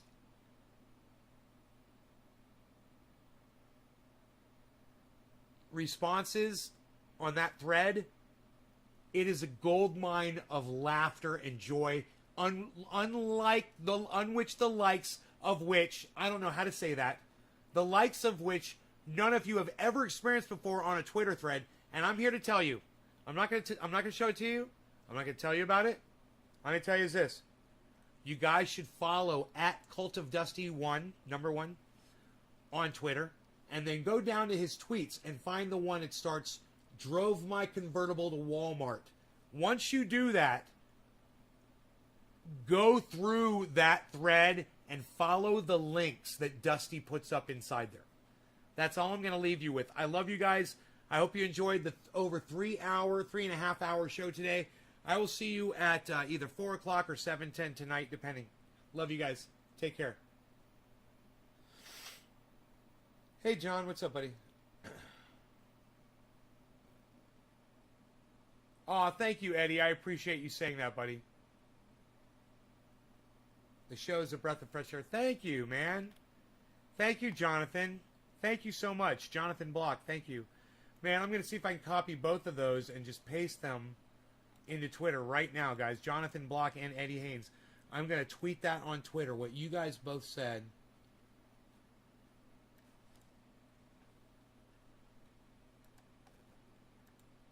There was room for both of it. Thank you so much.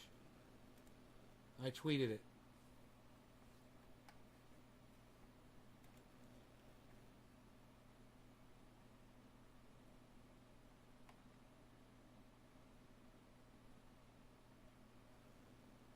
Wow, you guys are so kind. Thank you so much.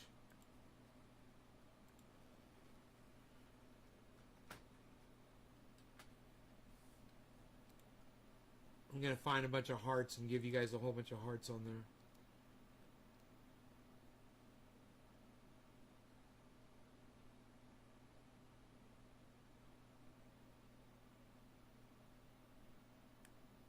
There they are.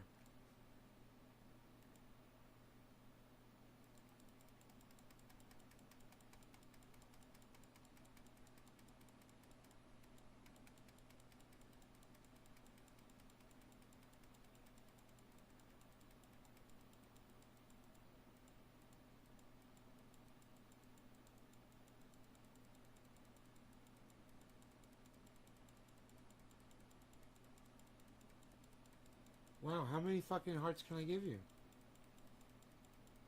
Holy shit. Oh, there it goes. Holy shit, man. You guys know how many hearts I could give you? However many characters you're allowed in a tweet. Wow, man. There you go. I just tweeted hearts at y'all. At both Jonathan Block and Eddie Haynes. Well, I didn't tweet them at you, but I responded to the tweet. It starts off Jonathan Block. Thank you, guys.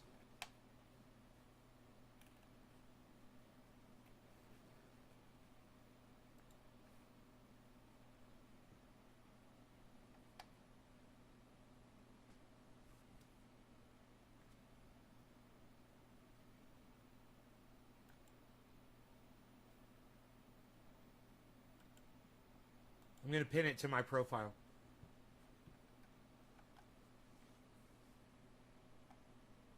So it'll be easy for you guys to find. It starts off Jonathan Block.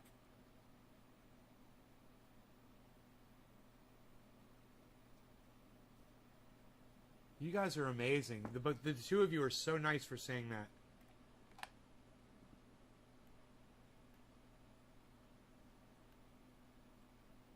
Thanks, hippie chick.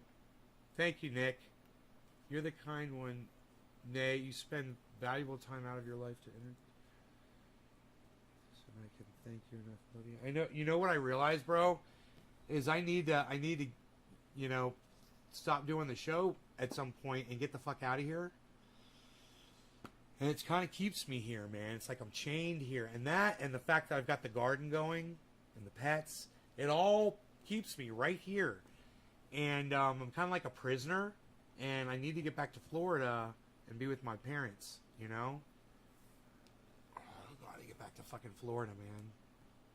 You know?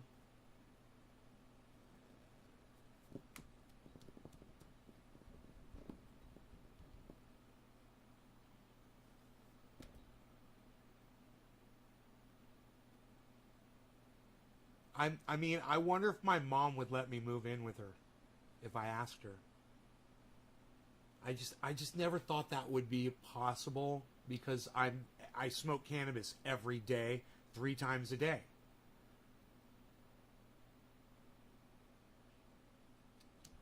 And I don't know if she can deal with that, you know, every day. And me doing an hour-long show 3 times a day. But, you know, I lost an opportunity there to get the house next door to my parents. And the best thing is to be in the house with them, you know?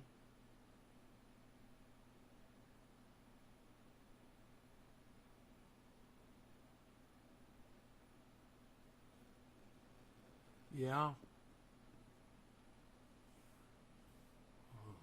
I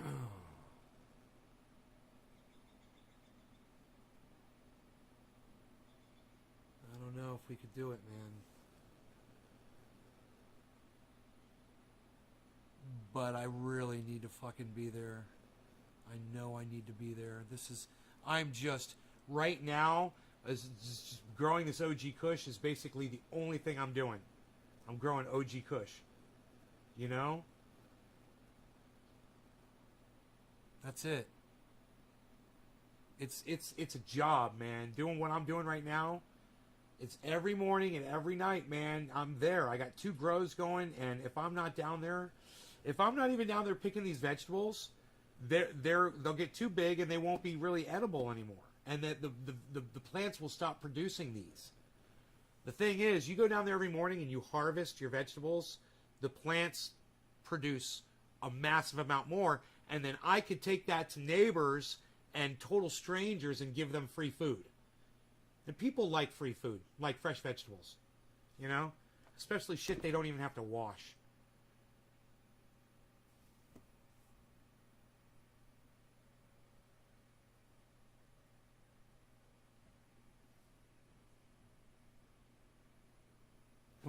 Can I broadcast from outside? Oh yeah, they got great bandwidth over there. Yeah, I did shows from outside at my mom's house when I was there. When was that? Was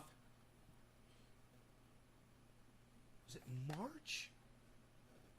When I was back in Florida? No,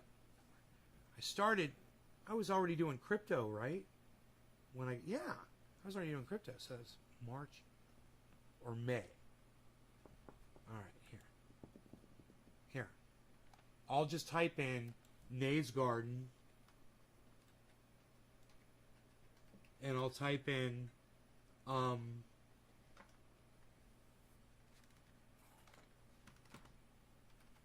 Florida. Okay. Whoa.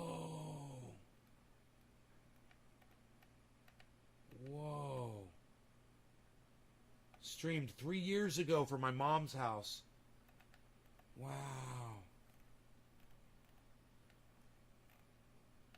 Three years ago.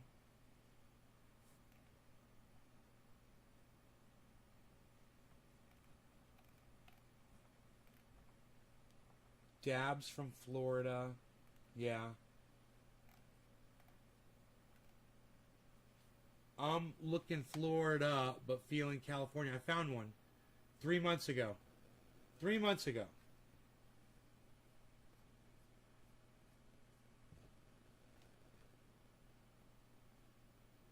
Cannabis doesn't... Florida doesn't deserve cannabis. Not sorry was the title of the next video underneath it for me.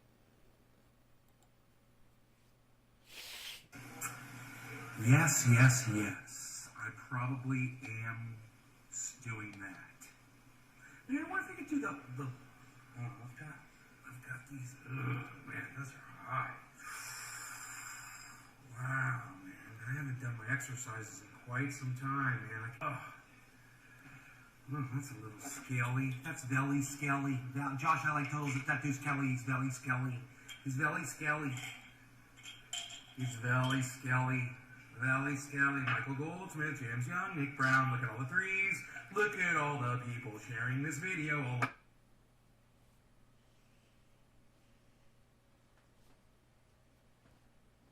Town. Karsten used to go all over town. So what's up, guys? How goes the afternoon? Hey, Nick. Hey, so I just checked in with my neighbors. Rogan's doing fantastic. Is Karsten in there? Everything's going great with him. I had breakfast with my family just now. It was nice. We went on a little lunch, I should say. A little bit of lunch. Actually, we already had the breakfast this morning. Taking my shoes off here. That feels good. I told you guys about this stuff my sister found. It's called Nature's Sport Pain Relief, and you can get this at ecologyproducts.com. And I'm telling you, I've got me a little bit of a sore shoulder here right now, and I'm just gonna use this stuff so it doesn't bother me during the show. I'm just gonna try to do this with my shirt on.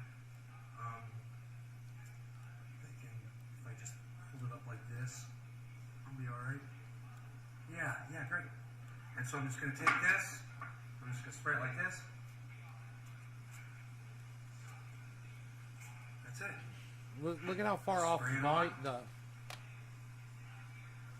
sound is. I don't know, but it's worth trying. Look, if my triage oil doesn't work, this probably will. This is stronger, man. It's stronger. It's for this. For mine, it's like a separated muscle type injury. You know, it's almost like a tennis elbow or some kind of arthritis in the shoulder. I am here to tell you that my shoulder feels better right now. So I can put my hair back down.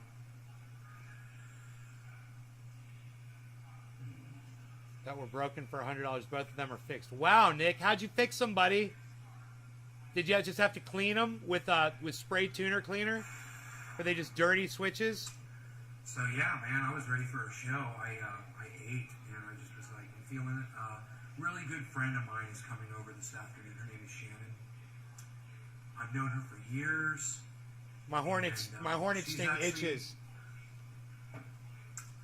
The first person that I've ever I wanted to scratch the fuck out of it right now. Explained how cannabis worked on pain Triage oil for her, and I thought my she shoulder. was a little psychological. With her, comes to find out she was right all along.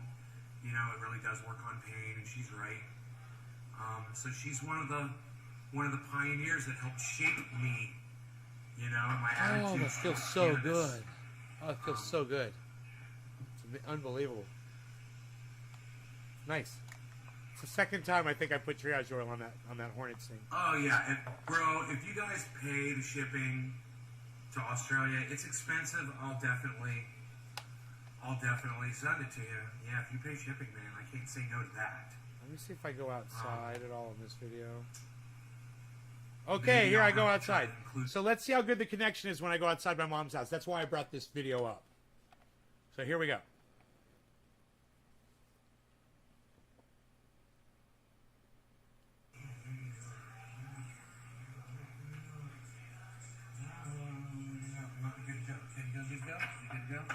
I'm checking out my gut and my belly. I'm looking at my love handles. Let's go. I'm looking at my man boobs. Okay, let's set this camera hangs on here. It's funny, you're always like assessing yourself. And you guys keep going with me,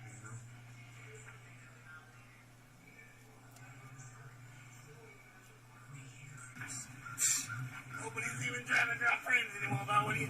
So There's a big wind blowing my I lost connection there that whole time. So that's not a good connection outside. There it is. A little bit level here.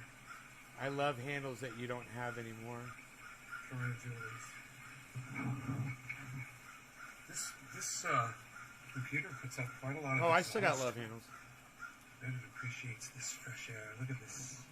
Look at this area here. I built these dams, these various dams. I'll make that full screen for you. A dam, and a dam, and a dam. Damn it. Dam, and a dam, and a dam, I should say.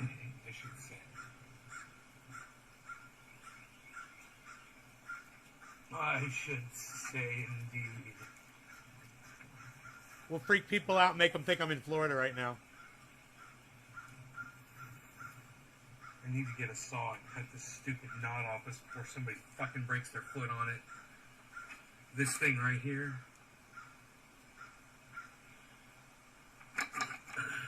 This thing right here. That little fucker right there. That bitch needs to be sawed the fuck down. Before somebody fucking breaks their shit on it. But, I might just do that myself today, son of a bitch. Anywho, is it working, dude? We dropped 112 frames, dude. We only dropped 112 frames, bruh. This is my beach, bruh. Right here's my beach, bruh. That's fucking Pauly Shore. I love it. Bruh. This is my beach. I put a chair, bruh. I cleared this whole area, bruh. I did all the weeding, bruh. I put the table here, bruh. I gotta get that back inside the house, actually. I got this whole area, bruh. I made the dams, bruh. I cleared out the water, bruh. I found a bunch of these mussels, bruh. I put mussels out, bruh. There's like mussels, bruh. I put mussels, bruh. Shut up. I'm saying I put mussels, bruh. Nobody's even putting mussels anymore, bruh. What you doing, bruh? I knew I was going to say that next. Don't trip on the goddamn foot breaker, bruh. Nobody's even putting any muscles in Break it. your goddamn ankle on that thing. You ain't gonna be able to get on the goddamn plane. You're gonna be fucked. Look, I'm gonna show you guys how to clean a mussel shell so it looks beautiful, alright? Look at this. Watch. Now, after a raccoon Hey, is Dommy done Dom Dom. with a fucking mussel, The toe cruncher. what they do is they leave it.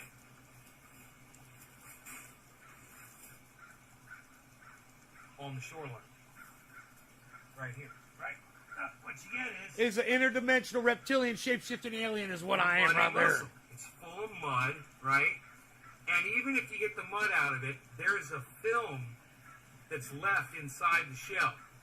And you want to clean that out, and you can use your thumbs, but you never want to do both sides at the same time if you want to leave it together and not let it break apart. If you want to leave it together, only work on one side at a time. Use two thumbs in the water. And look, I'll show you how easy this is. Just put this in the water like this.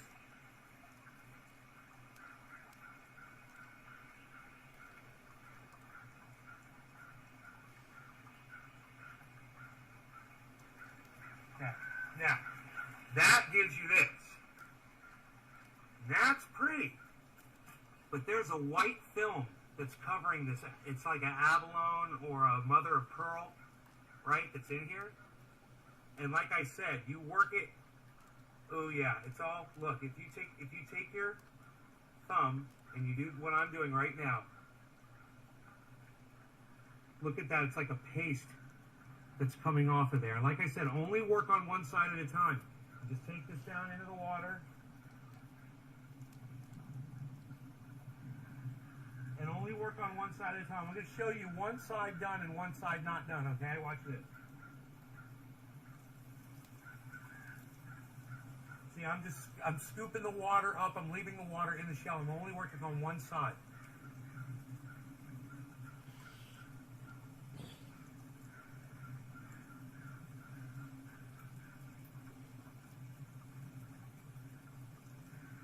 That's great news, Karen. Thank you for sharing that, Karen. Okay, now, let's see the difference here. I don't want to drip water on the,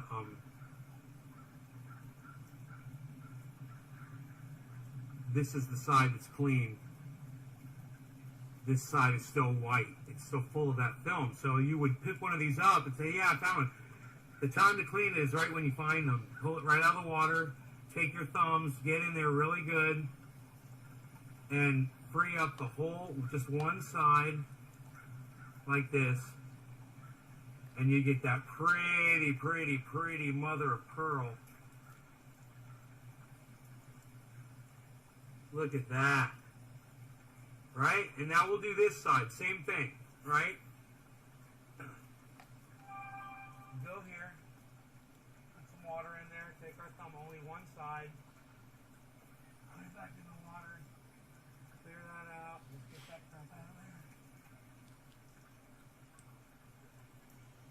no thumbs, but only on one shell at a time, right? Only on one side. This is getting nice and shiny and beautiful. And this is something you can display. You know, they're gorgeous. They're freaking gorgeous. Oh shit, Thunderfoot did a fucking upload. So beautiful. You guys enjoying this video? The back side looks like this. I'll pull up the Thunderfoot video. And the front side looks like this. Yeah, let's do it like this. Look at that, how shiny and beautiful, guys. Isn't that gorgeous? Here, I can do this. Watch this. Dude, you don't want me in Florida, bro. Trust me. You don't want me in Florida. You want me in California. California makes me the person that I am, man. It is, the environment in Florida is really bad. It rubs me the wrong way. When I'm on that river, I'm away from people. I mean, not my friends, but I'm away from society for the most part on that river, and I'm not thinking about anything else. That's a vibe. You're right. When I'm on that river, man, it's nice. Thunderfoot.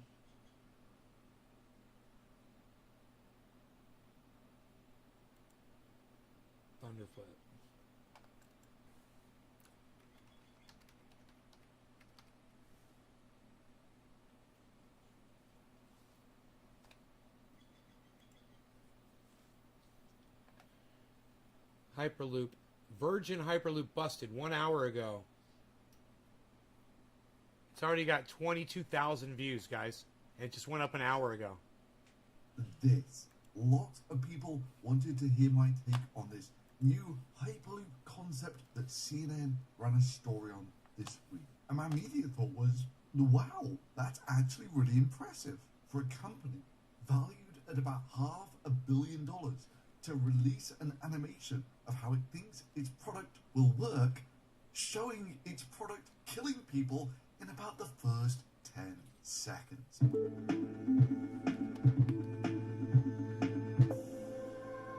The key to our product is guided by a design that is elegant through its simplicity, future-proof due to its modularity, and guided by the principles of this century, not the last. I love when Virgin Hyperloop, formerly Hyperloop One, releases a new rendering of just how amazing this new technology will be. One that will whisk us between cities at about 600 miles per hour. And just look at all the intricate detail they've put into their renderings, right down to the detail in their flowers. Oh, hang on, sorry, I got confused there for a moment. Did I say how well it was going to work? I meant how it's going to kill or maim everyone who gets on board this thing if it works exactly as in their renderings. I mean, let's just take a look at a bus turning a 90-degree corner and see how long it takes, shall we? So this is the sort of max speed that you can turn a corner without drinks flying or stunning people getting knocked over, that sort of thing. And turning this corner takes about 10 seconds. Now let's see how fast Hyperloop takes the same 90-degree corner. Well, 6 capsules, well, let's call it 5 to be generous, go around a 90-degree bend in 1.8 seconds. Yeah, so let's say our bus happening. is just going about 5 miles per hour, 10-ish kilometers per hour. He's That pretty means smart. The Hyperloop is going some 25 times faster than this, or about 125 miles per hour. Now at this point, we have to pay lip service to something we scientists call physics, and what is affectionately known as terminal change of momentum. You'll never make the turn. Yes, it's not falling that bothers me. It's the sharp shock at the end. So to turn a 90-degree corner like this, you have to stop going in this direction and accelerate in this direction. So let's say it's going to take about 0.4 of a second to go from 125 miles per hour to 0 miles per hour. This isn't far off just crashing into a wall at that speed. For certain, the drinks won't just be sat there motionless. I'd love to say that you'll be able to travel at 500 miles an hour without spilling a drop. Fast, effortless journeys that expand possibilities. Why wouldn't they just make a big round sweeping curve then instead of a right angle turn like that? That's just a stupid design. I mean, you could do a big gradual turn faster, right? Why not just make it more like a circle and then a square? You know, doesn't that... Wouldn't that... If it was more like this...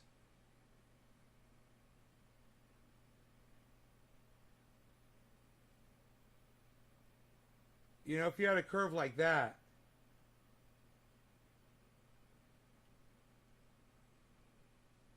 As opposed to that. You'll make it more of a sweeping than that. See the difference there? So then it's just a matter of redesigning the track to where you can make it around that corner and make a wide sweeping turn. Isn't that what trains do? Unless, of course, those cups are welded to the fuselage of the Hyperloop. I mean, trains make those turns, but how does that fucking bullet train do it? Hyperloop in an attempt to lull the passengers into a false sense of security that they're not going to die within the first 10 seconds of their Hyperloop trip. Look, we are using a proprietary magnetic levitation system. You're literally floating on a bed of air, and it will be super smooth. Yeah, that is the CEO of Virgin Hyperloop talking about this like this is actually what they want to build. Seriously, the best sports cars do 0 to 60 in 3 to 4 seconds. Thanks, It's Dom. about 0 to 100. Right on, Dommy, Dom. Sort of thing. And that clocks in at about 1 G. The Hyperloop is taking that first corner about 10 times faster than that. That's giving you 10 Gs. 4-hour show, guys. A brief moment by tensed up fighter pilots wearing a nice harness and some sort of pressure gravity suit, that sort of thing. For the other poor schmucks in this capsule, they've essentially been driven directly at a wall at 125 miles per hour and given 0.4 of a second to hang on for dear life, otherwise they're going to be flung into the wall at 125 miles per hour. And then, of course, you've not just got to slow down 10 Gs in this direction, you've got to accelerate 10 Gs in another direction at the same time. Hyperloop is a new form of mass transportation that will set the standard for 21st century travel by connecting cities in minutes. Now, at this point, some people might defend this, saying, well, I just sped it up for an example. But no, they've put cars in there to show how fast this is relative to, say, for instance, buses. And we can see they're going roughly 10 times the speed that the buses are going at. Which means if buses are going 30 miles per hour, then our Hyperloop pods are going about 300 miles per hour here, about half the speed of sound. And this is, of course, assuming you can make that corner in the first place. I mean, for certain, if you're on a train trying to take a corner like that, here we go. You'll derail the train in an instant, because the train tracks can't take those sorts of forces. And this will be the likely outcome of the Hyperloop capsule here. And the capsule weighs some 30 tons and it's going about 10 G. So it's hitting the side of the wall there with an approximate force of 300 tons. And of course there are 5 capsules linked together like this, so it's an effective force of about 1,500 tons. Yeah, they're really going to have to over-design the tracks here if the Hyperloop is going to be as effective as killing people as this animation shows. And then, of course, upon exiting the Hyperloop, the capsules will fall the 20 or so meters into the street. Again, most likely exposing everyone on board to a terminal change of momentum. Oh, God. And simultaneously, it gave me a shiver seeing that. The entire Hyperloop system. So It people starts screaming. with a near vacuum environment inside a tube, which enables high speeds and low power consumption by nearly eliminating aerodynamic drag. Again, killing the already dead people in the Hyperloop. You know, this is the future. You've got to be sure about these things. To do this, we've moved levitation, power, and propulsion onto the pod.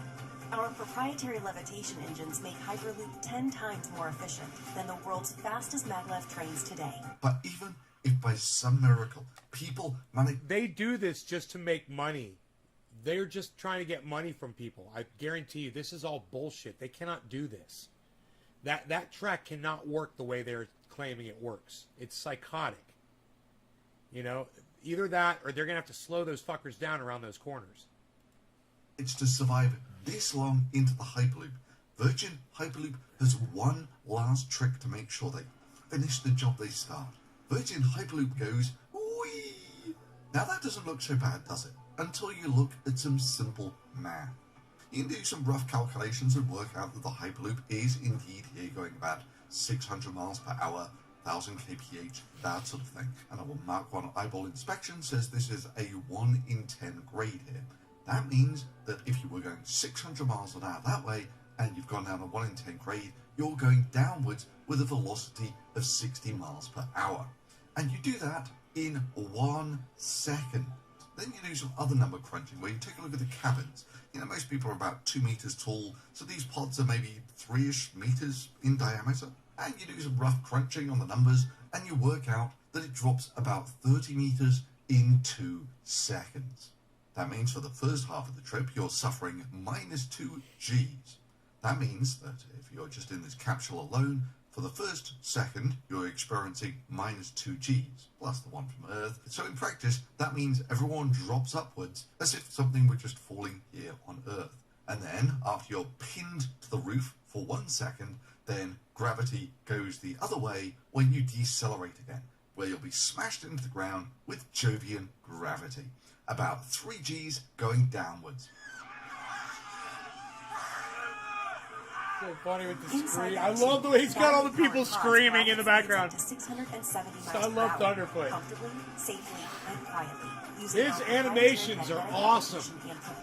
One of the advantages of what we're doing is that we control the environment. The tube is completely serene in the way that it is. So if we think about air travel and turbulence, we don't have any of that is taking place here right now. Now, it's true with some fairly decent safety harnesses, you can get 3 Gs on some of the roller coaster rides here on Earth.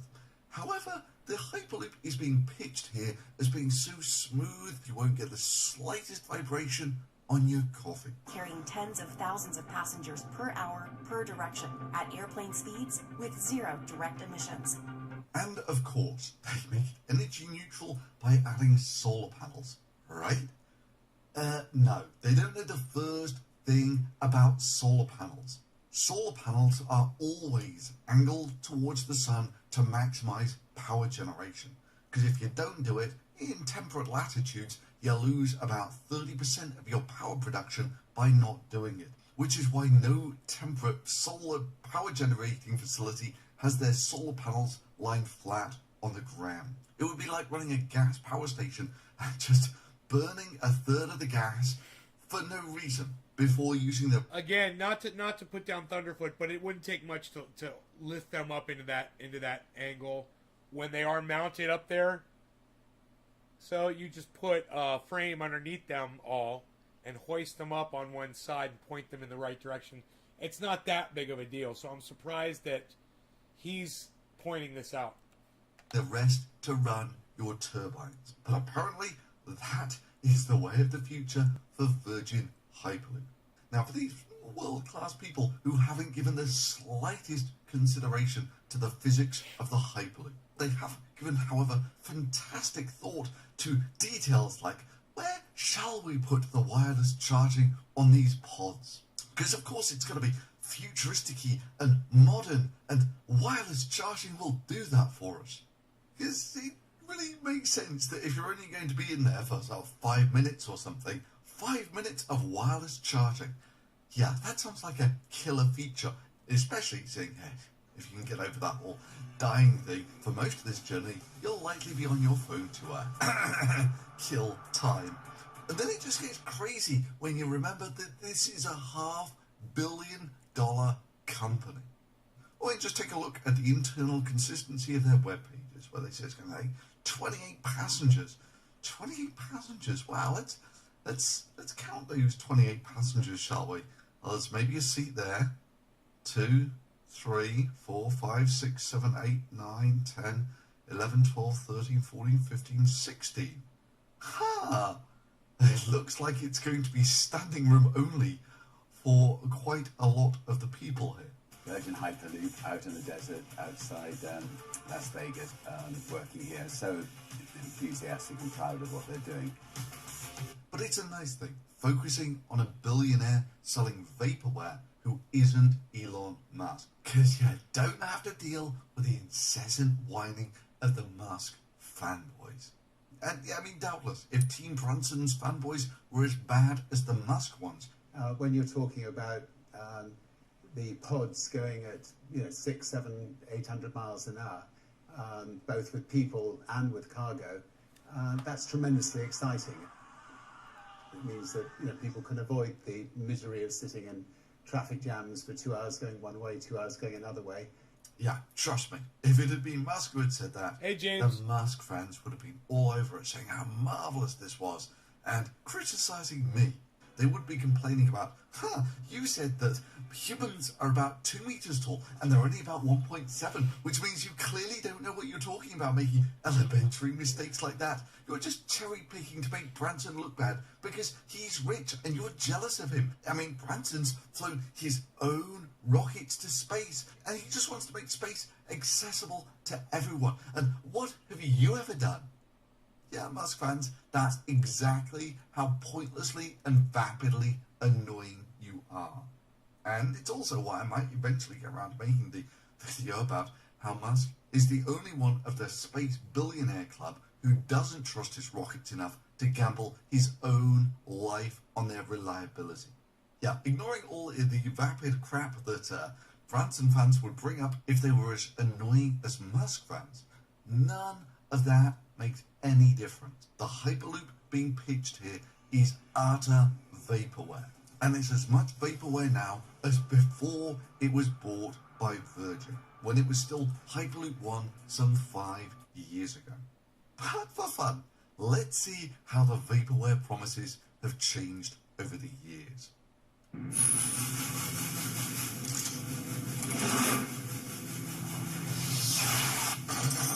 Yeah, he's nitpicking a little bit.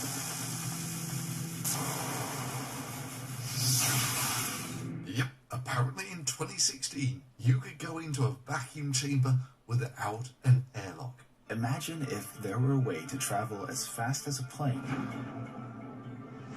with the convenience of a metro. Imagine a ride as smooth as an elevator for the cost of a bus ticket.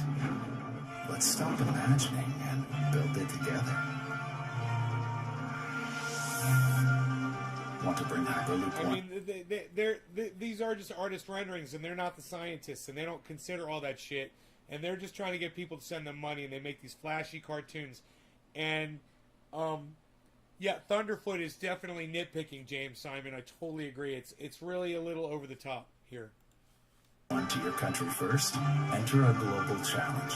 Visit hyperloopchallenge.com for more info. And just to let you know how truly empty the computer-generated graphics promises are, this is Hyperloop 1, back in 2016, of what they were going to promise for us in 2020. That's last year now. And our hero is late for a meeting, so he says, take me home, and immediately the options come up. Walk, 47 hours. Bus, 3 hours. Hyperloop, 12 minutes. Boat, 4 hours. Or plane, 48 minutes. Yeah, it's a good thing that we got rid of cars by 2020.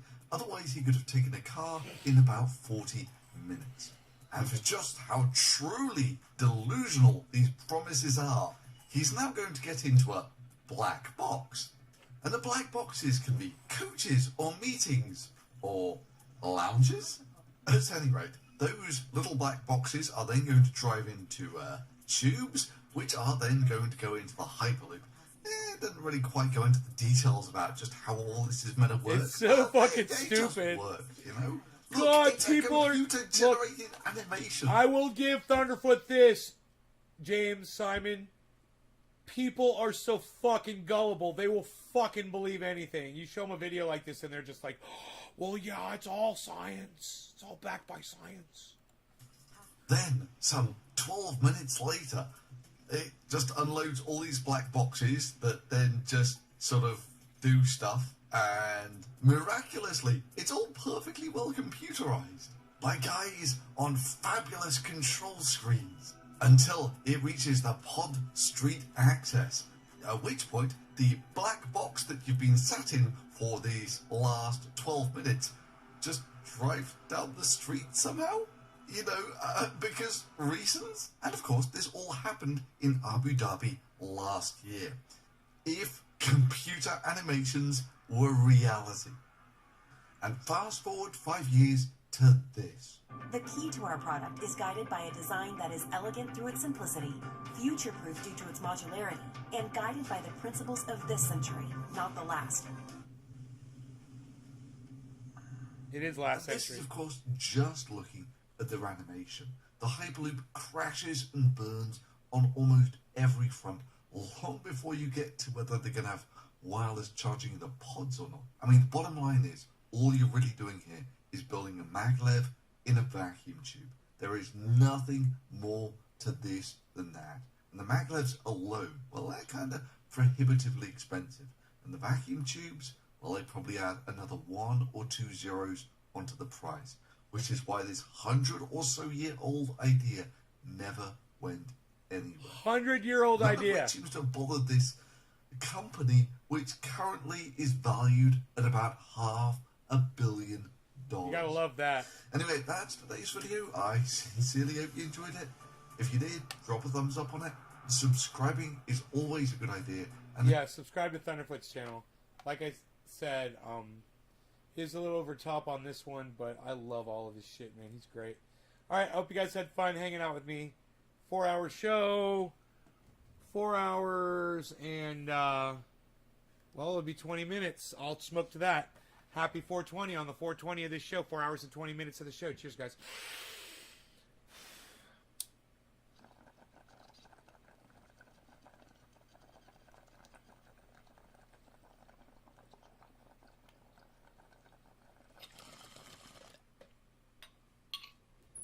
Bye, everybody. Bye-bye.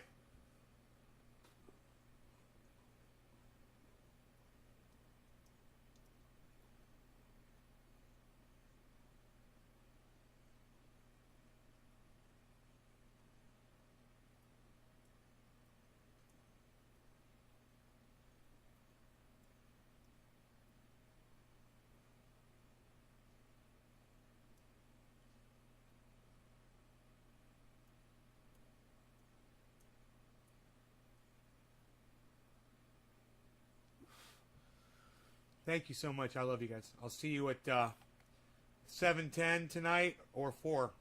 Something, or somewhere in between, somewhere around there. Follow me across all the channels, guys. And make sure to follow me on Twitter. I'll be on Twitter. So come on over to Twitter. Download the app. It's easy. I'll be over there on Twitter at Nays Garden on Twitter.